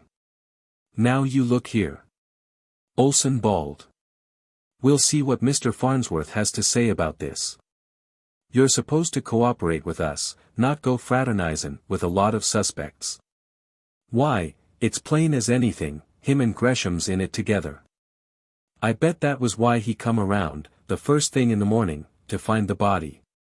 Cavallan, behind the wheel, turned around and began jabbering at Olson, in the back seat, in something that sounded like Swedish. Most Finns can speak Swedish, and Rand was wishing he could understand it. The corporal's remarks ran to about a paragraph, and must have been downright incendiary. At least, Olson seemed to catch fire from them. He rose in his seat, waving his arms and howling back in the same language. "Shut up, goddammit, shut up!" McKenna bellowed into his face. "Shut up before I sling your ass to hell out of this car. I'm talking, and I don't want any goddamn jaw from you, Olson. You either," he barked at Cavallan, winking at him at the same time. Silence fell with a heavy thump in the car. "Well, now that the international crisis seems to have been averted, how's about letting me in on it, too?" Rand asked. "For instance, what about Gresham? What's he supposed to be a suspect for?" Olson suspects him of chopping Rivers up," McKenna replied wearily. "See, we questioned this Cecil Gillis, and he told us that last evening, as he was leaving Rivers's, he saw Stephen Gresham drive up and go into the shop. I wanted to talk to him, myself. I thought he might account for the cigar ashes, and the drink fixings on that table. But when Farnsworth heard about the killing, he sent Olson around, and when Olson heard that Gresham had been there, he tried him and convicted him on the spot." "Oh, obscenity. Is that what it's about?" Rand exclaimed in disgust. "Yes, Gresham told me about that. He didn't have the drink, and he wasn't smoking a cigar in the shop, and he left a little after 9. He got home at 9:22. I can testify to that, myself. I was there at the time, and so were 7 other people." Rand named them. "They dribbled away at different times during the evening, but Philip Cabot and I stayed till around 11. He mentioned the approximate time at which the others had left." "What time was Rivers killed, or hasn't the time been fixed?" "The ME says around 10 to 2, McKenna said." "He could be wrong, them guys only guess, half the time," Olson argued. "And besides, Gresham had it in for Rivers. And that ain't all, neither, he knew how to use a bayonet, too. I seen him, myself, during the war, showin' the Home Guard how to do it, just the way Rivers was killed," he produced triumphantly. McKenna used a dirty word. "So what? Anybody who's ever had infantry training knows that buttstroke and lunge, he retorted. I learned it myself, when I was a kid, in 24 and 25, in CMTC hell, anybody who's ever seen a war movie. If you hadn't lammed out of Sweden when you were 16, to duck conscription, you'd have known it, too. Well, maybe Olson, or his boss, can explain why Gresham threw those record cards in the fire, Rand contributed. You know why Olson says Gresham had it in for Rivers? Rivers sold Gresham a fake antique, a flintlock Navy pistol that had been worked over into something else. Gresham was going to subpoena those records, when he brought suit against Rivers, Rand lied. But I can explain why Cecil Gillis might have destroyed them, after killing Rivers, if he'd been cheating Rivers and Rivers caught him at it. Yeah, and that might explain why Gillis was in such a hurry to sick us onto Gresham, too, McKenna added. I thought of something like that. And this highbrow girl that works for Rivers says that Gillis and Mrs. Rivers played all kinds of games together, when Rivers was away. Well, who's in charge of the investigation? Rand wanted to know. I heard, on the radio. You're liable to hear anything on the radio, including slanders on Bing Crosby's horses. But for the record, I am in charge of this investigation. And don't anybody forget it, either, he added, in the direction of the rear seat. That's what I thought. Well, Stephen Gresham has just retained me to make an independent investigation, Rand said. It is not that he lacks confidence in the state police, or in you. He was afraid that other parties might get into the act and try to make political capital out of it. Which appears to have happened. Well, if Gresham retained you, I'm satisfied, McKenna said. You can take care of that end of it. Glad you're in with us. Well, I ain't satisfied. Olson began yelling, again. And Mr. Farnsworth won't be, neither. Why, this here Private Dick is like as not workin' for the very man that killed Rivers. McKenna turned slowly in his seat, to face Olson. One time, 10 years ago, he began, Jeff Rand had a client who was guilty of the crime he hired Jeff to investigate. It was an arson case. This guy set fire to his own factory, and then got Jeff to run down a lot of fake clues he'd planted. I know about that, I was on the case, myself.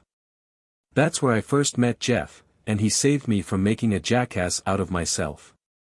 And what happened to this guy who'd hired Jeff was something that oughtn't to happen even to Molotov, and it happened because Jeff fixed it to happen. If anybody hires Jeff Rand, he's one of two things. He's either innocent, or else he's out of luck. I don't know why the hell I bother telling you this. 10-2, you say, Rand considered. Look. A couple of days ago, Rivers put out a new price list to his regular customers. A lot of them, in different parts of the country, order by telephone, and some of them live in the West, where there's a couple of hours time difference. One of them, calling at, say, 8 o'clock, local time, would get his call in at 10, Eastern Standard. If you checked the long-distance calls to Rivers's number last night, now, you might get something. Yeah. And if he took a call after 9:22, that would let Gresham out. Even Farnsworth could figure that out. Sure. I'll check right away. Who's at Rivers's now?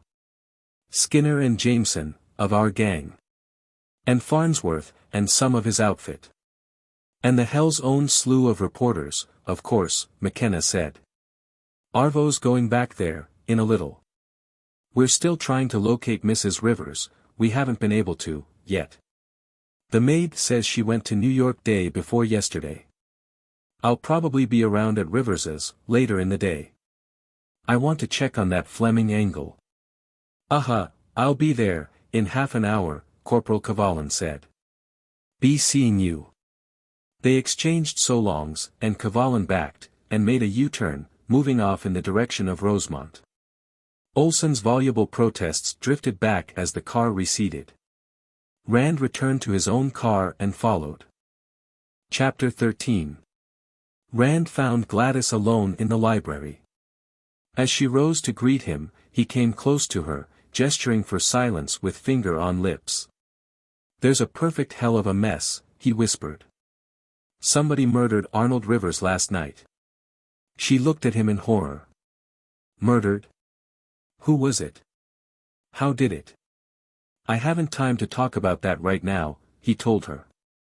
Stephen Gresham and Pierre Jarrett are on their way here, and I'd like you to keep the servants, and particularly Walters, out of earshot of the gunroom while they're here. It seems that a number of the best pistols have been stolen from the collection, sometime between the death of Mr. Fleming and the time I saw the collection yesterday. Stephen and Pierre are going to help me find out just what's been taken. I have an idea they might have been sold to Rivers. That may have been why he was killed, to prevent him from implicating the thief. You think somebody here, the servants? She asked. I can't see how it could have been an outsider. The stuff wasn't all taken at once, it must have been moved out a piece at a time, and worthless pistols moved in and hung on the racks to replace valuable pistols taken. He had left the library door purposely open. When the doorbell rang, he heard it. I'll let them in, he said. You go and head Walters off. Rand hurried to the front door and admitted Gresham and Pierre, hustling them down the hall, into the library, and up the spiral to the gunroom, while Gladys went to the foot of the front stairs. Through the open gunroom door, Rand could hear her speaking to Walters, as though sending him on some errand to the rear of the house. He closed the door and turned to the others. We'll have to make it fast, he said. Mrs. Fleming can't hold the butler off all day. Let's start over here, and go around the racks. They began at the left, with the wheel locks. Pierre put his finger immediately on the shabby and disreputable specimen Rand had first noticed. Phew! Is that one a stinker, he said. What used to be there was a nice late 16th or early 17th century North Italian pistol, all covered with steel filigree work. A real beauty, much better than average. Those Turkish atrocities, Gresham pointed out. They're filling in for a pair of Lazzarino Caminazzo snap-haunces that Lane Fleming paid $700 for, back in the mid-30s, and didn't pay a cent too much for, even then. Worth an easy $1,000, now. Remember the pair of Caminazzo flintlocks illustrated in Pollard's Short History of Firearms? These were even better, and snap-haunces. Well, you go over the collection, Rand told them. Note down anything you find missing. He handed them a pad of paper and a pencil from the desk. I have something else to do, for a few minutes. With that he left them scrutinizing the pistols on the wall, and went to the workbench in the corner, drawing the .36 Colt from under his waistband. Working rapidly, he dismounted it, taking off the barrel and cylinder, and cleaned it thoroughly before putting it together again. Pierre and Gresham had just started on the Colts when he slipped the revolver out of sight and rejoined them. It took over a half hour to finish. When they had gotten completely around the collection, Rand had a list of 26 missing items, including 4 cased sets. At a conservative estimate, the missing pistols were worth $10,000 to $12,000, dealer's list value. The stuff that had been moved in to replace them might have a value of $200 or $300, but no serious collector would buy any of it at any price. There had been no attempt to replace the cased items. The cases had been merely rearranged on the table to avoid any conspicuous vacancies. See that thing? Pierre asked, tapping a small .25 Webley in Scott automatic with his finger. Rand looked at it. It had been fitted with an English-made silencer. That thing, Pierre said, is the one illustrated in Pollard's book. The identical pistol, it used to be in the Pollard collection. Lane had a lot of stuff from some famous collections, Gresham said. Pollard collection, Sawyer collection, Fred Hines collection, Meeks collection, even the old Mark Field collection, that was sold at Libby Galleries in 1911. His own could rank with any of them. Think you can get any of this stuff back? I hope so. By the way, where does this fellow Holtz, the fabricator of spurious Whitneyville Walker Colts, hang out? I believe he ought to be looked into. Say, that's an idea. Pierre ejaculated. He might have bought the pistols, instead of Rivers. Why, he has a gun shop at Kingsville, on Route 22, about 15 miles west of here, just this side of the village. He had a big sign along the road, and his shop's in the barn, behind the house. I'll have to check up on him. But first, I want to see if any of this stuff's at Rivers's shop. I won't ask you to come along, he told Gresham. No use you sticking your head into the lion's mouth. I've talked the state police temporarily off your trail, but I still have Farnsworth to worry about. He'd like to prosecute a big corporation lawyer, if he thought he had any chance of getting a conviction, Pierre said. Make a nice impression on the proletarian vote in the south end of the county. You're a member of the Mohawk Club in New Belfast, aren't you? Rand asked Gresham. Well, go there and stay there for a couple of days, till the heat's off. Pierre, you can come with me to Rivers's, I'll run you home in my car when we're through. Gresham let himself out the front door. Pierre and Rand went out through the garage and got into Rand's car. You have any idea, so far, about who could have killed Rivers? The ex-Marine asked, as they coasted down the drive to the highway. I haven't even the start of an idea, Rand said. He ran briefly over what he knew, or at least those items which were likely to become public knowledge soon. From what I've observed at the shop, and from what I know of Rivers's character, I'd think that he'd been in some kind of a crooked deal with somebody, and got double-crossed, or else the other man caught Rivers double-crossing him. Or else, Rivers and somebody else had some secret in common, and the other man wanted a monopoly on it and killed Rivers as a security measure. Think it might be the Fleming pistols? That depends. I'll have to see whether any of the Fleming pistols turn up anywhere in Rivers's former possession. Personally, I've about decided that the man who was drinking with Rivers killed him.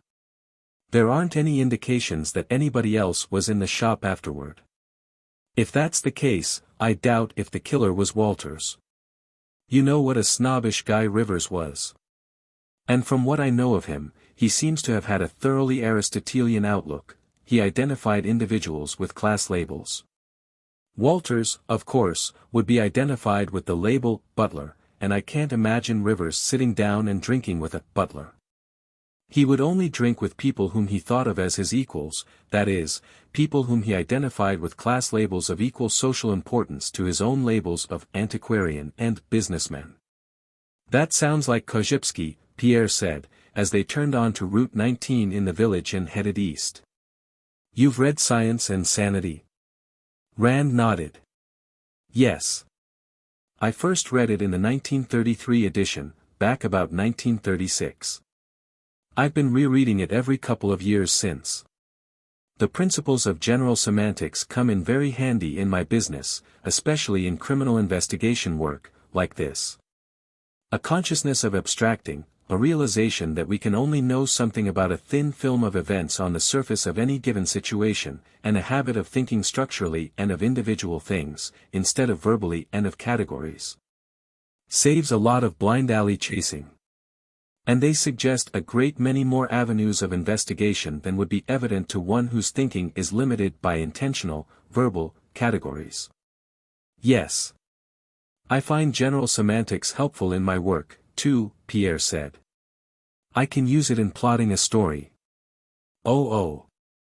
The gentleman of the press, Rand said, looking ahead as the car approached the Rivers house and shop.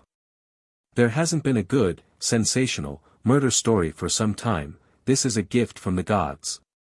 A swarm of cars were parked in front and beside the red brick house.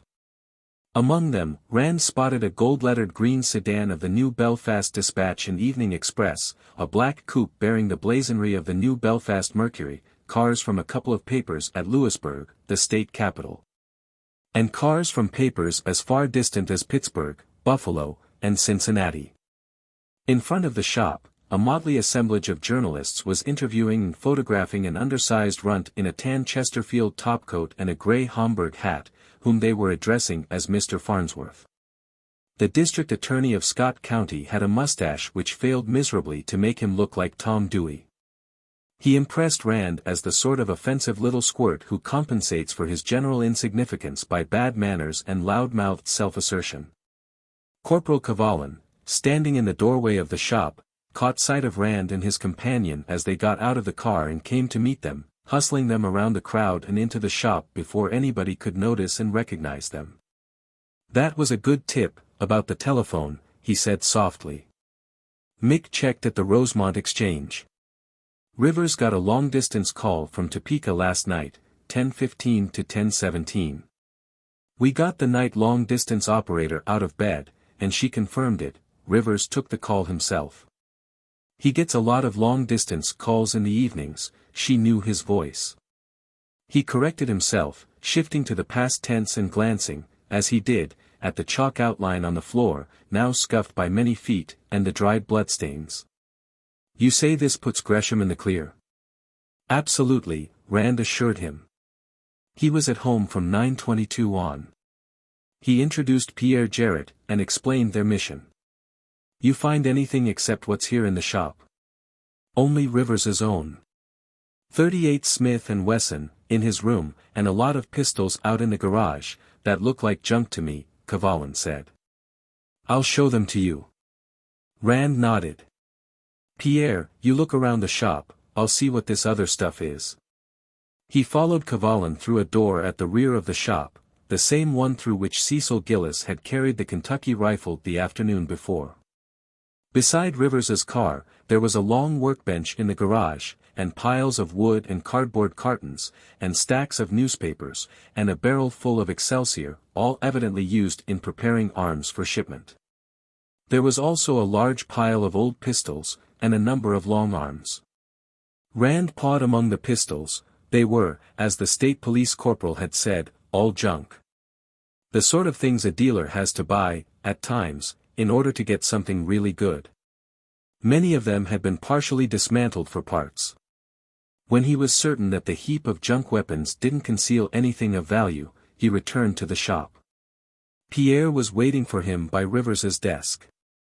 He shook his head. "Not a thing," he reported. "I found a couple of out-and-out fakes, and about 10 or 15 that had been altered in one way or another, and a lot of reblood stuff, but nothing from Fleming's collection." "What did you find?" Rand laughed.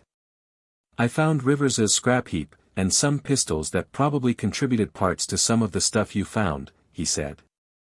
"Of course, all we can say is that the stuff isn't here. Rivers could have bought it, and stored it outside somewhere. But even so, I'm not taking the Fleming butler too seriously as a suspect for the murder." "What's this about Fleming's butler?" a voice broke in. "Have you been withholding information from me?" Rand turned, to find that Farnsworth had left the press conference in front and crepe sold up on him from behind. "I withheld a theory, which seems to have come to nothing," he replied. Cavallan told the DA who Rand was. "He's cooperating with us," he added. "Sergeant McKenna instructed us to give him every consideration." "It seems that a number of valuable pistols were stolen from the collection of the late Lane Fleming," Rand said. "We suspected that the butler had stolen them and sold them to Rivers. I thought it possible that he might also have killed Rivers to silence him about the transaction." He shrugged. "None of the stolen items have turned up here, so there's nothing to connect the thefts with the death of Rivers." "Good heavens, you certainly didn't suspect a prominent and respected citizen like Mr. Rivers of receiving stolen goods?" Farnsworth demanded, aghast. "Who respects him?" Rand hooted. "Rivers was a notorious swindler. He had that reputation among arms collectors all over the country. He was expelled from membership in the National Rifle Association for misrepresentation and fraud. Why, he even swindled Lane Fleming on a pair of fake pistols, a week or so before Fleming's death. And the very reason why your man Olson was inclined to suspect Stephen Gresham was that he had had trouble with Rivers about a crooked deal Rivers had put over on him. Fortunately, Mr. Gresham has since been cleared of any suspicion, but..." "Who says he's been cleared?" Farnsworth snapped. "He's still a suspect." "Sergeant McKenna says so," Corporal Cavallan declared. "He has been cleared. I guess we just didn't get around to telling you about that." He went on to explain about the long-distance call that had furnished Stephen Gresham's alibi. And Gresham was at home from 9:22 on, Rand added. There are 8 witnesses to that, his wife and daughter, myself, Captain Jarrett, here, and his fiancée, Miss Lawrence, Philip Cabot, Adam Treherne, Colin McBride. Farnsworth looked bewildered. Why wasn't I told about that? He demanded sulkily. Sergeant McKenna's been too busy, and I didn't think of it, Cavallan said insolently. I'm not supposed to report to you, anyhow. Why didn't your man Olson tell you? He was with us when we checked with the telephone company. Farnsworth tried to ignore that by questioning Pierre about the time of Gresham's arrival home, then turned to Rand and wanted to know what the latter's interest in the case was. Rand told him about his work in connection with the Fleming collection, producing Humphrey Good's letter of authorization. Farnsworth seemed impressed in about the same way as the coroner, Kirchner, but he was still puzzled. But I understood that you had been retained by Stephen Gresham, to investigate this murder, he said. So you did talk to Olson, after I saw him, Rand pounced. Odd he didn't mention this telephone thing. Why, yes, that's true. My agency handles all sorts of business. The 2 operations aren't mutually exclusive. For a while, I even thought they might be related, but now, he shrugged. Well, you believe, now, that Rivers had nothing to do with the pistols you say were stolen from the Fleming collection? Farnsworth asked. Rand shook his head ambiguously.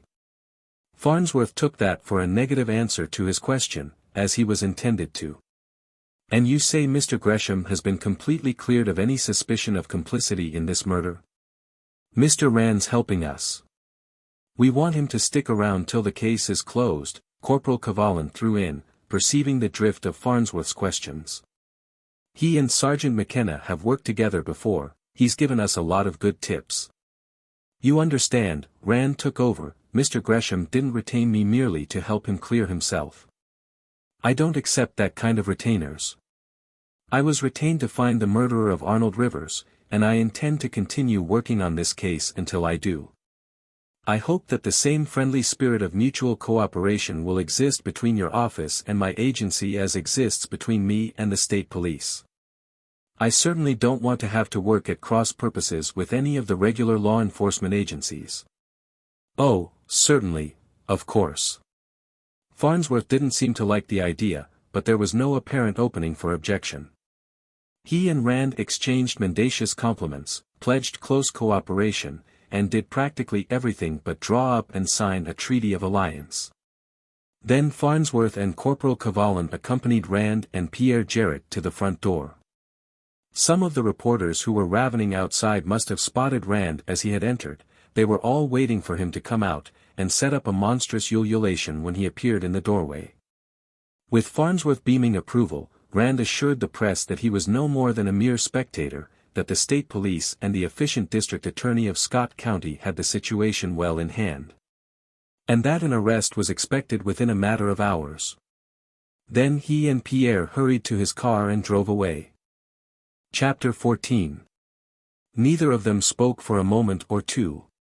Then, after they had left the criminological journalistic uproar at the Rivers place behind and were approaching the village of Rosemont, Pierre turned to Rand. You know, he said, for a disciple of Korzybski, you came pretty close to confusing orders of abstraction, a couple of times, back there. You showed that Stephen was at home while Rivers was taking that phone call, a little after 10. But when you talk about clearing him completely, aren't you overlooking the possibility that he came back to Rivers's after you and Philip Cabot left the Gresham place? Rand eased the foot pressure on the gas and spared young Jarrett a side glance before returning his attention to the road ahead. Understand, Pierre hastened to add, I don't believe that Stephen was fool enough to kill Rivers over that fake North and Cheney, but weren't you producing inferences that hadn't been abstracted from any descriptive data? Pierre, when I'm working on a case like this, any resemblance between my opinions and the statements I may make is purely due to conscious considerations of policy, Rand told him. I don't want Farnsworth or Mick McKenna going around bitching this operation up for me. If they feel justified in eliminating Gresham on the strength of that phone call, I'm satisfied, regardless of the semantics involved. Right now, the thing that's worrying me is the ease with which I seem to have talked Farnsworth into laying off Gresham. He and Olson both have single-track minds. They may just dismiss that telephone alibi, such as it is, as mere error of the mortal mind, and go right ahead building some kind of a ramshackle case against Gresham. Since they picked him for their entry, they won't want to have to scratch him. Damn, I wish I could think of where Walters could have sold those pistols. Well, if Rivers wasn't involved somehow, why was he killed? Pierre wondered. Hey! Maybe Walters sold the pistols to Holtz.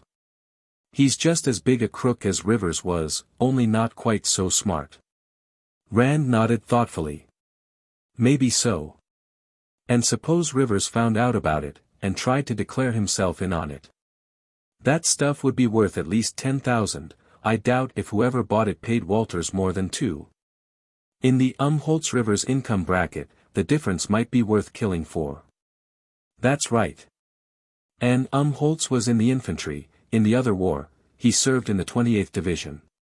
He was trained to use a bayonet. And he'd pick that short Mauser, it has about the same weight and balance as a 1903 Springfield. Well, you know, the killer wouldn't need to have been trained to use a bayonet, Rand pointed out. Mick McKenna made that point, this afternoon. There have been a lot of war movies that showed bayonet fighting. Pretty nearly everybody knows about the technique that was used. And against an unarmed and probably unsuspecting victim like Rivers, a great deal of proficiency wouldn't be needed. He slowed the car. Up this road, he asked. Yes. That's my place, over there. Pierre pointed to a white-walled, red-roofed house that lay against a hillside, about a mile ahead, making a vivid spot in the dull grays and greens of the early April landscape. It consisted of a square 2-story block, with 1-story wings projecting to give it an L-shaped floor plan. It reminded Rand of farmhouses he had seen in Sicily during the war. Come on in and see my stuff, if you have time, Pierre invited, as Rand pulled to a stop in the driveway. I think I told you what I collect, personal combat arms, both firearms and edge weapons. They entered the front door, which opened directly into a large parlor, a brightly colored, cheerful room. A woman rose from a chair where she had been reading. She was somewhere between 45 and 50, but her figure was still trim, and she retained much of what, in her youth, must have been great beauty. Mother, this is Colonel Rand, Pierre said. Jeff, my mother. Rand shook hands with her, and said something polite. She gave him a smile of real pleasure. Pierre has been telling me about you, Colonel, she said. There was a faint trace of French accent in her voice. I suppose he brought you here to show you his treasures. Yes, I collect arms too. Pistols, Rand said. She laughed. You gun collectors, you're like women looking at somebody's new hat. Will you stay for dinner with us, Colonel Rand? Why, I'm sorry, I can't. I have a great many things to do, and I'm expected for dinner at the Flemings. I really wish I could, Mrs. Jarrett. Maybe some other time. They chatted for a few minutes, then Pierre guided Rand into one of the wings of the house. This is my workshop, too, he said. Here's where I do my writing. He opened a door and showed Rand into a large room. On one side, the wall was blank. On the other, it was pierced by 2 small casement windows. The far end was of windows for its entire width, from within 3 feet of the floor almost to the ceiling. There were bookcases on either long side, and on the rear end, and over them hung Pierre's weapons. Rand went slowly around the room, taking everything in. Very few of the arms were of issue military type, and most of these showed alterations to suit individual requirements. As Pierre had told him the evening before, the emphasis was upon weapons which illustrated techniques of combat. At the end of the room, lighted by the wide windows, was a long desk which was really a writer's assembly line, with typewriter, reference books, stacks of notes and manuscripts, and a big dictionary on a stand beside a comfortable swivel chair. What are you writing? Rand asked. Science fiction. I do a lot of stories for the pulps, Pierre told him. Space trails, and other worlds, and wonder stories, mags like that. Most of it standardized formula stuff. What's known to the trade as space operas. My best stuff goes to astonishing. Parenthetically, you mustn't judge any of these magazines by their names. It seems to be a convention to use hyperbolic names for science fiction magazines. A heritage from what might be called an earlier and ruder day. What I do for astonishing is really hard work, and I enjoy it. I'm working now on one for them, based on J. W. Dunn's time theories, if you know what they are. I think so, Rand said. Polydimensional time, isn't it? Based on an effect Dunn observed and described, dreams obviously related to some waking event, but preceding rather than following the event to which they are related. I read Dunn's experiment with time some years before the war, and once, when I had nothing better to do, I recorded dreams for about a month. I got a few doubtful to fair examples, and 2 unmistakable Dunn effect dreams. I never got anything that would help me pick a race winner or spot a rise in the stock market, though. Well, you know, there's a case on record of a man who had a dream of hearing a radio narration of the English Derby of 1933, including the announcement that Hyperion had won, which he did, Pierre said. The dream was 6 hours before the race, and tallied very closely with the phraseology used by the radio narrator. Here. He picked up a copy of Tyrrell's Science and Psychical Phenomena and leafed through it. Did this fellow cash in on it? Rand asked. No. He was a Quaker, and violently opposed to betting. Here. He handed the book to Rand. Case 12. Rand sat down on the edge of the desk, and read the section indicated, about 3 pages in length. Well, I'll be damned. He said, as he finished. The idea of anybody passing up a chance like that to enrich himself literally smote him to the vitals. I see the British Society for Psychical Research checked that case, and got verification from a couple of independent witnesses. If the SPR vouches for a story, it must be the McCoy. They're the toughest-minded gang of confirmed skeptics anywhere in Christendom. They take an attitude toward evidence that might be advantageously copied by most of the district attorneys I've met, the one in this county being no exception. What's this story you're working on? Oh, it's based on Dunn's precognition theories, plus a few ideas of my own, plus a theory of alternate lines of time sequence for alternate probabilities, Pierre said. See, here's the situation. Half an hour later, they were still arguing about a multidimensional universe when Rand remembered Dave Ritter, who should be at the Rosemont Inn by now. He looked at his watch, saw that it was 5:45, and inquired about a telephone. Yes, of course, out here. Pierre took him back to the parlor, where he dialed the inn and inquired if a Mr. Ritter, from New Belfast, were registered there yet. He was. A moment later he was speaking to Ritter. Jeff, for God's sake, don't come here, Ritter advised. This place is 6 deep with reporters, the bar sounds like the second act of the front page. Tony Ash and Steve Drake from the Dispatch and Express, Harry Bentz, from the Mercury. Joe Rawlings, the AP man from Louisburg, Christ only knows who all. This damn thing's going to turn into another Hull Mills case. Look, meet me at that beer joint, about 2 miles on the New Belfast side of Rosemont, on Route 19. The white with red trimmings place with the big Pabst sign out in front.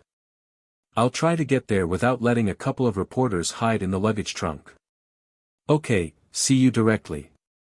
Rand hung up, spent the next few minutes breaking away from Pierre and his mother, and went out to his car.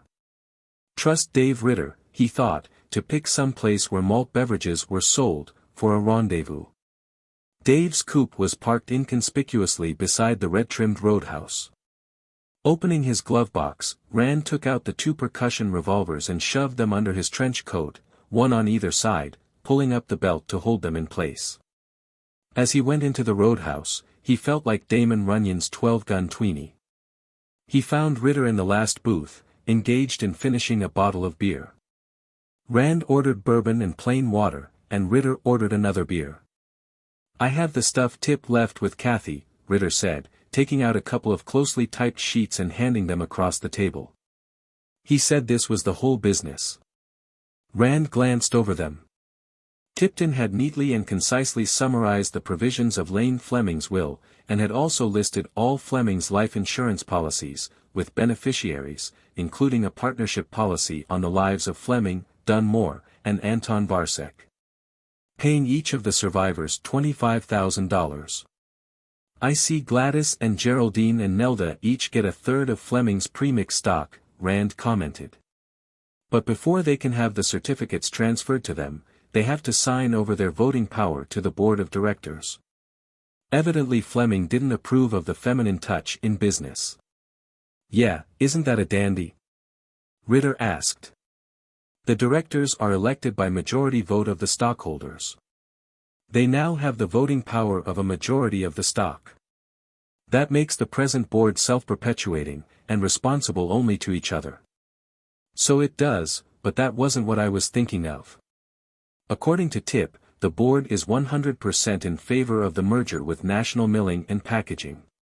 We'll have to suppose Fleming knew that. There must have been considerable intramural acrimony on the subject while he was still alive. Now, since he opposed the merger, if he had intended committing suicide, he would have made some other arrangement, wouldn't he? At least, one would suppose so." "Well, then," Rand asked, "why, since he is so worried about these suicide rumors, doesn't Good use the one argument which would utterly disprove them? Or is there some reason why he doesn't want to call attention to the fact that Fleming's death is what makes the merger possible?" "Well, that would be calling attention to the fact that the merger made Fleming's death necessary," Ritter pointed out. He poured more beer into his glass. "While we're on it, what's the angle on this butler's livery I was supposed to bring? I brought my tux, and I borrowed a striped vest from the Theatrical Property Exchange, and I brought that Dago .380 of yours. But what makes you think the Flemings are going to be needing a new butler? You going to poison the one they have?" "The one they have has been exceeding his duties," Rand said. "He was supposed to clean the pistol collection. Not content with that, he's been cleaning it out. I know it was the butler." He went, at length, into his reasons for thinking so, and described the modus operandi of the thefts. "Now, all this is just theory, so far, but when I'm able to prove it, I'm going to put the arm on this Walters, if it's right in the middle of dinner and he only has the roast half served. And I want you ready to step into the vacancy thus created. I'm going to be busy as a pup in a fireplug factory with this Rivers thing, and I'll need some checking upping done inside the Fleming household." He went on, in meticulous detail, to explain about the Rivers murder. "I'll have some work for you, before you're ready to start buttling, too." Disencumbering himself of the 2 percussion revolvers, he laid them on the table. "I want you to take these and show them to this barbecue man. Get from him a positive statement, preferably in writing, as to which, if either, he sold to Lane Fleming. You might show your agency card and claim to be checking up on some stolen pistols that have been recovered. Then, if he identifies the Leach and Rigdon, take the Colt and show it to Elmer Umholtz. You want to be careful how you handle him. We may want him for puncturing Rivers, though I'm inclined to doubt that, as of now. Get him to tell you, yes or no, whether he reblued it and replated the backstrap and trigger guard, and if he did it for Rivers, and if so, when. I know that's been done, the bluing is too dark for a Civil War period job. The frame, which ought to be case-hardened in colors, has been blued like the barrel and cylinder. The cylinder engraving is almost obliterated, and you can see a few rust pits that have been blued over. But I want to know if this gun was ever in Rivers's shop, that's the important thing." "Aha. Got the addresses?" Rand furnished them, and Ritter noted them down. The waitress wandered back to see if they wanted anything else. She gave a small squeak of surprise when she saw the 2 big 6-shooters on the table. Rand and Ritter repeated their orders, and when she brought back the drinks, the Colt and the Leach and Rigdon were out of sight. "The way I see it, everybody who's within a light year of this Rivers killing is trying to pin the medal on somebody else," Ritter was saying. The Lawrence girl was afraid young Jarrett had done it. Right away, she sicked you onto Gillis. Gillis didn't lose any time putting McKenna and Farnsworth onto Gresham. Gresham's the only one who didn't have a pasty ready, you're supposed to dig one up for him. And Jarrett, the first chance he gets, introduces Holtz. He stared into his beer, as though he thought ultimate verity might be lurking somewhere under the suds. Do you think it might be possible that Rivers bumped Fleming off, in spite of his getting killed later? He asked. Anything's possible, Rand replied, except where some structural contradiction is involved, like scoring 13 with one throw of a pair of dice. Yes, he could have. The way the Flemings leave their garage open as long as any of the cars are out, anybody could have sneaked into the house from the garage, and gone up from the library to the gunroom. The only question in my mind is whether Rivers would have known about that. That lawsuit and criminal action that Fleming was going to start, and that's been verified from sources independent of Good, was a good sound motive. And say he took the leech and Rigdon away, after leaving the Colt in Fleming's hand, selling it to some collector who'd put it in with 100 or so other pistols would be a good way of disposing of it. And I can understand his trying to buy the Colt, to get it out of circulation. Rand sipped his bourbon. But that leaves us with the question of who killed Rivers, and why. Well, because Fleming is dead, and it doesn't matter whether he was murdered or died of old age, Walters starts robbing the collection. He sells the pistols to Rivers, Ritter reconstructed. And, as Rivers doesn't want them around his shop till they've had time to cool off, he stores them with this Holtz character, who seems to have been in plenty of crooked deals with Rivers in the past. The pistols are worth about 10 grand, and nobody knows where they are but Rivers and Holtz, and if Rivers drops dead all of a sudden, nobody will know where they are except Holtz. And in a couple of years he can get them sold off and have the money all to himself. Yes, Dave, that's good sound murder, too. And Rivers would sit down and drink with Holtz, and Holtz could take that Mauser out of the rack right in front of Rivers and Rivers wouldn't suspect a thing till it was too late. Of course, it depends upon two unverified assumptions, 1, that the pistols were sold to Rivers, and 2, that Rivers stored them with Holtz. And 3, that Walters stole the pistols in the first place, Ritter added. You know, it's possible that somebody else in that house might have stolen them. Yes. As I said, anything's possible, within structural limits, but possibilities exist on different orders of probability. We can't try to consider all the possibilities in any case, because they are indefinitely numerous. The best we can do is screen out all the low-order probabilities, list the high-order probabilities, and revise our list when and as new data comes to light. Well, I've told you why I think Walters is a good suspect. From what I've seen of that household, I think Walters was personally loyal to Lane Fleming, and I don't believe he feels any loyalty to anybody else there, with the exception of Gladys Fleming. He might keep quiet about the missing pistols if she were the thief, if Dunmore, or Varsek, or either of the girls had done the stealing, he'd tell Gladys, and she'd pass it on to me. She would be glad of anything that could be used against any of the others. And if, on the other hand, she had stolen the pistols herself, she wouldn't have wanted me poking around, and wouldn't have brought me in, at least not to handle the collection. Rand looked regretfully at his empty glass and decided against ordering another. Dave, I just thought of something, he said. How do you think this would work? He told Ritter what he had thought of. Ritter drank beer slowly and meditatively. It just might work, he considered. I've seen that gag work 100 times, hell, I've used something like that, myself, at least 50 times, and so have you. And I don't think Walters would be familiar enough with dick practice to see what you were doing. But if it turns out that Walters didn't sell the pistols to Rivers at all, what then? Well, if he sold them to Holtz, Pierre Jarrett's theory is still valid until disproved, Rand said.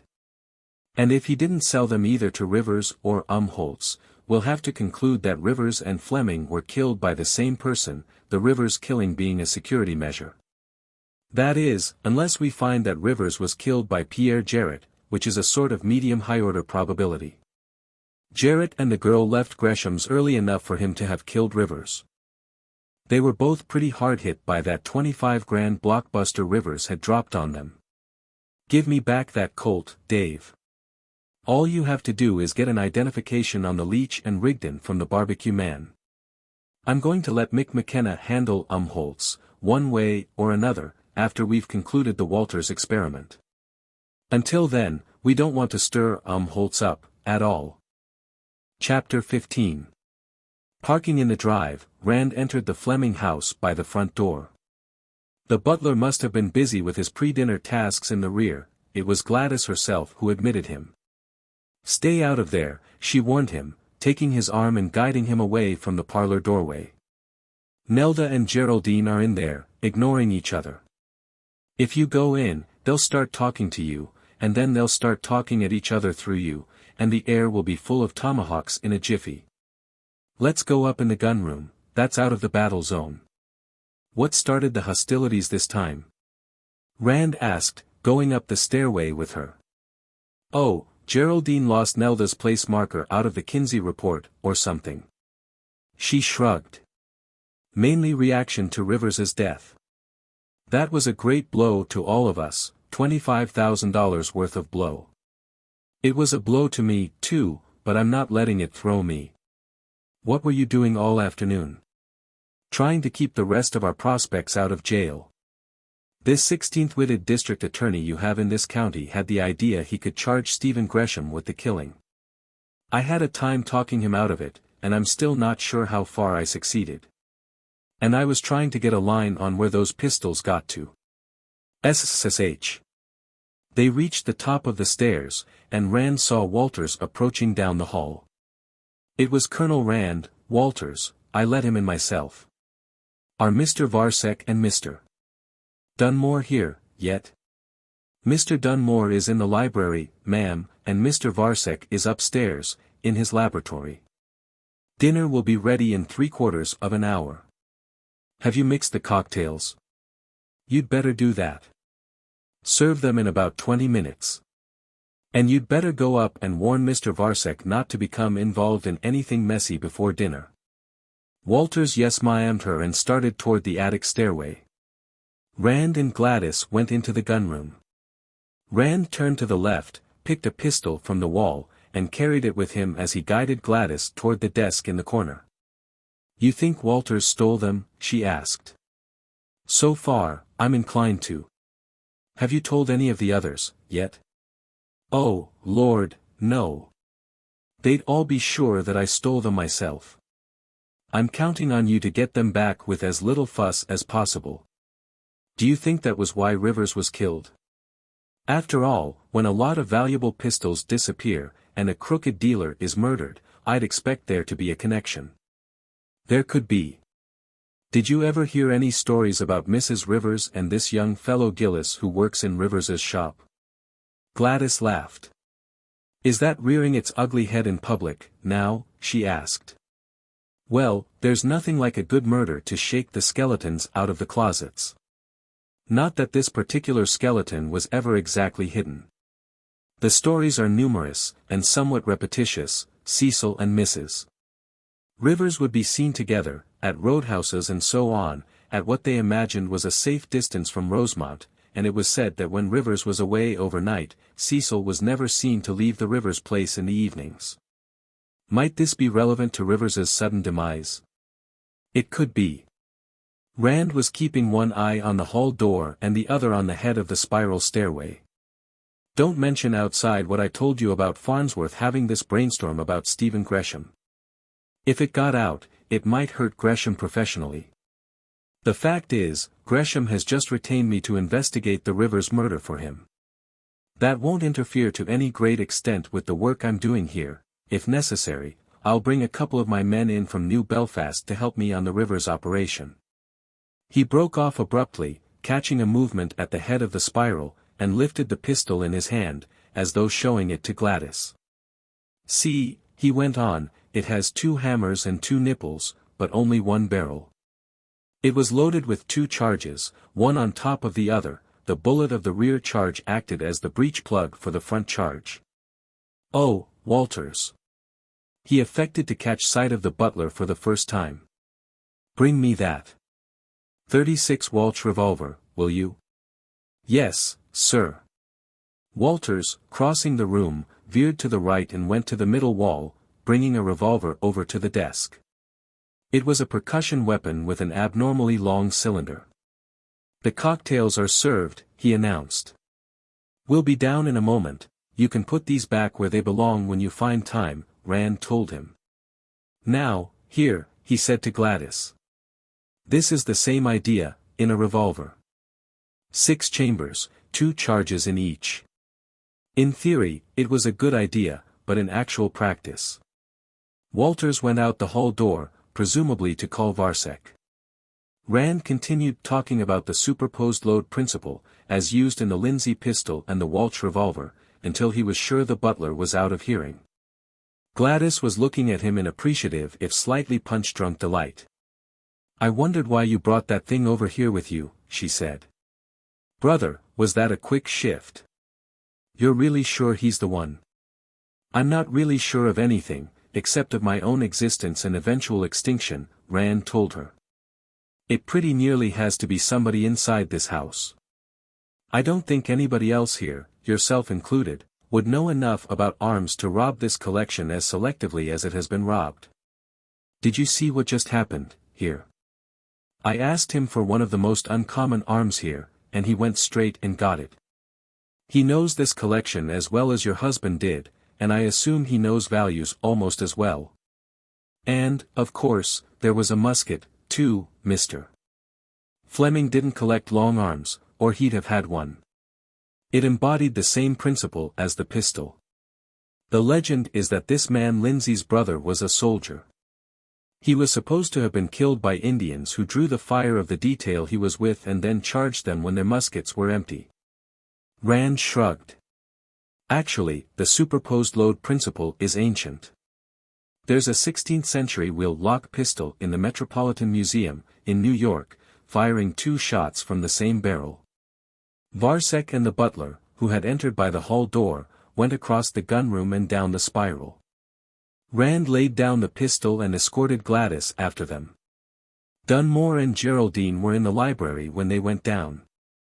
Geraldine, mildly potted, was reclining in a chair, sipping her drink.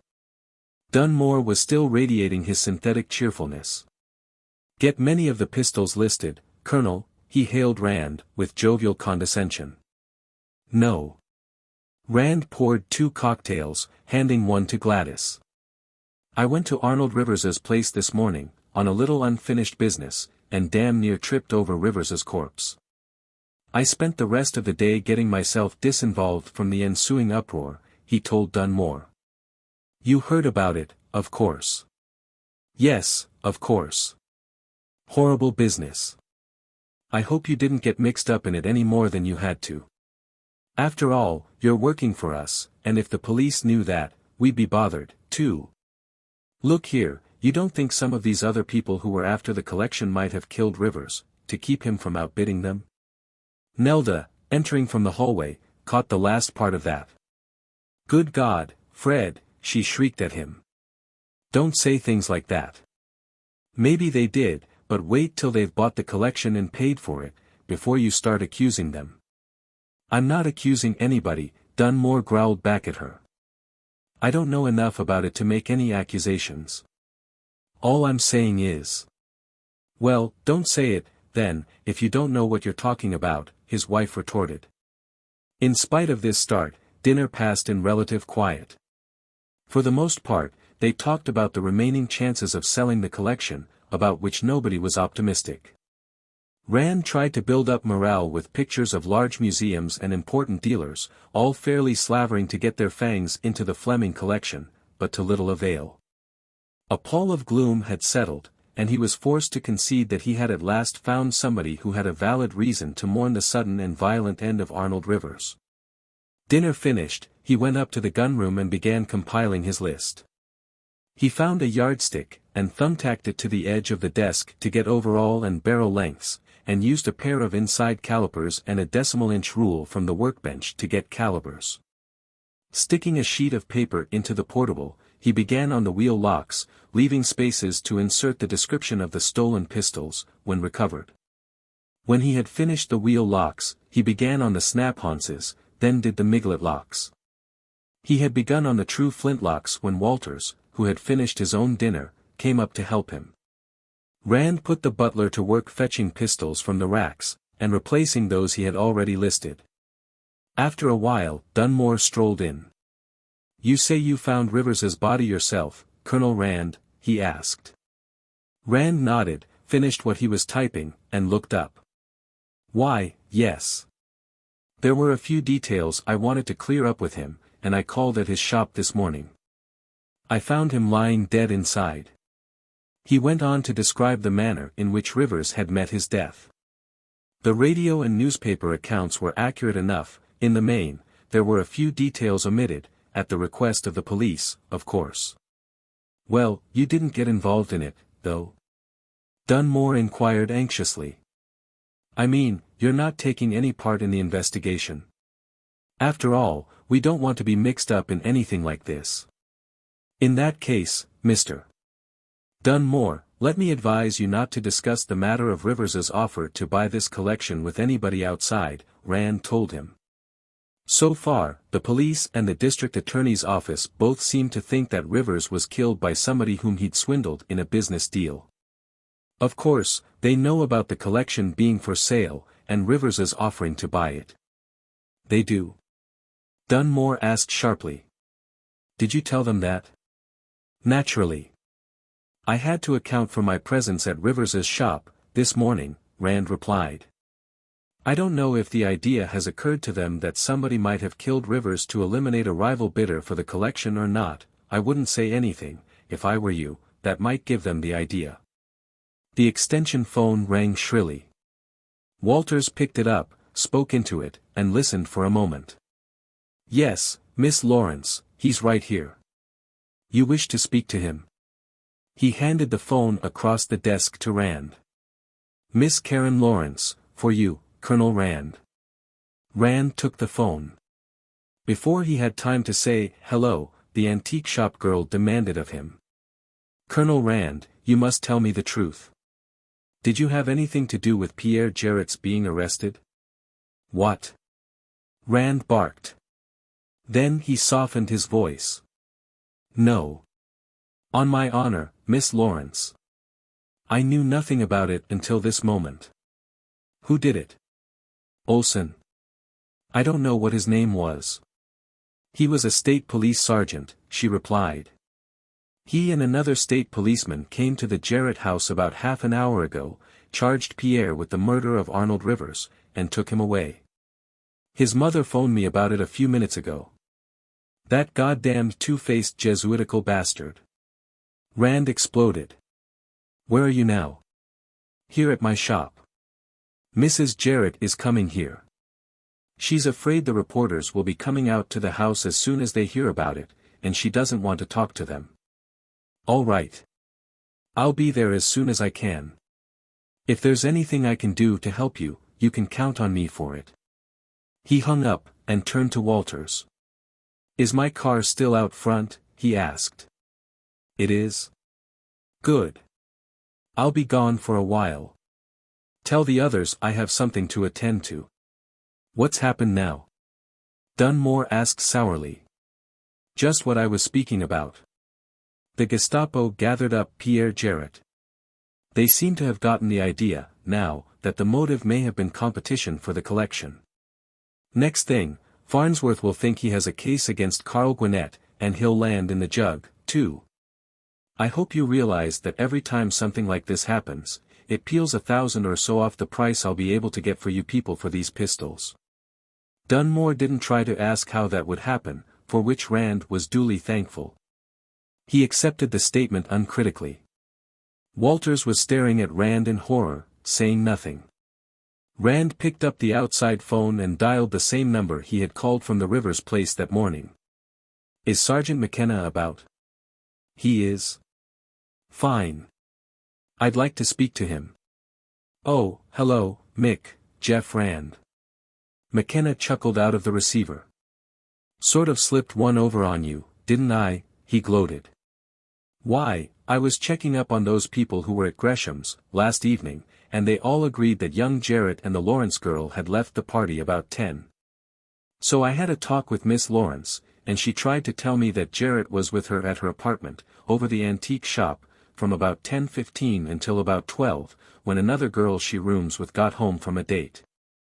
I'd have took that, too, only right across the street from the antique shop there is one of these old hens like you find in every neighborhood, the kind that keeps their nose flattened on the window between the curtains, checking up on the neighbors.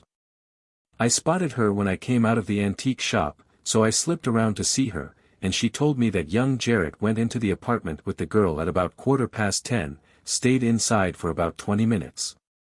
Then came out and drove away.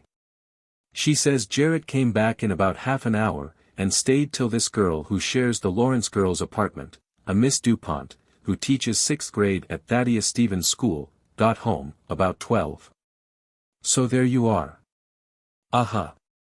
Dave Ritter said this was going to turn into another Hull Mills case. Well, now you have your pig woman, Rand said. Miss Lawrence shouldn't have lied to you, Mick.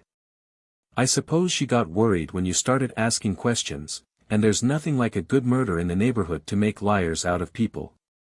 And damn well I know that. McKenna agreed. But that isn't all. It seems our cruise car crew spotted Jarrett's car standing in Rivers's drive, about 11. Just when he was away from the antique shop, and about when the ME figures Rivers was getting the business. Did they get the number? Rand asked. Or how did they identify the car? Oh, they knew it. See, our boys shoot a lot with the Scott County Rifle and Pistol Club, and they've all seen Jarrett's car at the range, different times, McKenna said. A gray 1947 Plymouth coupe. Like I say, they knew the car, and they knew Jarrett collects guns, and the lights were on inside the shop and the shades were drawn, so they didn't think anything of it at the time. See, they went to bed about 10 this morning, and didn't get up till after 5, so I didn't find out about it till after supper. Rand shrugged, and managed to get some of the shrug into his voice. Can be, at that, he said. I hope you're not making a mistake, Mick. If you are, his lawyer's going to crucify you. What are you using for a motive? Rivers was outbidding this crowd Jarrett and the girl were in with. They all told me about that, McKenna said. And he and the girl were planning to use their end of the collection to go into the arms business, after they got married. Rivers got in the way. McKenna, at the other end of the line, must have shrugged, too. After all, for about 4 years, they'd been training Jarrett to overcome resistance with the bayonet, so he did just that. Maybe so. You find out anything about that other matter I was interested in? You mean the pistols? Han. We went over Rivers's place with a fine-tooth comb, and questioned young Gillis about it, and we didn't get a thing. You sure those pistols went to Rivers? I'm not sure of anything at all, Rand replied, looking at his watch. You going to be in, say in a couple of hours? I want to have a talk with you. Sure. I'll be around all evening, McKenna assured him. If we don't have another murder. Rand hung up. He pulled the sheet out of the typewriter, laid it face down on the other sheets he had finished, and laid a long 17th-century Flemish flintlock on top for a paperweight, memorizing the position of the pistol relative to the paper under it. Put those pistols back on the wall, he told Walters, indicating several he had laid aside after listing. Leave the others there, I'm not finished with them yet. I'll be back before too long. If I don't find any more bodies. Chapter 16. It was raining again as Rand parked his car about 100 yards up the street from Karen Lawrence's antique shop. The windows were dark, but Karen was waiting inside the door for him. He entered quickly, mindful of the all-seeing eye across the street, and followed her to a back room, where Mrs. Jarrett and Dorothy Gresham were. All three women regarded him intently, as though trying to decide whether he was friend or enemy. There was a long silence before Mrs. Jarrett spoke, and when she did, her words were almost the same as Karen's when she had spoken over the phone. Colonel Rand, she began, obviously struggling with herself, you must tell me the truth. Did you have anything to do with my son's being arrested? Rand shook his head. Absolutely nothing, Mrs. Jarrett, he told her, unbuckling the belt of his raincoat and taking it off. I have never seriously suspected your son of the Rivers murder. I had no idea that McKenna was contemplating arresting him, and if I had, I would have advised him against it. Besides causing annoyance to innocent people, McKenna's made a serious tactical error. He was misled by appearances, and he was afraid I'd break this case before he did, which I intend to do. He turned to Karen Lawrence. I talked to McKenna after you called me. He as much as admitted making that arrest to get in ahead of me. I told you, Dorothy Gresham flashed at the others. I knew Jeff wouldn't stoop to anything as contemptible as pretending to be Pierre's friend and then getting him arrested. Rand permitted himself a wry inward smile. He hoped she would not have an opportunity to observe his stooping capabilities before he had finished his various operations at Rosemont. I certainly hoped not. Mrs. Jarrett relaxed, smiling faintly at Rand. Pierre likes you, Colonel. I hated the thought that you might have betrayed him. Are you working on the Rivers case, too? Rand nodded again, turning to Dot Gresham. Your father retained me to make an investigation, he said. After that trouble he had with Rivers about that spurious North and Cheney, he wanted the murderer caught before somebody got around to accusing him. You mean there's a chance Dad might be suspected? Dot was scared. Rand nodded. The girl was beginning to look suspiciously at Karen and Mrs. Jarrett. Getting ready to toss Pierre to the wolves if her father were in danger, Rand suspected. He hastened to reassure her. Rivers was still alive when your father reached home, last evening, he told her. That's been established. She breathed her obvious relief. If Gresham had left home after Rand's departure with Philip Cabot, she didn't know it. Karen, on the other hand, was growing more and more worried. Look, Colonel, she began. They didn't just pull Pierre's name out of a hat. They must have had something to suspect him about. Yes. You shouldn't have lied to McKenna. He checked up on your story. The woman across the street told him about seeing Pierre leave here a little before 11 and come back about half an hour later. I was afraid of that, Karen said. I forgot all about that old hag. There's nothing that can go on around here that she doesn't know about. Pierre calls her Mrs. G too. And then, Rand continued, McKenna claims that a car like Pierre's was seen parked in Rivers's drive about the time Pierre was away from here. Mrs. Jarrett moaned softly. Her face, already haggard, became positively ghastly. Karen gasped in fright. They only identified it as to model and make, they didn't get the license number. Where did Pierre go, while he was away from here? He went out for cigarettes, Karen said. When we came here from Gresham's, we made some coffee, and then sat and talked for a while, and then we found out that we were both out of cigarettes and there weren't any here. So Pierre said he'd go out and get some. He was gone about half an hour. When he came back, he had a carton and some hot pork sandwiches. He'd gotten them at the same place as the cigarettes, Art Igo's lunch stand. Could Igo verify that? It wouldn't help if he did. Igo's place isn't a 5-minute drive from Rivers's, farther down the road. Has Pierre a lawyer? Rand asked. No. Not yet. We were just talking about that. Dad would defend him, Dot suggested. Of course, he's not a criminal lawyer. Carter Tipton, in New Belfast, Rand told them. He's my lawyer, he's gotten me out of more jams than you could shake a stick at. Where's the telephone? I'll call him now. You think he'd defend Pierre? Unless I'm badly mistaken, Pierre isn't going to need any trial defense, Rand told them.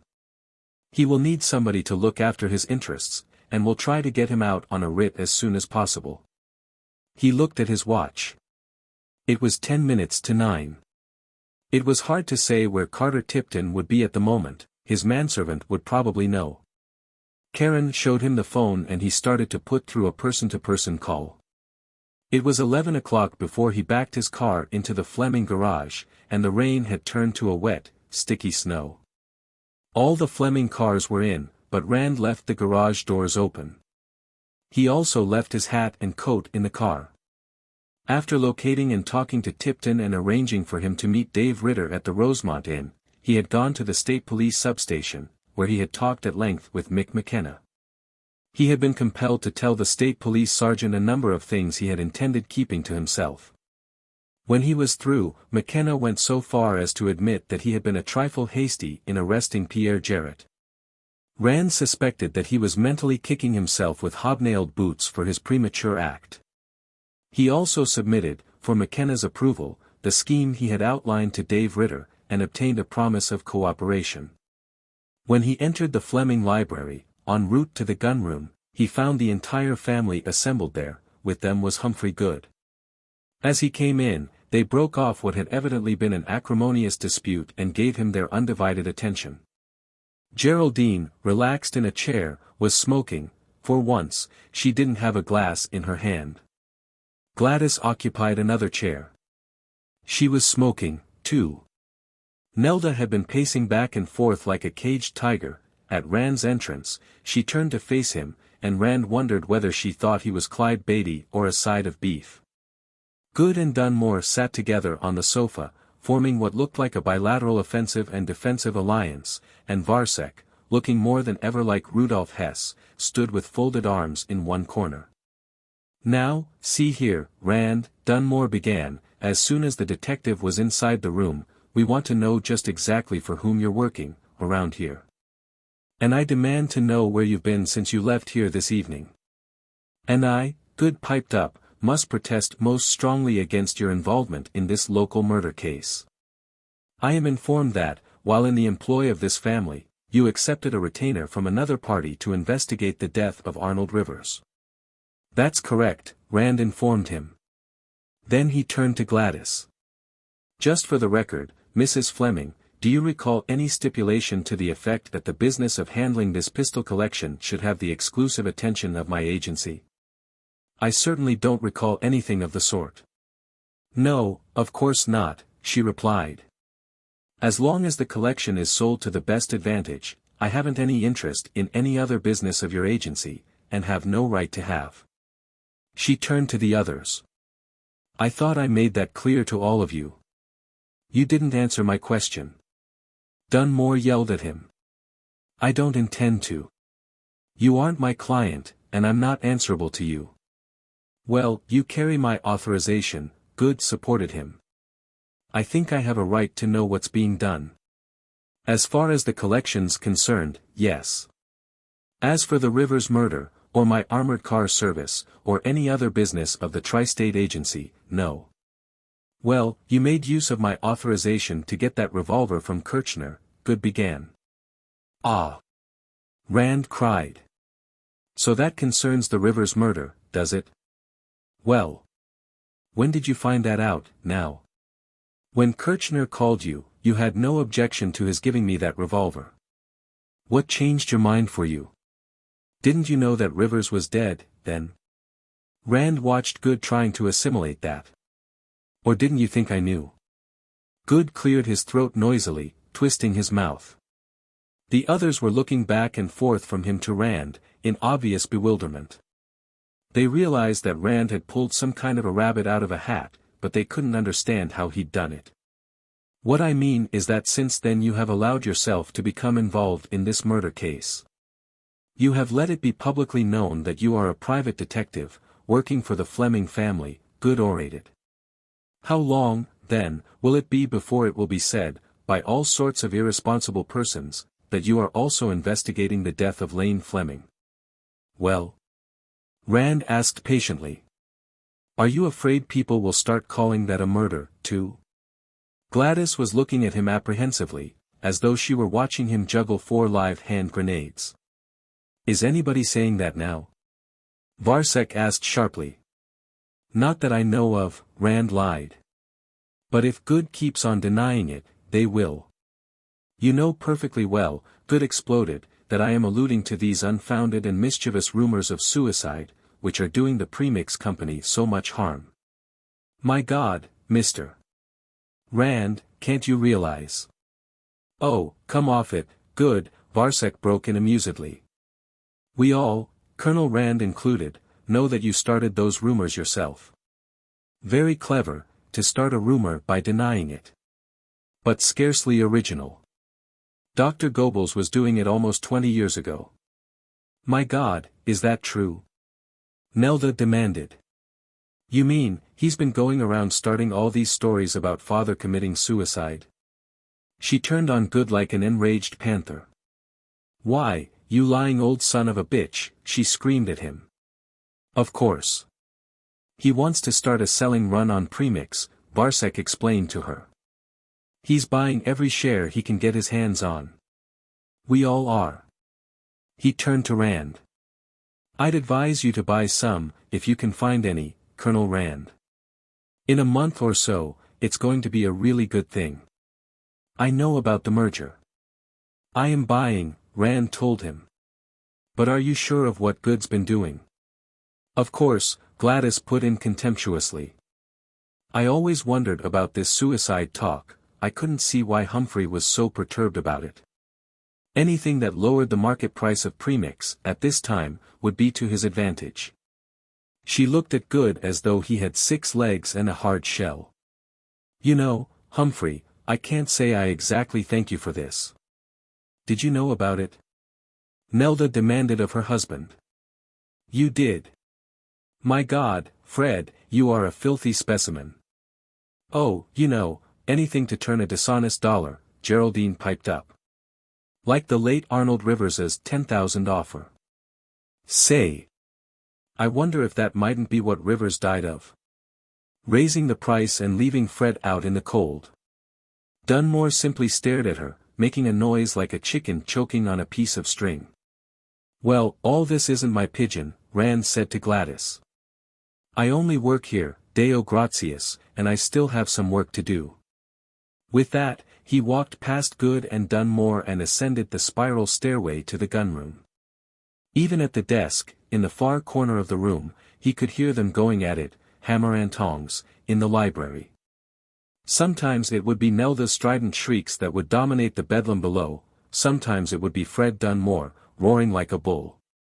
Now and then, Humphrey Good would rumble something, and, once in a while, he could hear Gladys's trained and modulated voice. Usually, any remark she made would be followed by outraged shouts from Good and Dunmore, like the crash of falling masonry after the whip crack of a tank gun.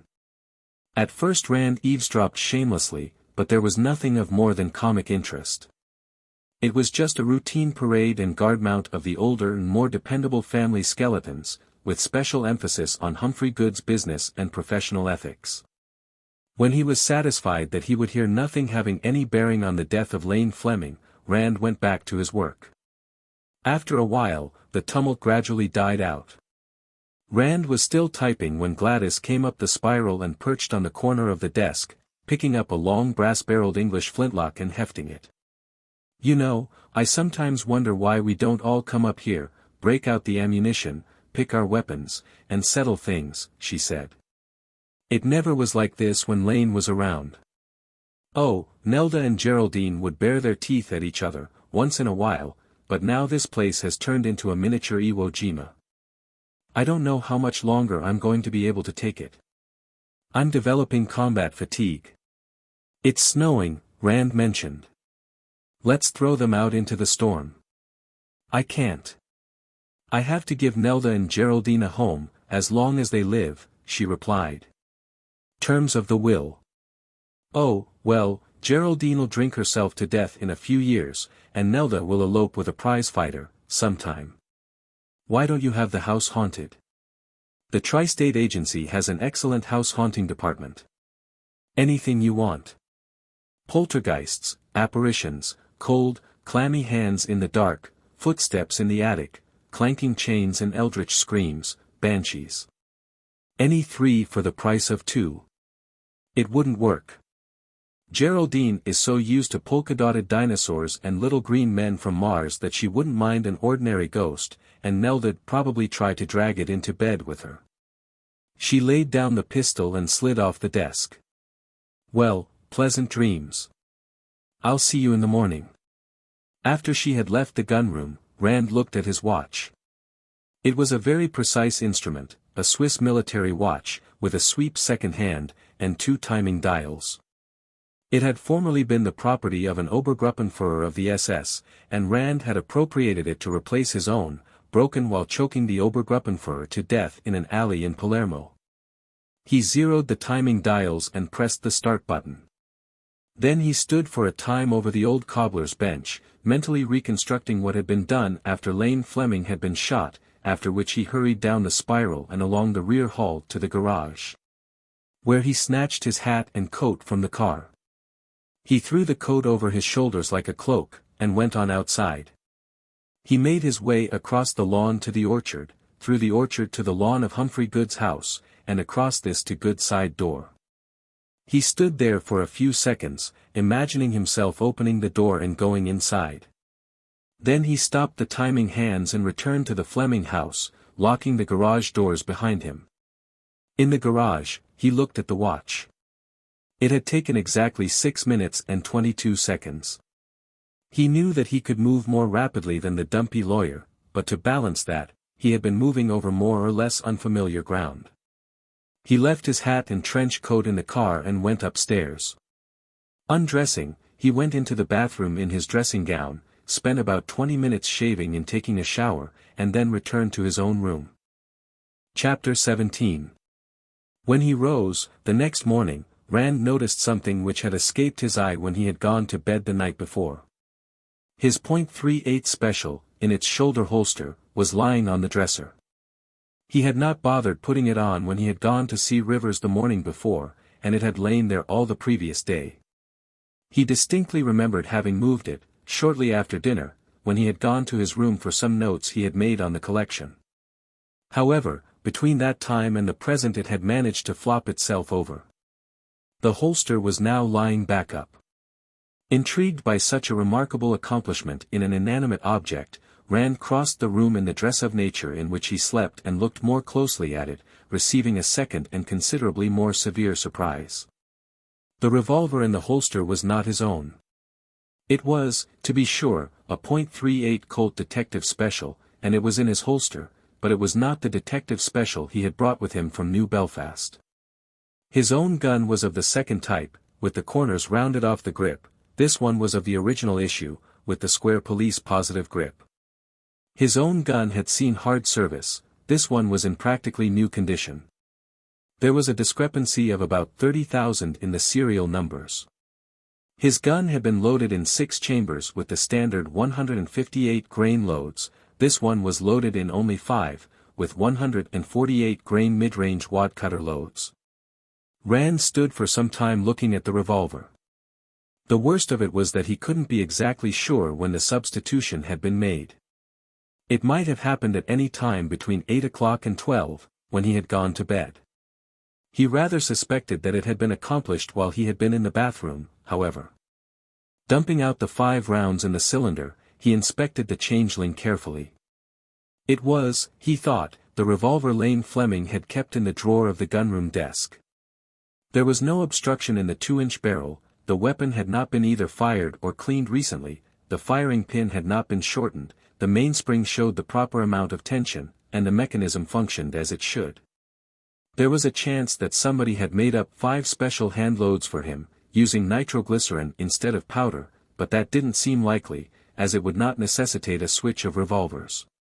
There were 4 or 5 other possibilities, all of them disquieting. He would have been a great deal less alarmed if somebody had taken a shot at him. Getting a box of cartridges out of his Gladstone, he filled the cylinder with 158 grain loads. When he went to the bathroom, he took the revolver in his dressing gown pocket. When he dressed, he put on the shoulder holster, and pocketed a handful of spare rounds. Anton Varsek was loitering in the hall when he came out. He gave Rand good morning, and fell into step with him as they went toward the stairway. "Colonel Rand, I wish you wouldn't mention this to anybody, but I would like a private talk with you," the Czech said. "After Fred Dunmore has left for the plant. Would that be possible?" "Yes, Mr. Varsek, I'll be in the gunroom all morning, working." They reached the bottom of the stairway, where Gladys was waiting. Understand, Rand continued, I never really studied biology. I was exposed to it, in school, but at that time I was preoccupied with the so-called social sciences. Varsek took the conversational shift in stride. Of course, he agreed. But you are trained in the scientific method of thought. That, at least, is something. When I have opportunity to explain my ideas more fully, I believe you will be interested in my conclusions. They greeted Gladys, and walked with her to the dining room. As usual, Geraldine was absent. Dunmore and Nelda were already at the table, eating in silence. Both of them seemed self-conscious, after the pitched battle of the evening before. Rand broke the tension by offering Humphrey Good in the role of whipping boy. He had no sooner made a remark in derogation of the lawyer than Nelda and her husband broke into a duet of vituperation.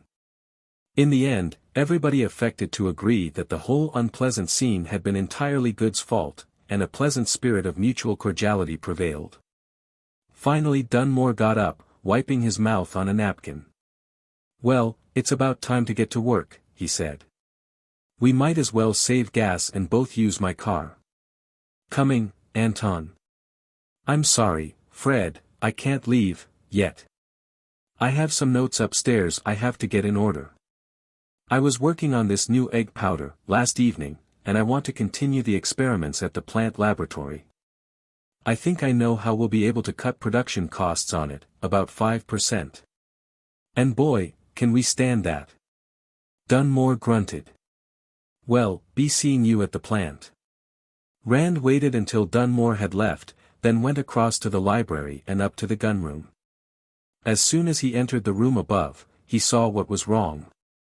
The previous thefts had been masked by substitutions, but whoever had helped himself to one of the more recent metallic cartridge specimens, the night before, hadn't bothered with any such precaution. And a pair of vacant screw hooks disclosed the removal. A second look told Rand what had been taken, the little .25 Webley and Scott from the Pollard collection, with the silencer. The pistol trade which had been imposed on him had disquieted him. Now, he had no hesitation in admitting to himself, he was badly scared. Whoever had taken that little automatic had had only one thought in mind, noiseless and stealthy murder. Very probably with one Colonel Jefferson Davis Rand in mind as the prospective corpse. He sat down at the desk and started typing, at the same time trying to keep the hall door and the head of the spiral stairway under observation. It was an attempt which was responsible for quite a number of typographical errors. Finally, Anton Varsek came in from the hallway, approached the desk, and sat down in an armchair. Colonel Rand, he began, in a low voice, I have been thinking over a remark you made, last evening. Were you serious when you alluded to the possibility that Lane Fleming had been murdered? Well, the idea had occurred to me, Rand understated, keeping his right hand close to his left coat lapel. I take it you have begun to doubt that it was an accident. I would doubt a theory that a skilled chemist would accidentally poison himself in his own laboratory, Varsek replied. I would not, for instance, pour myself a drink from a bottle labeled HNO3 in the belief that it contained vodka. I believe that Lane Fleming should be credited with equal caution about firearms. Yet you were the first to advance the theory that the shooting had been an accident, Rand pointed out. I have a strong dislike for firearms. Varsek looked at the pistols on the desk as though they were so many rattlesnakes. I have always feared an accident, with so many in the house. When I saw him lying dead, with a revolver in his hand, that was my first thought. First thoughts are so often illogical, emotional. And you didn't consider the possibility of suicide? No. Absolutely not. The check was emphatic. The idea never occurred to me, then or since. Lane Fleming was not the man to do that. He was deeply religious, much interested in church work. And, aside from that, he had no reason to wish to die. His health was excellent, much better than that of many men 20 years his junior. He had no business worries. The company is doing well, we had large government contracts during the war and no reconversion problems afterward. We now have more orders than we have plant capacity to fill, and Mr. Fleming was consulting with architects about plant expansion. We have been spared any serious labor troubles. And Mr. Fleming's wife was devoted to him, and he to her. He had no family troubles. Rand raised an eyebrow over that last. No, he inquired. Varsek flushed. Please, Colonel Rand, you must not judge by what you have seen since you came here. When Lane Fleming was alive, such scenes as that in the library last evening would have been unthinkable. Now, this family is like a ship without a captain. And since you do not think that he shot himself, either deliberately or inadvertently, there remains the alternative that he was shot by somebody else, either deliberately or, very improbably, by inadvertence, Rand said. I think the latter can be safely disregarded. Let's agree that it was murder and go on from there. Varsek nodded. You are investigating it as such, he asked. I am appraising and selling this pistol collection, Rand told him wearily. I am curious about who killed Fleming, of course. For my own protection I like to know the background of situations in which I am involved. But do you think Humphrey Good would bring me here to stir up a lot of sleeping dogs that might awake and grab him by the pants seat? Or did you think that uproar in the library last evening was just a prearranged act? I had not thought of Humphrey Good. It was my understanding that Mrs. Fleming brought you here. Mrs. Fleming wants her money out of the collection, as soon as possible, Rand said. To reopen the question of her husband's death and start a murder investigation wouldn't exactly expedite things. I'm just a more or less innocent bystander, who wants to know whether there is going to be any trouble or not. Now, you came here to tell me what happened on the night of Lane Fleming's death, didn't you? Yes. We had finished dinner at about 7, Varsek said. Lane had been up here for about an hour before dinner, working on his new revolver. He came back here immediately after he was through eating. A little later, when I had finished my coffee, I came upstairs, by the main stairway. The door of this room was open, and Lane was inside, sitting on that old shoemaker's bench, working on the revolver. He had it apart, and he was cleaning a part of it. The round part, where the loads go, the drum, is it? Cylinder. How was he cleaning it? Rand asked. He was using a small brush, like a test tube brush. He was scrubbing out the holes. The chambers. He was using a solvent that smelled something like banana oil. Rand nodded. He could visualize the progress Fleming had made. If Varsek was telling the truth, and he remembered what Walters had told him, the last flicker of possibility that Lane Fleming's death had been accidental vanished. I talked with him for some 10 minutes or so, Varsek continued, about some technical problems at the plant. All the while, he kept on working on this revolver, and finished cleaning out the cylinder, and also the barrel. He was beginning to put the revolver together when I left him and went up to my laboratory. About 15 minutes later I heard the shot. For a moment, I debated with myself as to what I had heard, and then I decided to come down here. But first I had to take a solution off a Bunsen burner, where I had been heating it, and take the temperature of it, and then wash my hands, because I had been working with poisonous materials. I should say all this took me about 5 minutes. When I got down here, the door of this room was closed and locked. That was most unusual, and I became really worried. I pounded on the door, and called out, but I got no answer. Then Fred Dunmore came out of the bathroom attached to his room, with nothing on but a bathrobe. His hair was wet, and he was in his bare feet and making wet tracks on the floor. From there on, Varsek's story tallied closely with what Rand had heard from Gladys and from Walters. Everybody's story tallied, where it could be checked up on. You think the murderer locked the door behind him, when he came out of here? Varsek asked. I think somebody locked the door, sometime. It might have been the murderer, or it might have been Fleming at the murderer's suggestion. But why couldn't the murderer have left the gunroom by that stairway? Varsek looked around furtively and lowered his voice. Now he looked like Rudolf Hess discussing what to do about Ernst Röhm. Colonel Rand. Don't you think that Fred Dunmore could have shot Lane Fleming, and then have gone to his room and waited until I came downstairs? He asked. Here we go again. Rand thought. Just like the Rivers case. Everybody putting the finger on everybody else. And have undressed and taken a bath, while he was waiting, he inquired.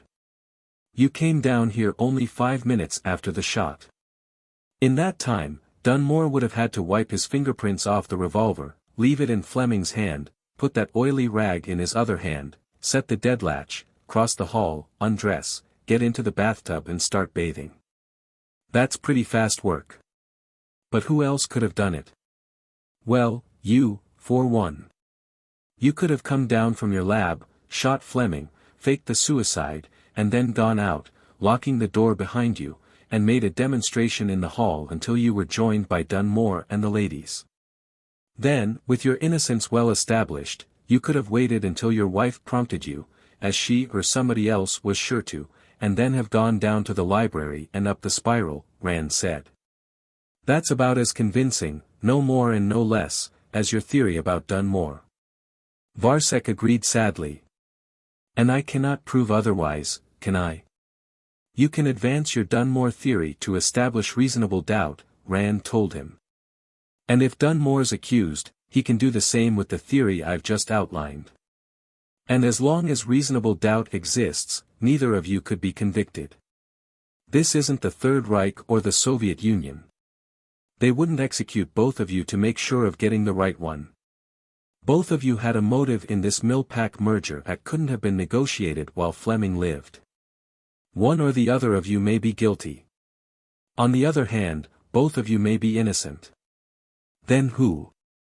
Varsek had evidently bet his role on Dunmore. There is no one else who could have done it. The garage doors were open, if I recall, Rand pointed out. Anybody could have slipped in that way, come through the rear hall to the library and up the spiral, and have gone out the same way. Some of the French Maquis I worked with, during the war, could have wiped out the whole family, one after the other, that way. A look of intense concentration settled upon Varsek's face. He nodded several times. Yes. Of course, he said, his thought chain complete. And you spoke of motive. From what you must have heard, last evening, Humphrey Good was no less interested in the merger than Fred Dunmore or myself. And then there is your friend Gresham.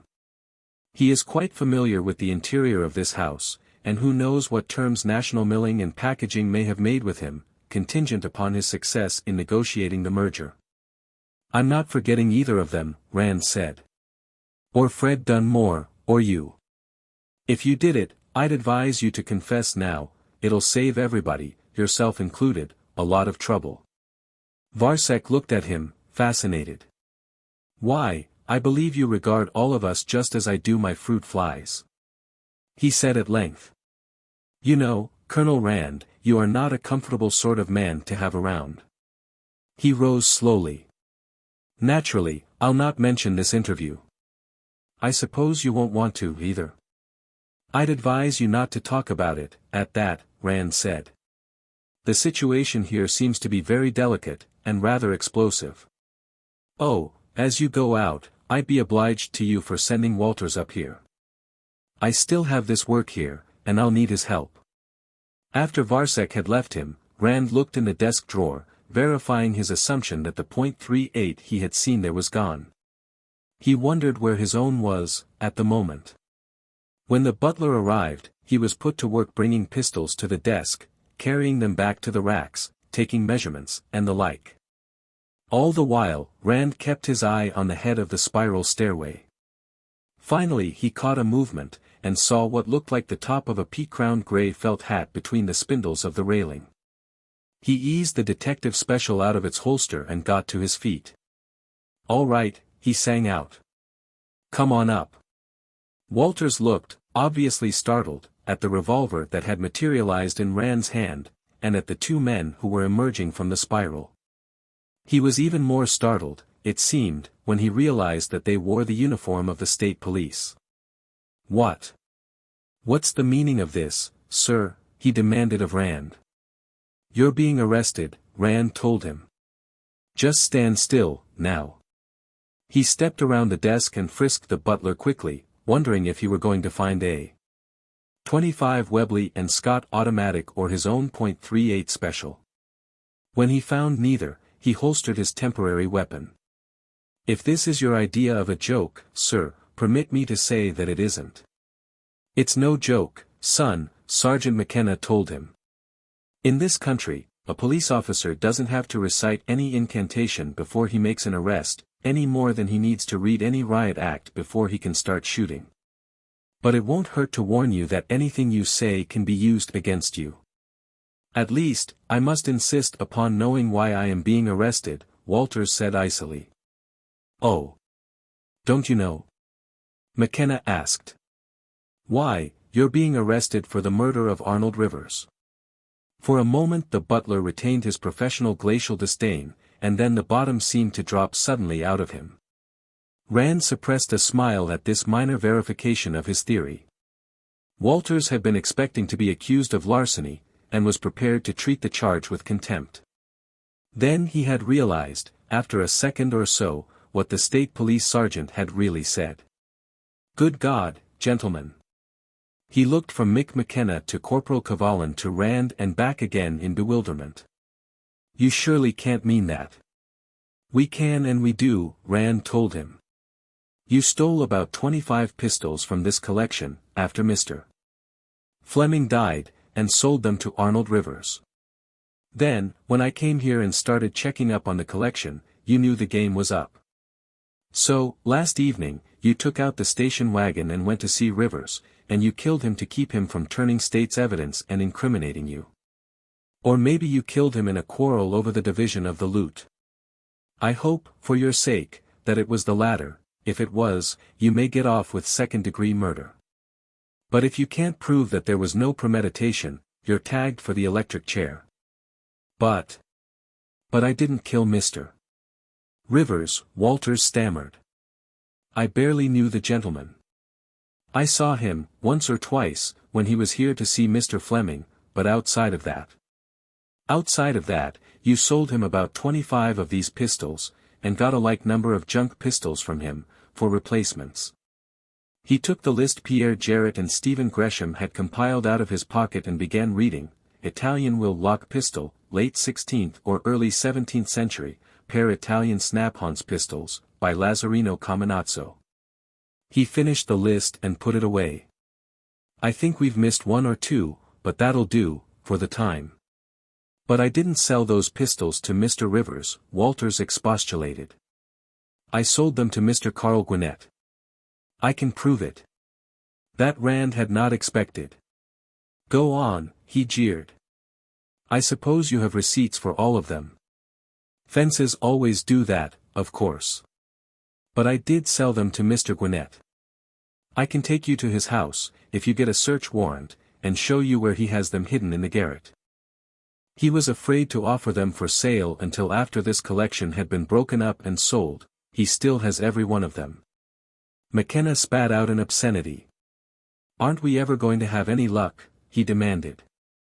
"Jarrett out on a writ this morning, and now this." "But he ain't in the clear," Cavallan argued. "Maybe he didn't sell Rivers the pistols, but maybe he did kill him." "Dope." McKenna abused his subordinate. "If he didn't sell Rivers the pistols, why would he kill him?" "He's only said he sold them to Gwinnett," Rand pointed out. Then he turned to Walters.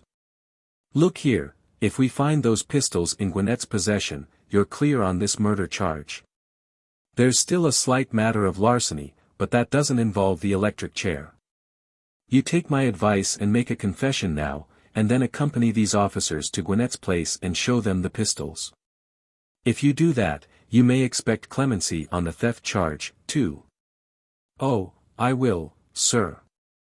I'll sign a full confession, and take these police officers and show them every one of the pistols." Rand put paper and carbon sheets in the typewriter. As Walters dictated, he typed.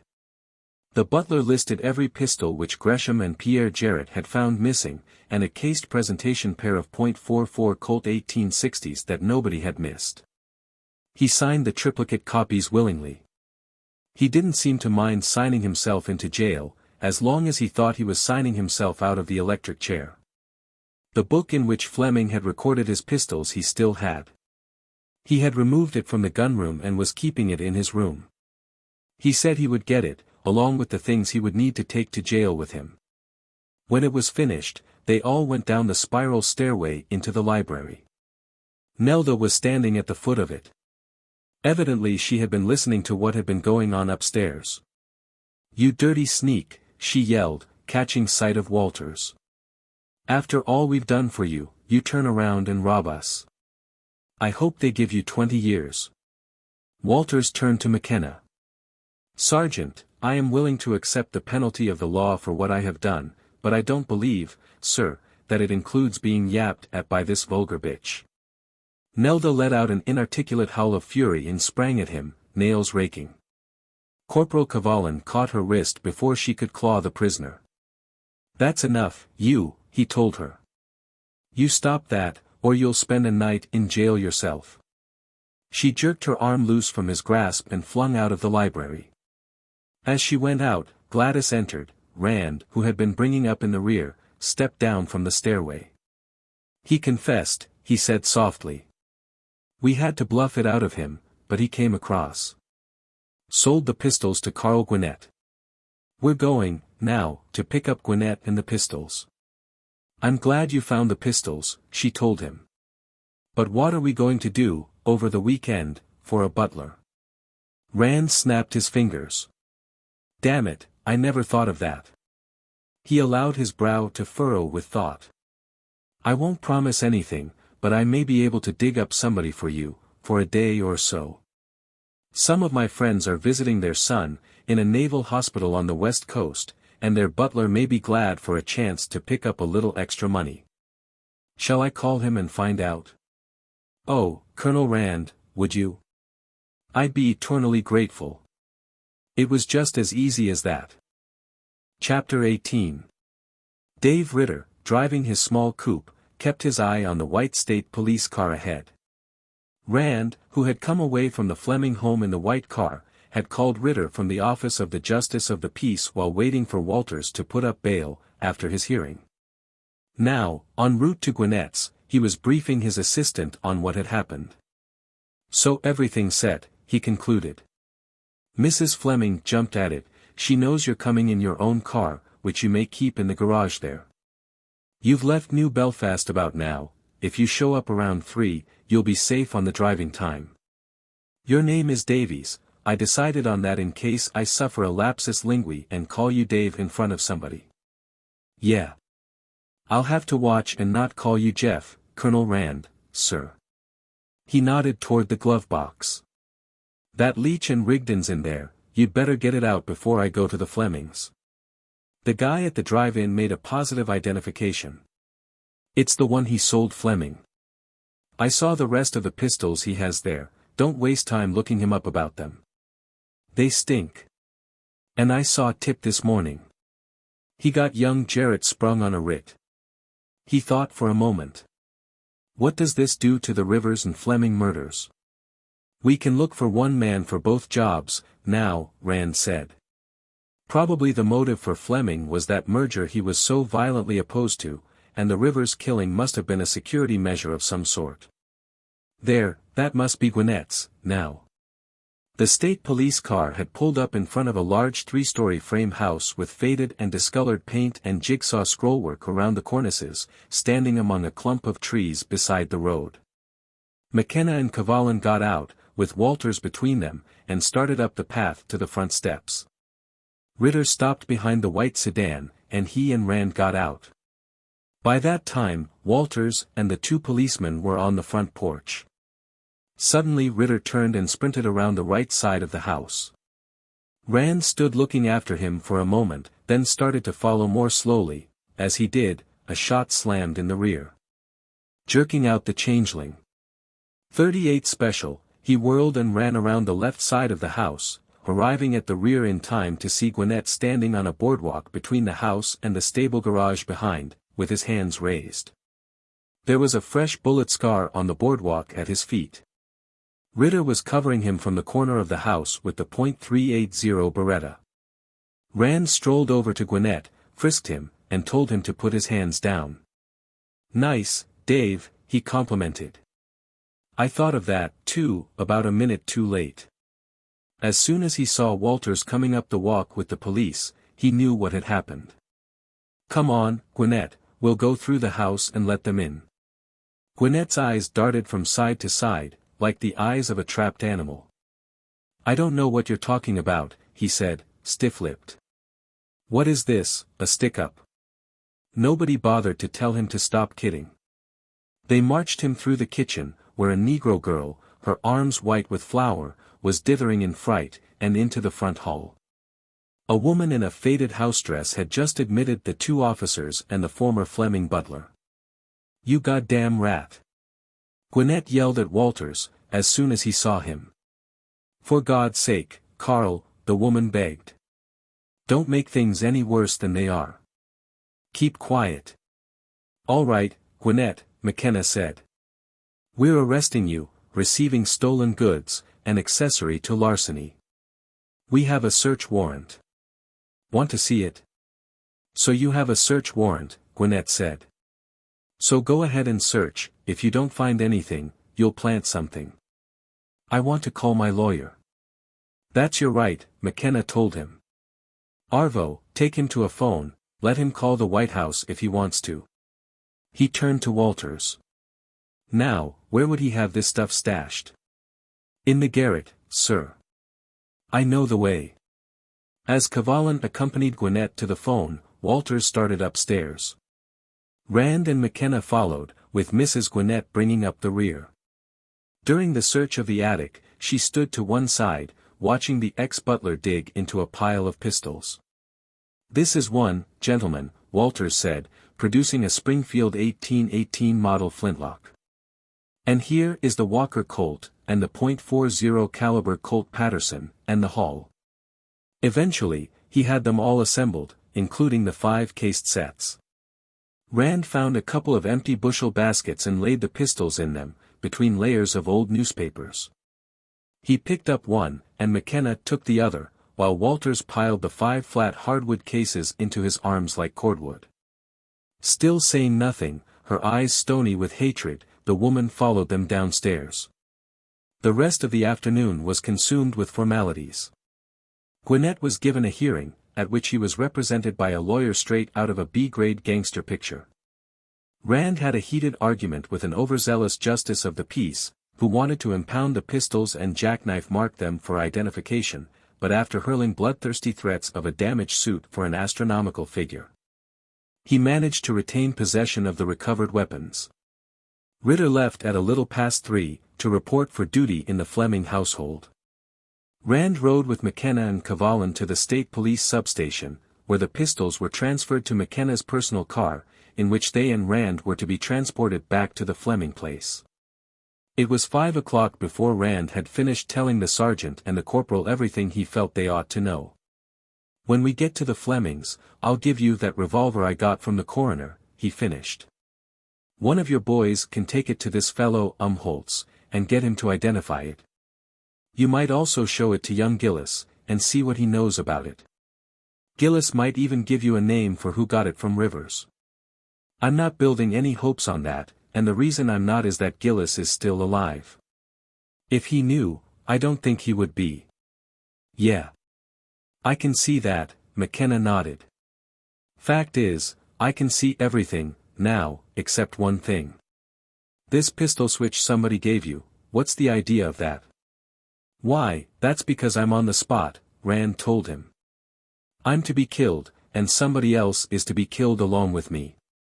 The .25 automatic will be used on me, and the .38 will be used on the other fellow, and will be found dead about 5 feet apart, and I'll be holding my own gun, and the other fellow will be holding the .25, and it will look as though we shot it out and scored a double knockout.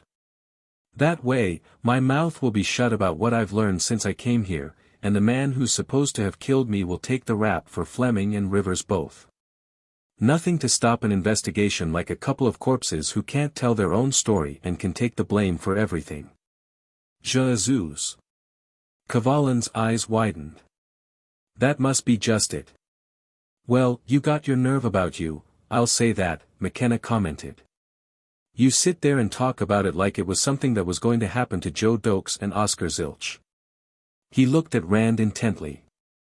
You want us to keep an eye on you? Rand leaned over and spat into the brass cuspidor, a gesture of braggadocio he had picked up among the French Maquis. Hell, no. That's the last thing I do want, he said. I want him to try it. You realize, don't you, that all this is pure assumption and theory? We don't have a single fact, as it stands, that proves anything. We could go and pick this fellow up, and he's one of 3 men, so we could grab all 3 of them, and even if we found the .25 Webley in Scott and my .38 in his pockets, we couldn't charge him with anything. Fact is, right now we can't even prove that Lane Fleming's death was anything but the accident it's on the books as being. But let him take a shot at me. And then you'll have another nice, clear case of self-defense. McKenna frowned. God damn it, Jeff, you've had to defend yourself too many times, already. This'll be, well, how many will it be? Counting Germans? Rand grinned. Hell, I don't know, I can't remember all of them. One thing, Kavalin said solemnly, you never hear of any lawyers springing people out of cemeteries on writs. Look, Jeff, McKenna said, at length. If it's the way you think, this guy won't dare kill you instantly, will he? Seems to me, the way the script reads, this other guy shoots you, and you shoot back and kill him, and then you die. Isn't that it? Rand nodded. I'm banking on that. He'll try to give me a fatal but not instantly fatal wound, and that means he'll have to take time to pick his spot. The reason I've managed to survive these people against whom I've had to defend myself has been that I just don't give a damn where I shoot a man.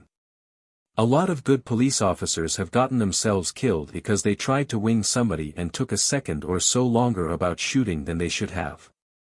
Something in that, too, McKenna agreed. But what I'm getting at is this, I think I know a way to give you a little more percentage. He rose. Wait a minute, I'll be right back. Chapter 19. There was less feuding at dinner that evening than at any previous meal Rand had eaten in the Fleming home. In the first place, everybody seemed a little awed in the presence of the new butler, who flitted in and out of the room like a ghost and, when spoken to, answered in a heavy BBC accent. Then, the women, who carried on most of the hostilities, had re-erected their front populaire and were sharing a common pleasure in the recovery of the stolen pistols. And finally, there was a distinct possibility that the swift and dramatic justice that had overtaken Walters and Gwinnett at Rand's hands was having a sobering effect upon somebody at that table. Dunmore, Nelda, Varsek, Geraldine and Gladys had been intending to go to a party that evening, but at the last minute Gladys had pleaded indisposition and telephoned regrets. The meal over, Rand had gone up to the gunroom, Gladys drifted into the small drawing room off the dining room, and the others had gone to their rooms to dress. Rand was taking down the junk with which Walters had infiltrated the collection and was listing and hanging up the recovered items when Fred Dunmore, wearing a dressing gown, strolled in. I can't get over the idea of Walters being a thief, he sorrowed. I wouldn't have believed it if I hadn't seen his signed confession. Well, it just goes to show you. He took his medicine standing up, Rand said. And he helped us recover the pistols. If I were you, I'd go easy with him. Dunmore shook his head. I'm not a revengeful man, Colonel Rand, he said, but if there's one thing I can't forgive, it's a disloyal employee. His mouth closed sternly around his cigar. He'll have to take what's coming to him. He stood by the desk for a moment, looking down at the recovered items and the pile of junk on the floor. When did you first suspect him? Almost from the first moment I saw this collection. Rand explained the reasoning which had led him to suspect Walters. The real clincher, to my mind, was the fact that he knew this collection almost as well as Lane Fleming did, and wouldn't be likely to be deceived by these substitutions any more than Fleming would. Yet he said nothing to anybody, neither to Mrs. Fleming, nor Good, nor myself. If he weren't guilty himself, I wanted to know his reason for keeping silent. So I put the pressure on him, and he cracked open. "Well, I want you to know how grateful we all are," Dunmore said feelingly. "I'm kicking hell out of myself, now, about the way I objected when Gladys brought you in here. My God, suppose we tried to sell the collection ourselves. Anybody who'd have been interested in buying would have seen what you saw, and then they'd have claimed that we were trying to hold out on them." He hesitated. "You've seen how things are here," he continued ruefully. "And that's something else I have to thank you for, I mean, keeping your mouth shut till you got the pistols back. There'd have been a hell of a row, everybody would have blamed everybody else." "How did you get him to confess, though?" Rand told him about the subterfuge of the trumped-up murder charge. Dunmore had evidently never thought of that hoary device. He chuckled appreciatively. "Say, that was smart. No wonder he was so willing to admit everything and help you get them back." He looked at the pistols on the desk and moved one or two of them. "Did you get the one the coroner had?" Good said something. "Oh, yes, I got that yesterday." Rand turned and went to the workbench, bringing back the Leech and Rigdon, which he handed to Dunmore. "That's it. I fired out the other 5 charges, and cleaned it at the state police substation." He watched Dunmore closely, but there seemed to be no reaction. "So that's it." Dunmore looked at it with a show of interest and honest sorrow, and handed it back, then shifted his cigar across his mouth. "Look here, Colonel. I've been wanting to ask you something. Did Gladys just get you to come here to appraise and sell the collection, or are you investigating Lane's death, too?" "Well, now, you're asking me to be disloyal to my employer," Rand objected. "Why don't you ask her that? If she wants you to know, she'll tell you." "Damn it, I can't. Suppose she's satisfied that it really was an accident, would I want to start her worrying and imagining things?" "No, I suppose you wouldn't," Rand conceded. "You're not at all satisfied on that point yourself, are you?" "Well, are you?" Dunmore parried. That sort of fencing could go on indefinitely. Rand determined to stop it. After all, if Dunmore was the murderer of Lane Fleming, he would already know how little Rand was deceived by the fake accident. The Leech and Rigdon had told him that already. If he weren't, telling him would do no harm at this point, and might even do some good. "Why, I think Fleming was murdered," Rand told him, as casually as though he were expressing an opinion on tomorrow's weather. "And I further believe that whoever killed Fleming also killed Arnold Rivers. That, by the way, is where I come in. Stephen Gresham has retained me to find the Rivers murderer. To do that, I must first learn who killed Lane Fleming. However, I was not retained to investigate the Fleming murder, and as far as I know from anything she has told me, Gladys Fleming is quite satisfied that her husband shot himself accidentally. In a universe of ordered abstractions and multi-ordinal meanings, the literal truth, on one order of abstraction, was often a black lie on another. Does that answer your question?" he asked, with open-faced innocence. Dunmore nodded. "Yes, I get it, now. Look here, do you think Anton Varsek could have done it? I know it's a horrible idea, and I want you to understand that I'm not making any accusations, but we always took it for granted that he'd been up in his lab, and had come downstairs when he heard the shot. But suppose he came down and shot Fleming, and then went out in the hall, and made that rumpus outside after locking the door behind him?" "That's possible," Rand agreed. "You were taking a bath when you heard the shot, weren't you?" Dunmore shook his head. "I suppose so. I didn't hear any shot, to tell the truth. All I heard was Anton pounding on the door and yelling. I suppose I had my head under the shower, and the noise of the water kept me from hearing the shot." He stopped short, taking his cigar from his mouth and pointing it at Rand. "And, by God, that would have been about 5 minutes before he started hammering on the door," he exclaimed. Time enough for him to have fixed things to look like an accident, set the dead latch, and have gone out in the hall, and started making a noise. And another thing. You say that whoever killed Lane also killed this fellow Rivers. Well, on Thursday night, when Rivers was killed, Anton didn't get home till around 12. Yes, I'd thought of that. You know, though, that the murderer doesn't have to be Varsek, or anybody else who was in the house at the time.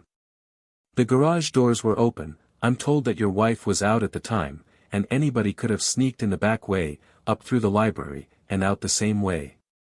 There are one or two possibilities besides you and Anton Varsek. Dunmore's eyes widened. Yes, and I can think of one, without half trying, too. He nodded once or twice. For instance, the man who was afraid you were investigating Fleming's death, the man who started that suicide story. He looked at Rand interrogatively. Well, I got to go, Neld'll be out of the bathroom by now. I want to talk to you about this some more, Colonel.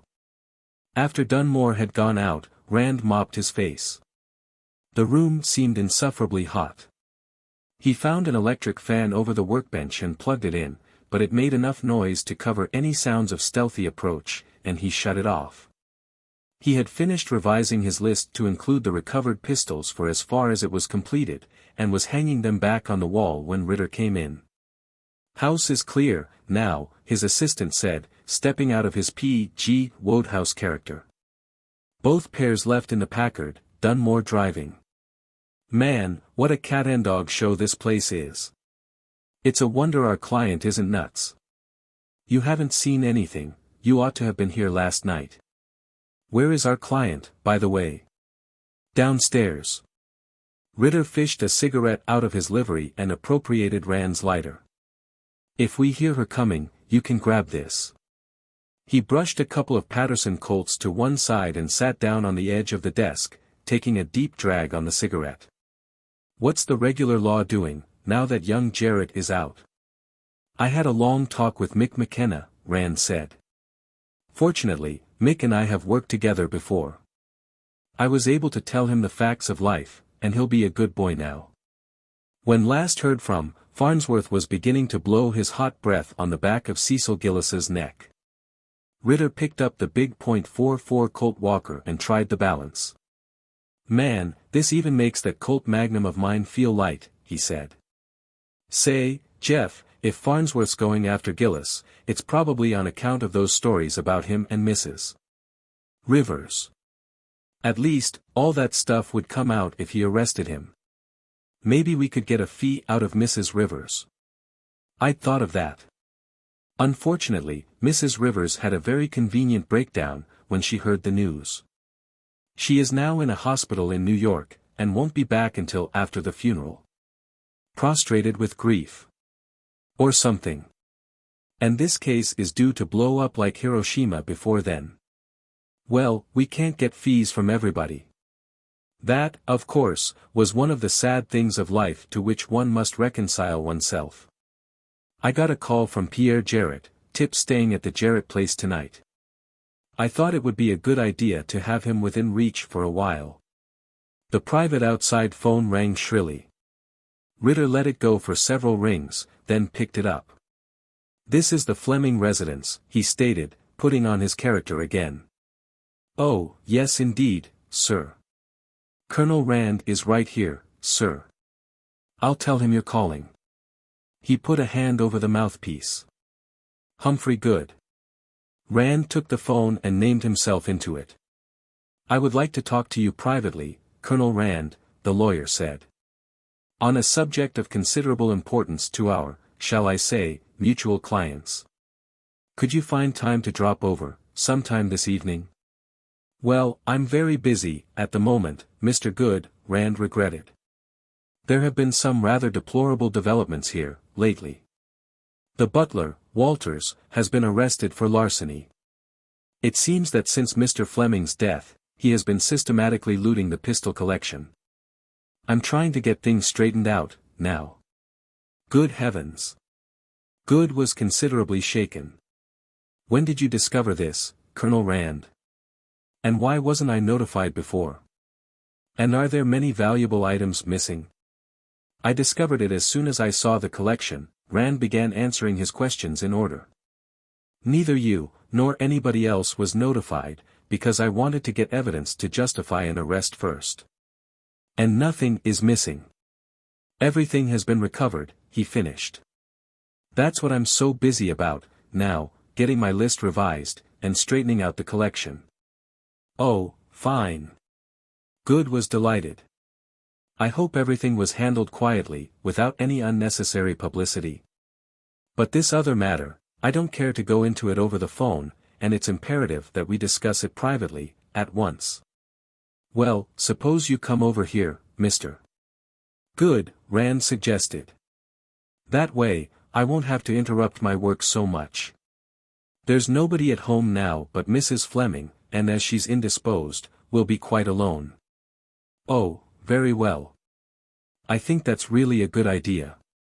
Much better than your coming over here. I'll see you directly. Ritter was grinning as Rand hung up. That's the stuff, he approved. The old Hitler technique. Make them come to you, and then you can pound the table and yell at them all you want to. You go let him in, Rand directed. Show him up here, and then take a plant on that spiral stairway out of the library, just out of sight. I don't think this it, but there's no use taking chances. He mopped his face again. Damn, it's hot in here. 10 minutes later, Ritter ushered in Humphrey Good, and inquired if there would be anything further, sir. When Rand said there wouldn't, he went down the spiral. Just as Rand had expected, Good began peddling the same line as Varsek and Dunmore before him. They all came to see him in the gunroom with a common purpose. After easing himself into a chair, and going through some prefatory huffing and puffing, Good came out with it. Did Rand believe that Lane Fleming had really been murdered, and was he investigating Fleming's death, after all? I have always believed that Lane Fleming was murdered, Rand replied. I also believe that his murderer killed Arnold Rivers, as well. I am investigating the Rivers murder, and the Fleming murder may be considered as a part thereof. But what brings you around to discuss that, now? Did you learn something, since last evening, that leads you to suspect the same thing? Well, not exactly. But this afternoon, Fred Dunmore and Anton Varsek came to my office, separately, of course, and each of them wanted to know if I had any reason to suspect that the, tragedy, was actually a case of murder. Both had the impression that you were conducting an investigation under cover of your work on the pistol collection, and wanted to know whether Mrs. Fleming or I had employed you to do so. And you denied it, giving them the impression that Mrs. Fleming had? Rand asked. I hope you haven't put her in any more danger than she is now, by doing so. Good looked startled. Colonel Rand. Do you actually mean that? He began. You were Lane Fleming's attorney, and board chairman of his company, Rand said. You can probably imagine why he was killed. You can ask yourself just how safe his principal heir is now. Without giving Good a chance to gather his wits, he pressed on, well, what's your opinion about Fleming's death?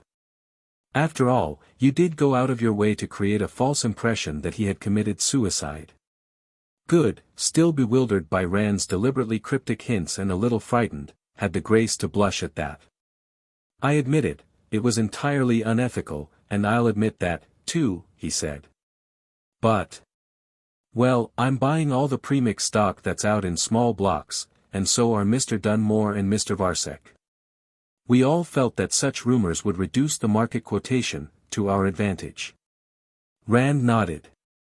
I picked up 100 shares, the other day, myself. Your shenanigans probably chipped a little off the price I had to pay, so I ought to be grateful to you. But we're talking about murder, not market manipulation. Did either Varsek or Dunmore express any opinion as to who might have killed Fleming? The outside telephone rang before Good could answer. Rand scooped it up at the end of the first ring and named himself into it. It was Mick McKenna calling. Well, we checked up on that cap-and-ball 6-shooter you left with me, he said. This gunsmith, Holtz, refinished it for Rivers last summer. He showed the man who was to see him the entry in his job book, make, model, serials and all. "Oh, fine. And did you get anything out of young Gillis?" Rand asked. "The gun was in Rivers's shop from the time Umholtz rejuvenated it till around the 1st of November. Then it was sold, but he doesn't know who to. He didn't sell it himself. Rivers must have. I assumed that's why he's still alive." "Well, thanks, Mick. The case is getting tighter every minute." "You haven't had any trouble yet?" McKenna asked anxiously. "How's the huzzes doing?" "About as you might expect," Rand told him, mopping his face again. "Thanks for that, too." He hung up and turned back to Good. "Pardon the interruption," he said. "Sergeant McKenna, of the State Police. The officer who made the arrest on Walters and Gwinnett." "Well, I suppose Dunmore and Varsek are each trying to blame the other," he said. "Well, yes, I rather got that impression," Good admitted. "And which one do you like for the murderer? Or haven't you picked yours, yet?" "You mean?" "Yes, of course," Good said slowly. "It must have been one or the other. But I can't think. It's horrible to have to suspect either of them." For a moment, he stared unseeingly at the litter of high-priced pistols on the desk. Then, "Colonel Rand, Lane Fleming is dead, and nothing either of us can do will bring him back. To expose his murderer certainly won't. But it would cause a scandal that would rock the premix company to its very foundations. It might even disastrously affect the market as a whole." "Oh, come," Rand reproved. "That's like talking about starting a hurricane with a palm leaf fan." "But you will admit that it would have a dreadful effect on premix foods," Good argued. "It would probably prevent this merger from being consummated." "Look here," he said urgently. "I don't know how much Gladys Fleming is paying you to rake all this up, but I'll gladly double her fee if you drop it and confine yourself to the matter of the collection."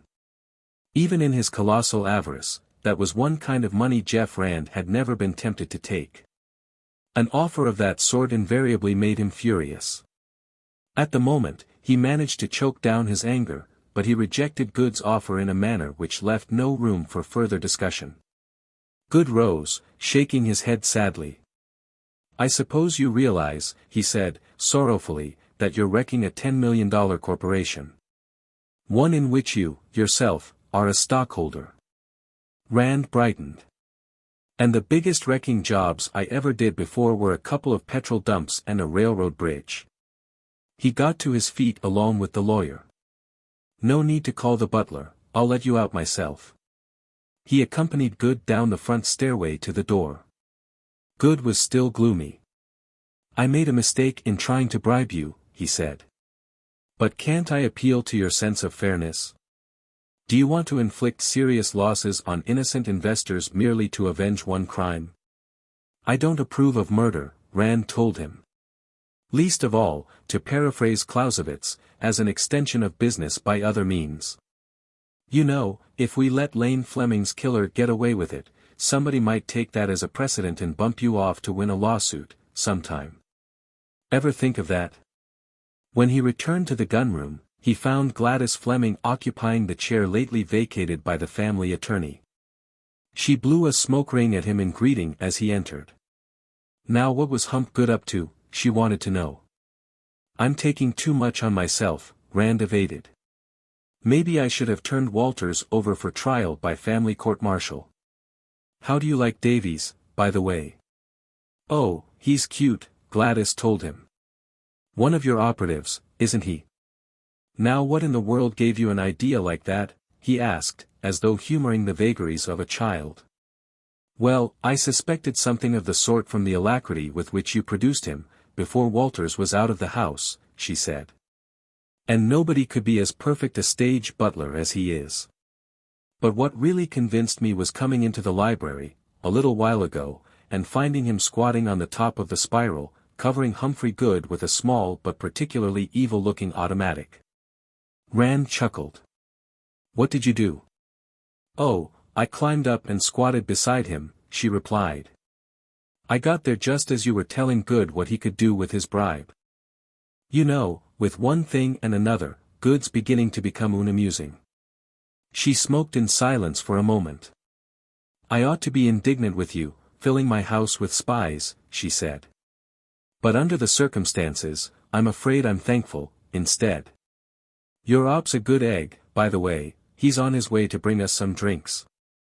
I ought to be sore at you, retaining me into a mess like this and telling me nothing, Rand told her. What was the idea, anyhow? You wanted me to investigate your husband's murder, all along, didn't you? I hadn't a thing to go on, she replied. I was afraid, if I came out and told you what I suspected, that you'd think it was just another case of feminine damn foolishness, and dismiss it as such. I knew it wasn't an accident. Lane didn't have accidents with guns. And if he'd wanted to kill himself, he'd have done it and left a note explaining why he had to. But I didn't have a single fact to give you. I thought that if you came here and started working on the collection, you'd find something. You should have taken a chance and told me what you suspected, Rand said. I've taken a lot of cases on flimsier grounds than this. The fact is, you practically told me it was murder, when you were talking to me in my office. Jeff, I never was what the soap operas call being in love with Lane, she continued. But he was wonderful to me. He gave me everything a girl who grew up in a $16 apartment over a fruit store could want. And then somebody killed him, just as you'd step on a cockroach, because he got in the way of a business deal. I'm glad to be able to spend money to help catch whoever did it. It won't help him, but it'll make me feel a lot better. You will catch him, won't you? Rand nodded. I don't know whether he'll ever go to trial and be convicted, he said. I don't think he will. But you can take my word for it, he won't get away with it. Tomorrow, I think the lid's going to blow off. Maybe you'd better be away from home when it does. Take Nelda and Geraldine with you, and go somewhere. There's likely to be some uproar. Well, Nelda and Geraldine and I are going to church, in the morning, Gladys said. It's a question of face. We have a rented pew. Lane was quite active in church work, and none of us are willing to let ourselves get squeezed out of it. We all go, even Geraldine manages to drag herself to the Lord's house through an alcoholic fog. And we'll have to be back in time for dinner. It would look funny if we weren't. Well, if nothing's happened by the time you get back, I want you to talk the girls into going somewhere with you in the afternoon, and stay away till evening. And don't get the idea that you could help me here, he added, stopping an objection. I know what I'm talking about. The presence of any of you here would only delay matters and make it harder for me. Then Ritter came in, a cigarette in one corner of his mouth, carrying a tray on which were a bottle of bourbon, a bottle of scotch, a siphon and a couple of bottles of beer. Chapter 20. The dining room was empty, when Rand came down to breakfast the next morning. Taking the seat he had occupied the evening before, he waited until Ritter came out of the kitchen through the pantry. Good morning, Colonel Rand, the perfect butler greeted him unctuously. If I may say so, sir, you're a bit of an early riser. None of the family is up yet, sir. Rand jerked a thumb toward the kitchen. Who's out there? He hissed. Just the cook, frying sausage and flipping pancakes. Premix pancakes, of course. The maid sleeps out, she hasn't gotten here yet. How'd it go last night? You put a dummy under the covers and sleep on the floor? No, last night I was safe. The blow-off isn't due till this morning, when the women are at church, and he'll have to catch me and the fall guy together.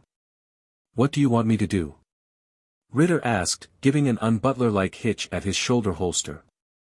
I can stand on my official dignity, and get out of any cleaning up work till after dinner, and I won't have any butling to do till the women get home from church.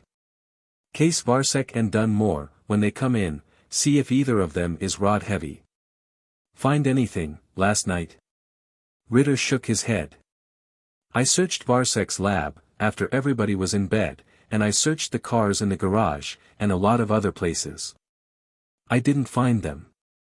Whoever he is, the chances are he has them in his room. Did you look back of the books in the library? Rand asked. When Ritter shook his head, he continued, that's probably where they are. Not that it makes a whole lot of difference. If I'd found them, it'd have given me something to watch. Then I'd know when the fun was going to start. Ritter broke off suddenly.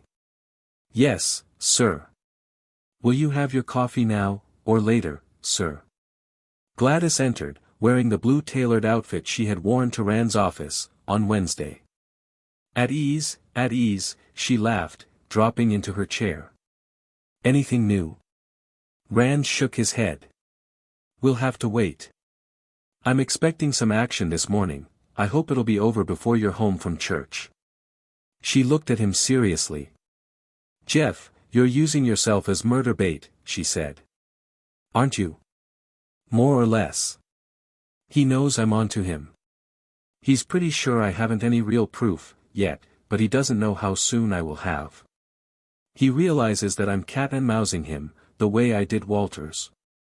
So he'll try to kill me before I pounce, and when he does, he'll convict himself. What he doesn't realize is that as long as he sits tight, he's perfectly safe. Neither of them mentioned the obvious corollary, that conviction and execution would be almost simultaneous.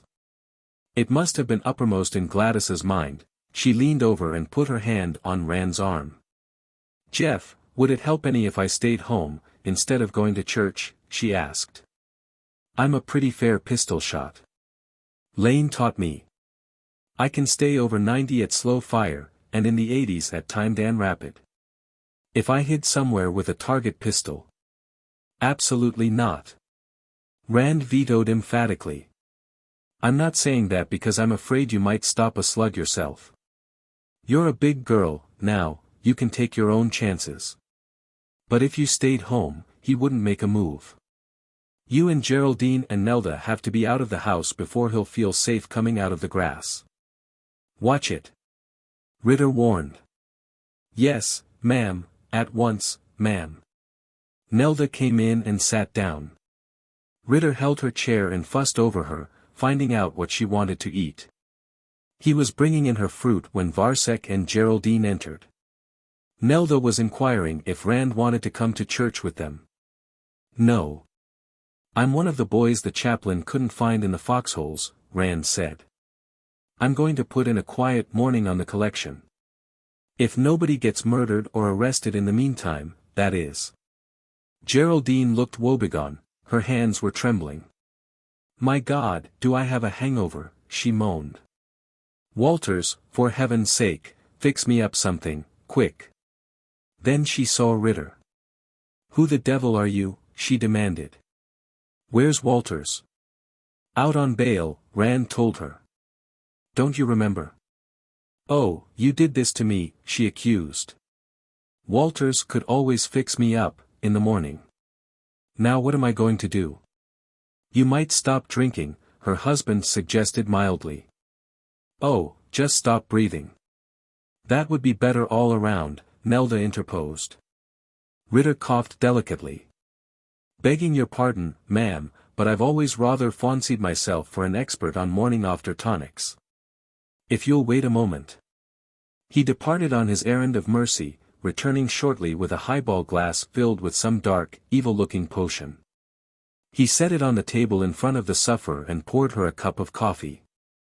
Now, ma'am. Just try this. Take it gradually, if I may suggest. Don't attempt to gulp it, it's quite strong, ma'am. Geraldine tasted it and pulled a Gorgon face.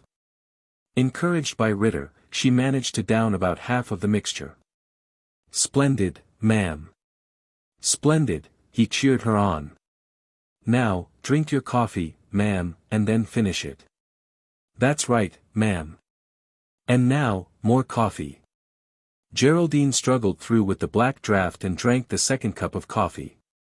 As she set down the empty cup, she even managed to smile. Why, that's wonderful. She lit a cigarette. What is it? I feel as though I might live, after all. A recipe of my own, a variant on the old prairie oyster, but without the raw egg, which I consider a needless embellishment, ma'am. I learned it in the household of a former employer, a New York stockbroker. Poor man, he did himself in the autumn of 1929. Well, it's too bad you won't be with us permanently, Davies, Nelda said. Your recipe seems to be just what Geraldine needs. With a dash of prussic acid added, of course. That got the bushfighting off to a good start. When Dunmore came in, a few minutes later, the two sisters were stalking one another through the jungle, blowgunning poison darts back and forth. The newcomer sat down without a word. Throughout the meal, he and Varsek treated one another with silent and hostile suspicion. Finally Gladys looked at her watch and called a truce to the skirmishing by announcing that it was time to start for church. Rand left the room with the ladies. In the hall, Gladys brushed against him quickly and gripped his left arm. "Do be careful, Jeff," she whispered. "Don't worry, I will," Rand assured her. Then he turned into the library and went up the spiral to the gunroom, while the three women went down to the garage. He was standing at the window as the big Packard moved out onto the drive.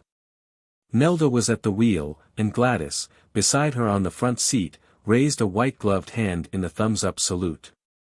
Rand gave it back, and watched the car swing around the house. Then he mopped his face with a wad of Kleenex and went over to the room temperature thermostat, turning it down to 60. Sitting down at the desk, he dialed Humphrey Good's number on the private outside line. A maid answered.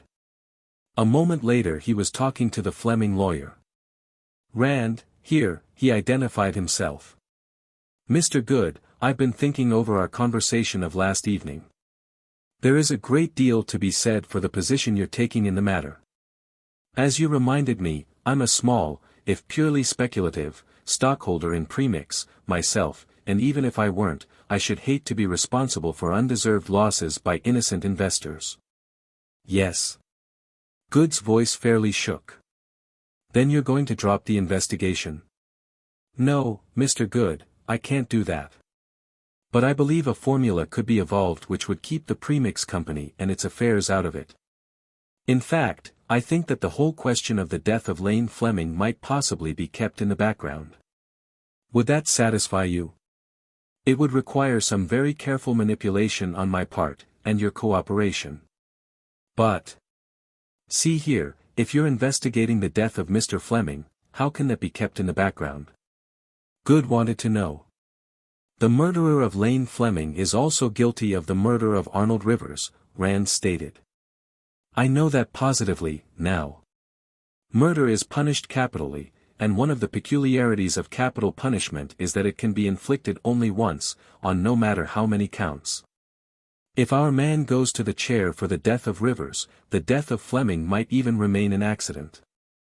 I can hardly guarantee that. I have my agency license to think of, among other things. But I feel reasonably safe in saying that I could keep the Premix company from figuring in the case. Would that satisfy you?" "It most certainly would, Colonel Rand." Good's voice shook even more. "Are you sure?" "I'm not sure of anything. It'll cost the Premix company some money to get this done. I'll have certain expenses, for one thing, which could not very gracefully be itemized, and I will have to have your cooperation. Now, I want you to remain at home, where I can reach you at any moment, for the rest of the day. I'll call you later." He listened to Good babble his gratitude for a while, then terminated the call and hung up.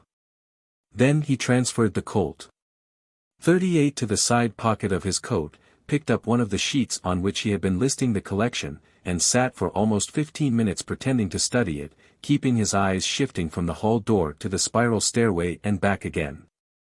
Finally, the hall door opened, and Anton Varsek came in. Rand half rose, covering the check from his side pocket. Varsek came over and sat down in an armchair near the desk. He was looking more than ever like Rudolf Hess. Rudolf Hess on the morning of the beer hall putsch. "Colonel Rand," he began. "There has, within the last half hour, been a most important development. I am at a loss to define its significance, but its importance is inescapable." Rand nodded. He had been expecting somebody to give birth to an important development. The steps toward gunfire were progressing in logical series. Well? He smiled encouragingly. What happened? After you and the ladies left the dining room, Varsek said, Fred Dunmore turned to me and apologized for harboring unjust suspicions of me in the matter of Lane Fleming's death. He said that he had been unable to understand who else could have murdered Lane, until you had pointed out to him that the house could have been entered from the garage, and the gunroom from the library. Then, he said, he had had a conversation with some unnamed gentleman at the party last evening, and had learned that Lane had discovered that Humphrey Good was deceiving him, and had been about to have him dismissed from his position with the company, and to sever his personal connections with him. The devil, now. Rand gave a good imitation of surprise. What sort of jiggery-pokery was Good up to? Fred said that his informant told him that Lane had proof that Good had accepted a bribe from Arnold Rivers, to misconduct the suit which Lane was bringing against Rivers about a pair of pistols he had bought from Rivers. It seems that Good was Rivers's attorney, also, and had been involved with him in a number of dishonest transactions, although the connection had been kept secret. That's a new angle, now, Rand said. I suppose that he killed Rivers in order to prevent the latter from incriminating him. Why didn't Fred come to me with this? He asked. Evidently Varsek hadn't thought of that. Why, I suppose he was concerned about the possibility of repercussions in the business world. After all, Good is our board chairman, and maybe he thought that people might begin thinking that the murder had some connection with the affairs of the company. That's possible, of course, Rand agreed. And what's your own attitude? Colonel Rand, I cannot allow these facts to be suppressed, the Czech said. My own position is too vulnerable, you've showed me that. Except for the fact that somebody could have entered the house through the garage, the burden of suspicion would lie on me and Fred Dunmore. Well, do you want me to help you with it? Rand asked. Yes, if you will. It would be helping yourself, also, I believe, Varsek replied.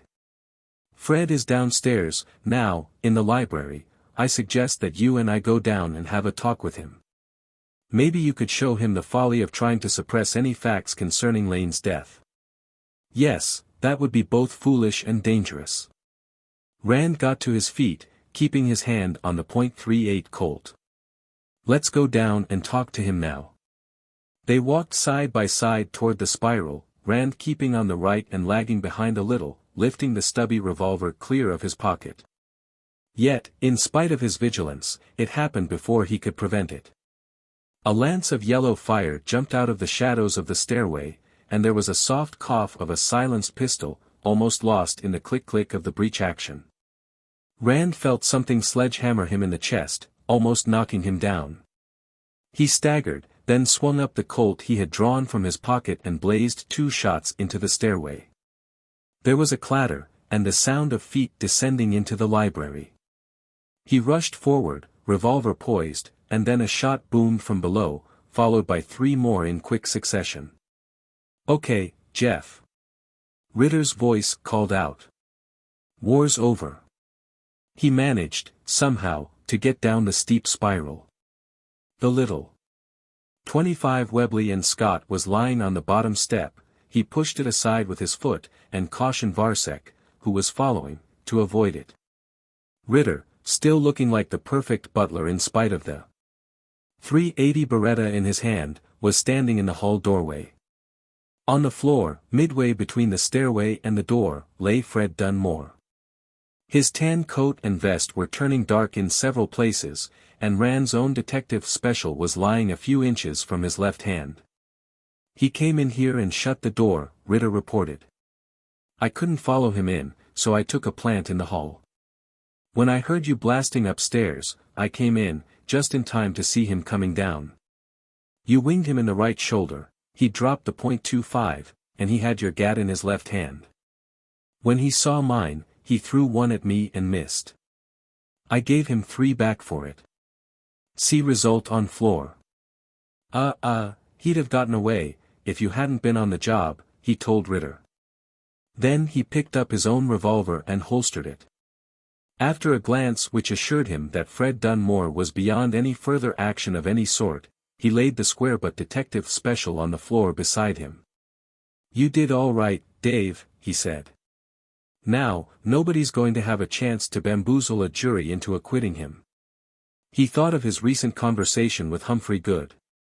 "You did just all right," he repeated.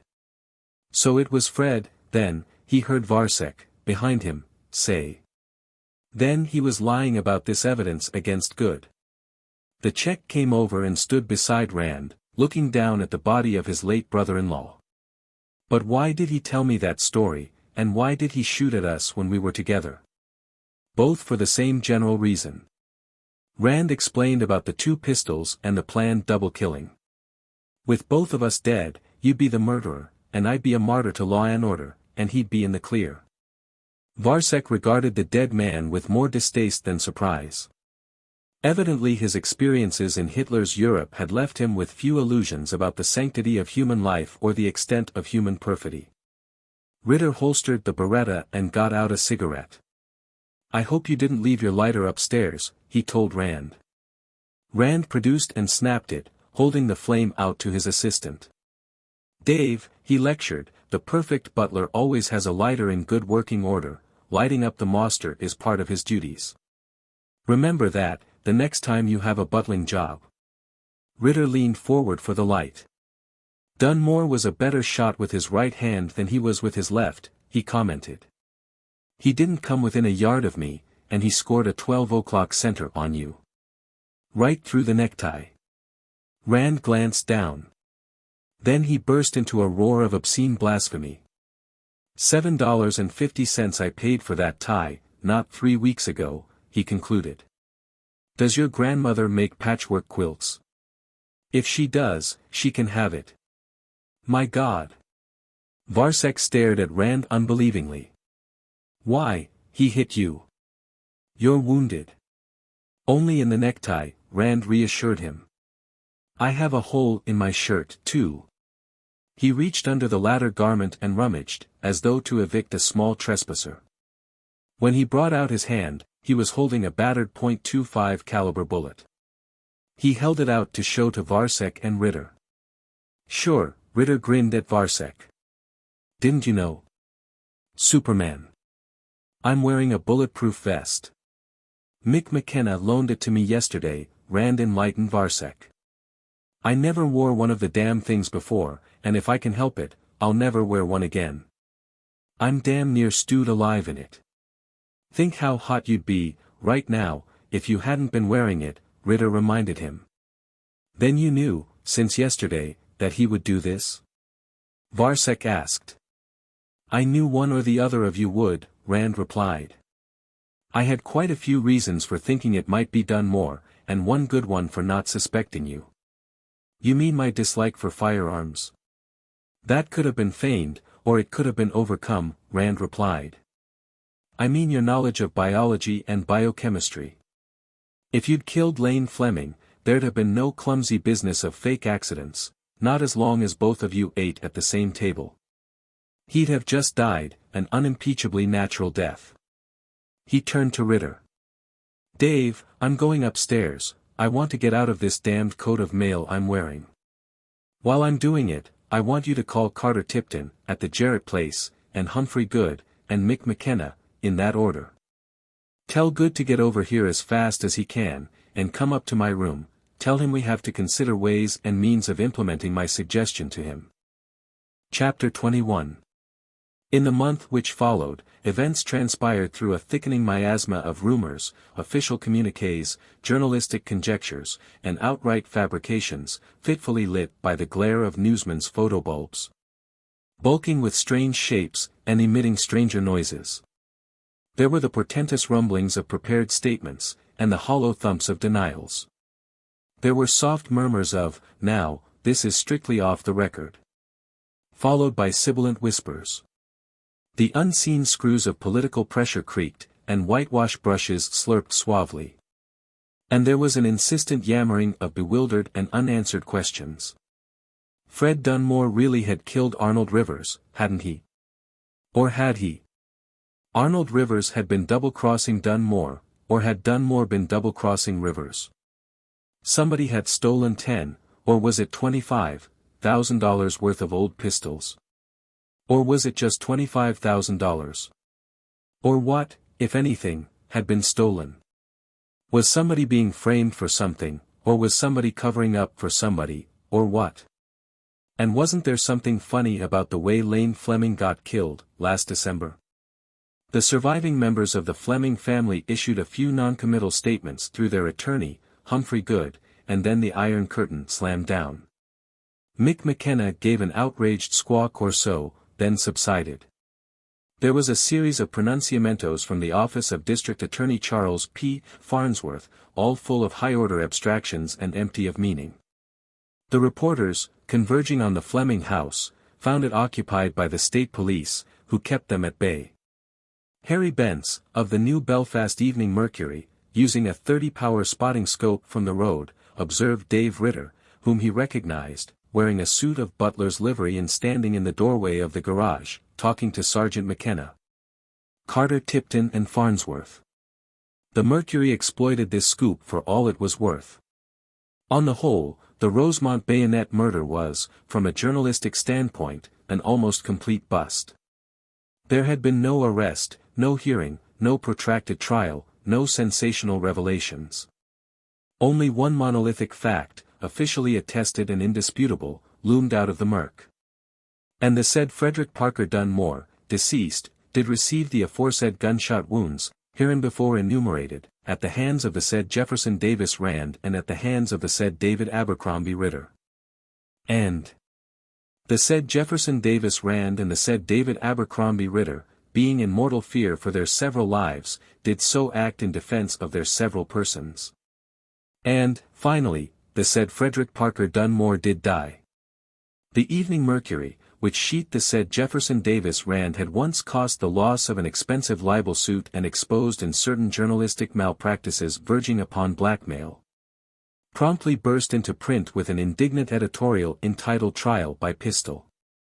The terms, legalized slaughter, and flagrant whitewash, were used, and mention was made of the well-known preference of a certain notorious private detective for the procedure of habeas cadaver. The principal result of this outcry was to persuade an important New Belfast manufacturer, who had hitherto resisted Rand's sales pressure, to contract with the Tri-State Agency for the protection of his payroll deliveries. Then, at the other end of the state, the professor of moral science at a small theological seminary caught his wife in flagrante delicto with one of the fourth-year students and opened fire upon them, at a range of 10 feet. With a 12-gauge pump gun. The Rosemont bayonet murder, already pretty well withered on the vine, passed quietly into limbo. Summer, almost a month before its official opening, was already a fait accompli.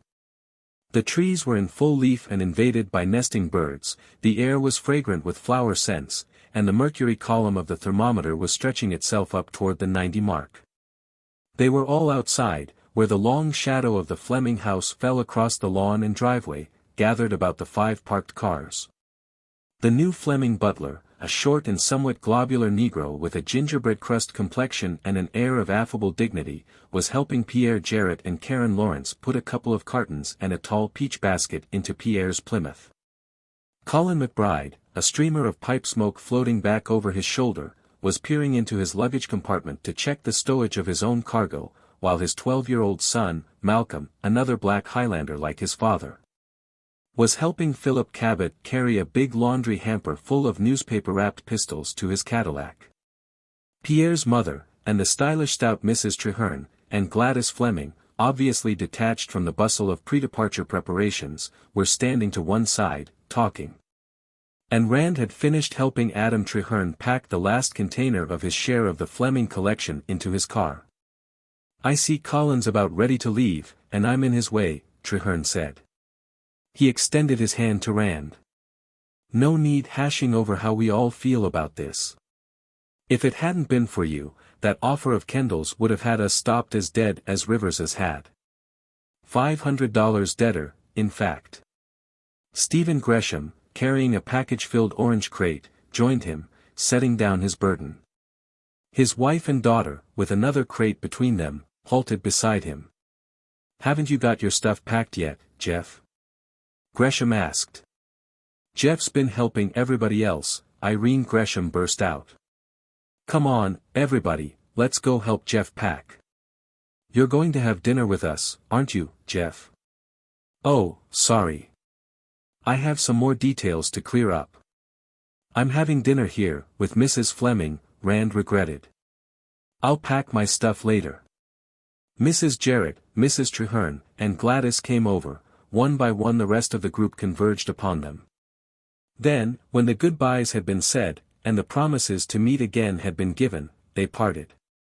One by one the cars moved slowly down the driveway to the road. Only Gladys and Rand, standing at the foot of the front steps, and the gingerbread brown butler were left. My, that was some party, the Negro chuckled, gathering up 3 empty pasteboard cartons and telescoping them together. Dinner'll be ready in about half an hour, Mrs. Fleming. Shall I go mix the cocktails now? Yes, do that, Reuben. In the drawing room. She watched the servant carry the discarded containers around the house, then turned to Rand. You know, not the least of your capabilities is your knack of finding servant replacements on short notice, she told him. My general factotum, Buck Pendexter, is a prominent personage in New Belfast colored lodge circles, Rand said. When your cook and maid quit on you, the day of the blow-up, all I had to do was phone him, and he did the rest. He got out his cigarettes, offered them, and snapped his lighter. I notice you're having cocktails in the drawing room now. Yes. I suppose, in time, I'll stop imagining I see Fred Dunmore's blood on the library floor. I got used to what had happened in the gunroom last December. Shall we go in? She asked, taking Rand's arm. The cocktails were waiting when they entered the drawing room, off the dining room. The butler poured for them and put the glasses and the shaker on a low table by a lounge. I'm afraid dinner's going to be a little later than I said, Mrs. Fleming, he apologized. Things were kind of stirred up, today, with all those people here. That's all right, we can wait, she replied. We won't need anything more, Reuben. Motioning Rand down on the lounge beside her, she handed him a glass and lifted her own. Now, she began. Just what sort of skullduggery has been going on? As of Friday, the top offer for the collection was $25,500, from some dealer up in Massachusetts. And then, on Saturday, you came bounding in with Stephen Gresham's certified check for $26,000. And I seem to recall that the late unlamented Rivers's offer of $25,000 straight had them stopped. Not that I'm inclined to look askance at an extra $500, I can buy a new hat with my share of that, even after taxes, but I would like to know what happened. And I might add, that's only one of many things I'd like to know. The client is entitled to a full report, Rand said, tasting his cocktail. It was a vodka martini, and very good. You know, none of that crowd are millionaires. Adam Treherne, who's the plutocrat of the bunch, isn't so filthy rich he doesn't know what to do with all his money, what the tax collectors leave of it, and the rest of them have to figure pretty closely. The most they could possibly scratch together was $22,000. So I put $4,000 into the pot, myself, bringing the total to $500 over the Kendall offer, and hastily declared the collection sold. Of course, my getting into it meant that much less for everybody else, but 5/6 of a collection is better than no pistols at all. I imagine Colin McBride is honing up his giant DHU for me because I got that big Whitneyville Walker Colt, but what the hell, he got the cased pair of Patterson .34s, and the Texas .40 with the ramming lever. Why, I think the division was fair enough, Gladys said. They'd agreed to take your valuation, hadn't they? And all that slide rule and comptometer business.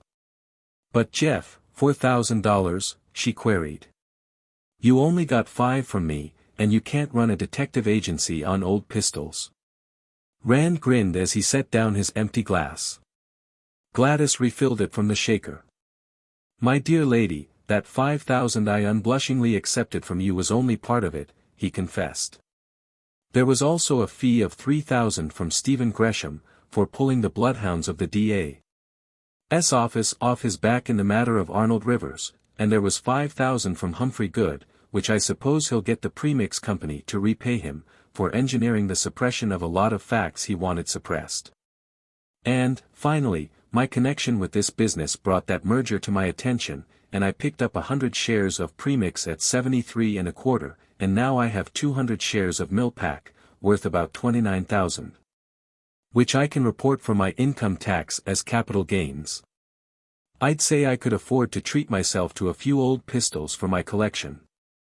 Well. She raised both eyebrows over that. Don't anybody tell me crime doesn't pay. Yes. In my ghoulish way, I generally manage to bear myself in mind, on an operation like this. I make no secret of my affection for money. He lifted his glass and sipped slowly. Look here, Gladys, are you satisfied with the way this was handled? She shrugged. I should be. When I started out as Lane's blood avenger, I suppose I expected things to end somewhere out of sight, in a nice, antiseptic death chamber at the state penitentiary. You must admit that that business in the library was really bringing it home. There's no question that you got the man who killed Lane, and if you hadn't, I'd never have been at peace with myself. And I suppose all that chicanery afterward was necessary, too.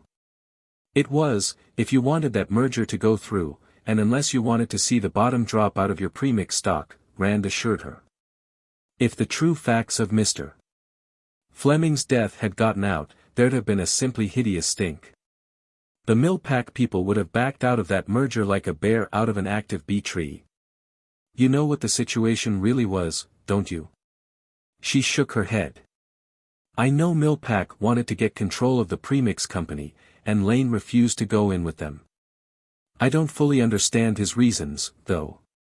They weren't important, they were mainly verbal, and unrelated to actuality, Rand said. The important thing is that he did refuse, and Millpack wanted that merger so badly that it could be tasted in every ounce of food they sold. They got Stephen Gresham to negotiate it for them, and he was just on the point of reporting it to be an impossibility when Fred Dunmore came to him with a proposition. Dunmore said he thought he could persuade or force Mr. Fleming to consent, and he wanted a contract guaranteeing him a vice presidency with Millpack, at $40,000 a year, if and when the merger was accomplished. The contract was duly signed about the 1st of last November. Well, good Lord. Gladys Fleming's eyes widened. When did you hear about that? I got that out of Gresham, a couple of days after the blow-up, when it was too late to be of any use to me, Rand said. If I'd known it from the beginning, it might have saved me some work. Not much, though. Gresham was just as badly scared about the facts coming out as Good was.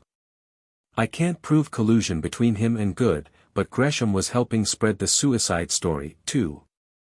Nice friends Lane had.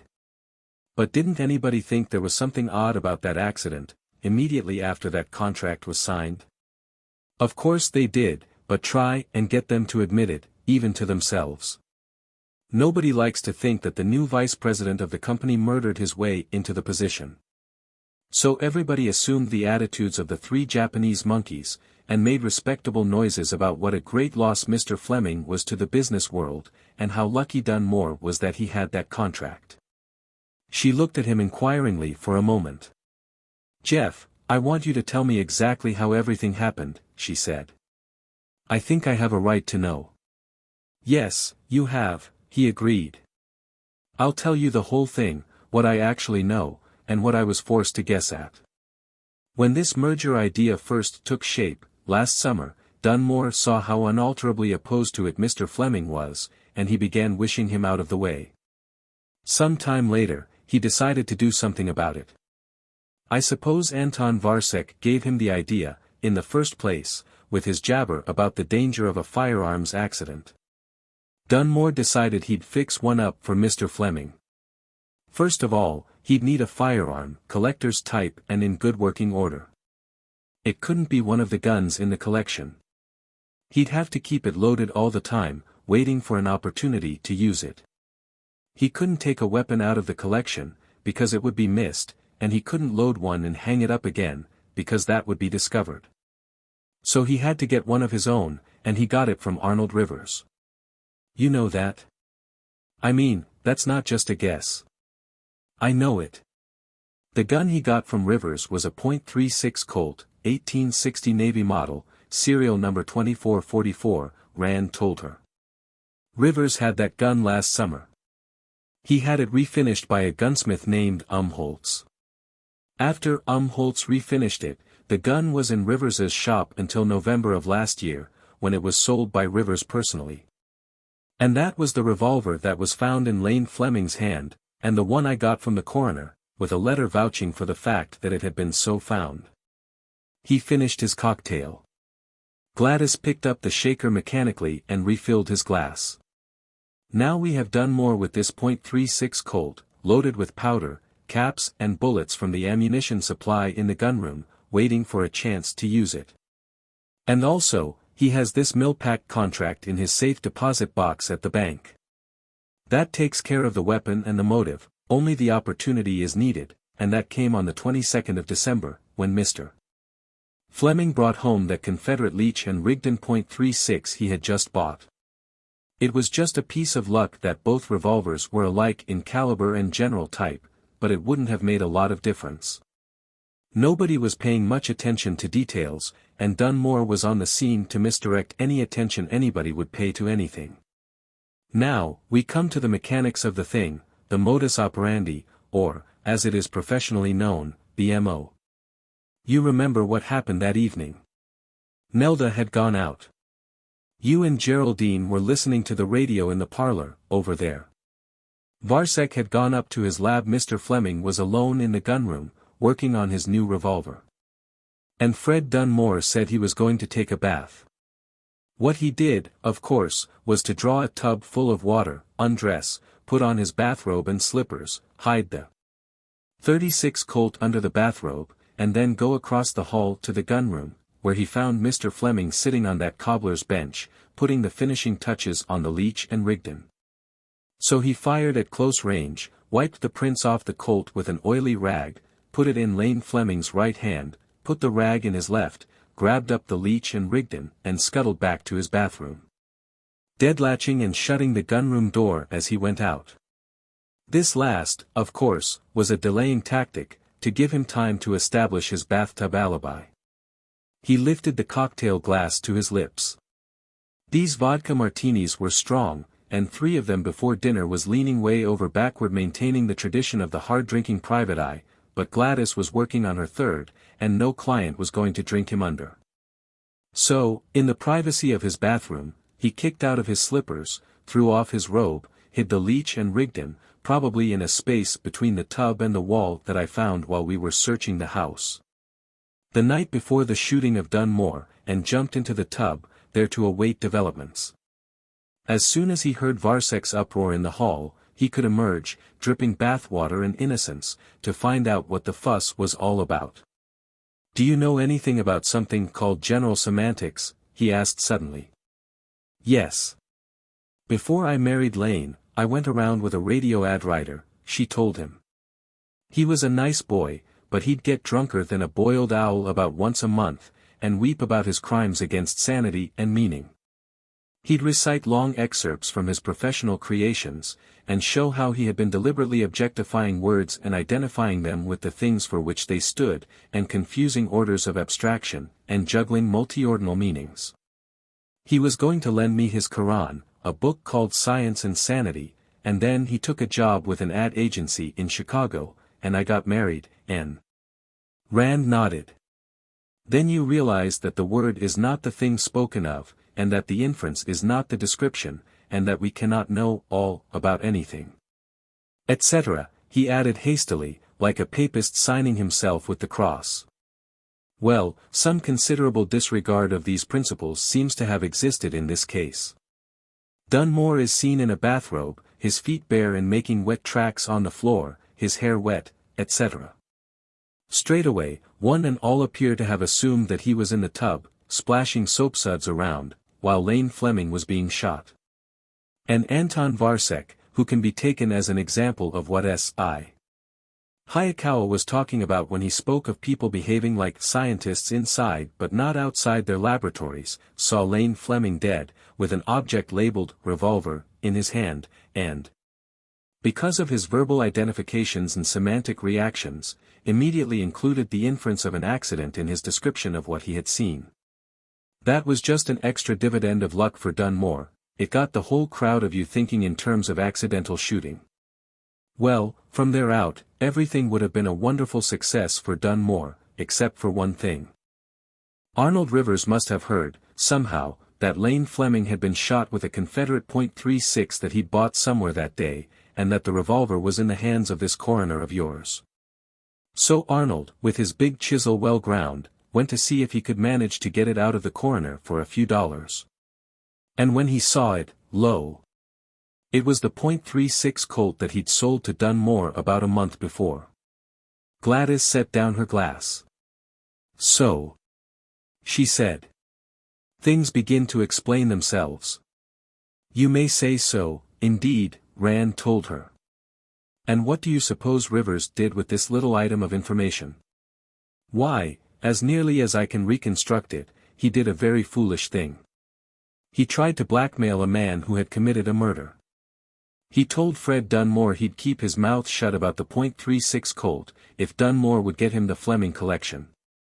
He wanted that instead of cash, because he could get more out of it, in a few years, than Dunmore could ever scrape, and in the meantime, the prestige of handling that collection would go a long way toward repairing his rather dilapidated reputation. Fred should have bumped him off right then. It would have been the cheapest and easiest way out, and he'd probably be alive and uncaught today if he had. But he was willing to pay $10,000 to save himself the trouble, and that's what he told you Rivers had offered for the collection. The $10,000 Dunmore told you Rivers was willing to pay was really the $10,000 he was willing to pay, himself, to keep Rivers quiet. Then I was introduced into the picture, and, as you know, one of my first acts was to go to Rivers's shop and sneer scornfully at Rivers's supposed offer of $10,000.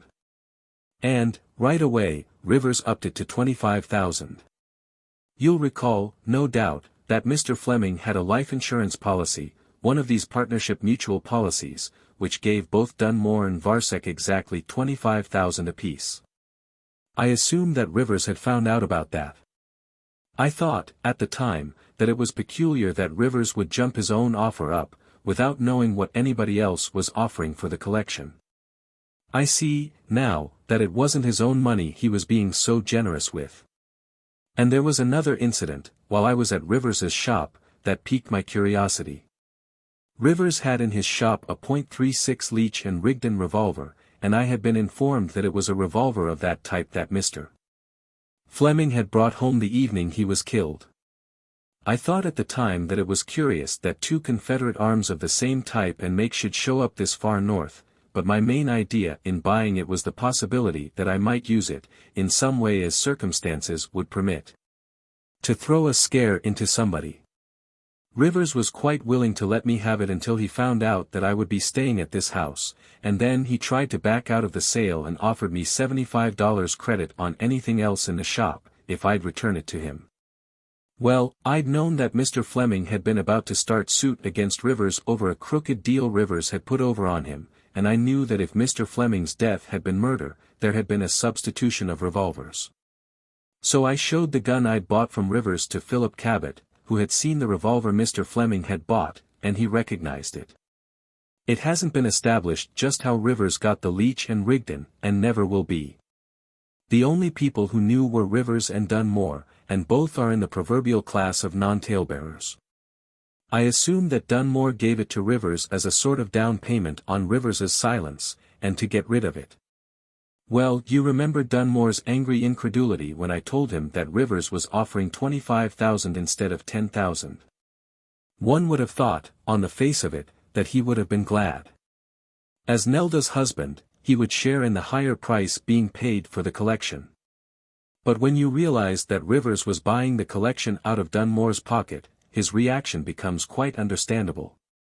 I dare say I signed Arnold Rivers's death warrant, right there. I'll bet your conscience bothers you about that, Gladys remarked. Oh, sure, it's been gnawing hell out of me, ever since," Rand told her cheerfully. But, right away, Dunmore decided to kill Rivers. He called him on the phone as soon as he left the table. "Here I'm speaking by the book." I walked in on him, in the gunroom, as he was completing the call, though I didn't know it at the time, and arranged to see him that evening. Probably to devise ways and means of dealing with the Jeff Rand menace, for an ostensible reason. So that night, Dunmore killed Rivers, with a bayonet. And here we have some more Aristotelian confusion of orders of abstraction. The bayonet is defined, verbally, as a soldier's weapon, so Farnsworth and Mick McKenna and the rest of them bemused themselves with suspects like Stephen Gresham and Pierre Jarrett, and ignored Dunmore, who'd never had an hour's military training in his life. I'd like to check up on what picture shows Dunmore had been seeing in the week or so before the killing. I'll bet anything he'd been to one of these South Pacific bonsai operas. And speaking of confusing orders of abstraction, Mick McKenna and his merry men pulled a classic in that line. They saw Dunmore's automobile, verbally defined as a gray Plymouth coupe, in Rivers's drive at the estimated time of the murder. Pierre Jarrett has a car of that sort, so they included the inferential idea of Pierre Jarrett's ownership of the car so described. Well, that's about all there is to it. Of course, I showed Fred Dunmore the Leech and Rigdon, and told him it was the gun I'd gotten from the coroner. That was all he needed to tell him that I was onto the murder, and probably onto him as the murderer. But he had evidently assumed that already. That was after he'd assembled my .38 and that .25 automatic, and was planning to double-kill me and Anton Varsek. At that, he'd have probably killed me, if I hadn't been wearing that bulletproof vest of McKenna's. I owe Mick for my life. I'll have to buy him a drink, sometime, to square that. Well, how about Walters, and the pistols he stole? Gladys asked. Didn't that have anything to do with it? No. It was a result of Mr. Fleming's death, of course.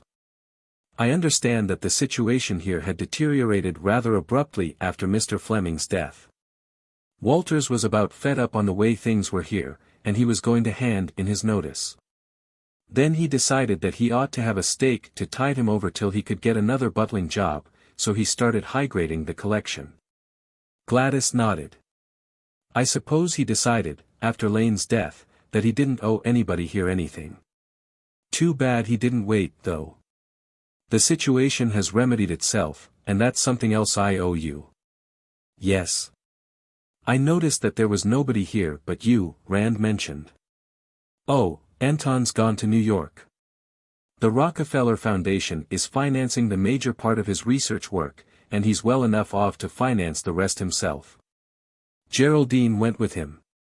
Nelda is still recuperating from the shock of her sudden bereavement at a high-priced sanatorium. I understand there's a very good-looking young doctor there. And she's been talking about going to New York herself, in order, as she puts it, to lead her own life. I don't know whether she was afraid I'd be a restraining influence, or a dangerous competitor, but she feels that her own life could be best led away from here. She set down her glass and leaned back comfortably. Peace, it's wonderful. Reuben, the gingerbread butler, appeared in the dining room doorway. Dinner's served now, Mrs. Fleming, he announced. Rand rose, and Gladys took his arm. Together, they went into the dining room.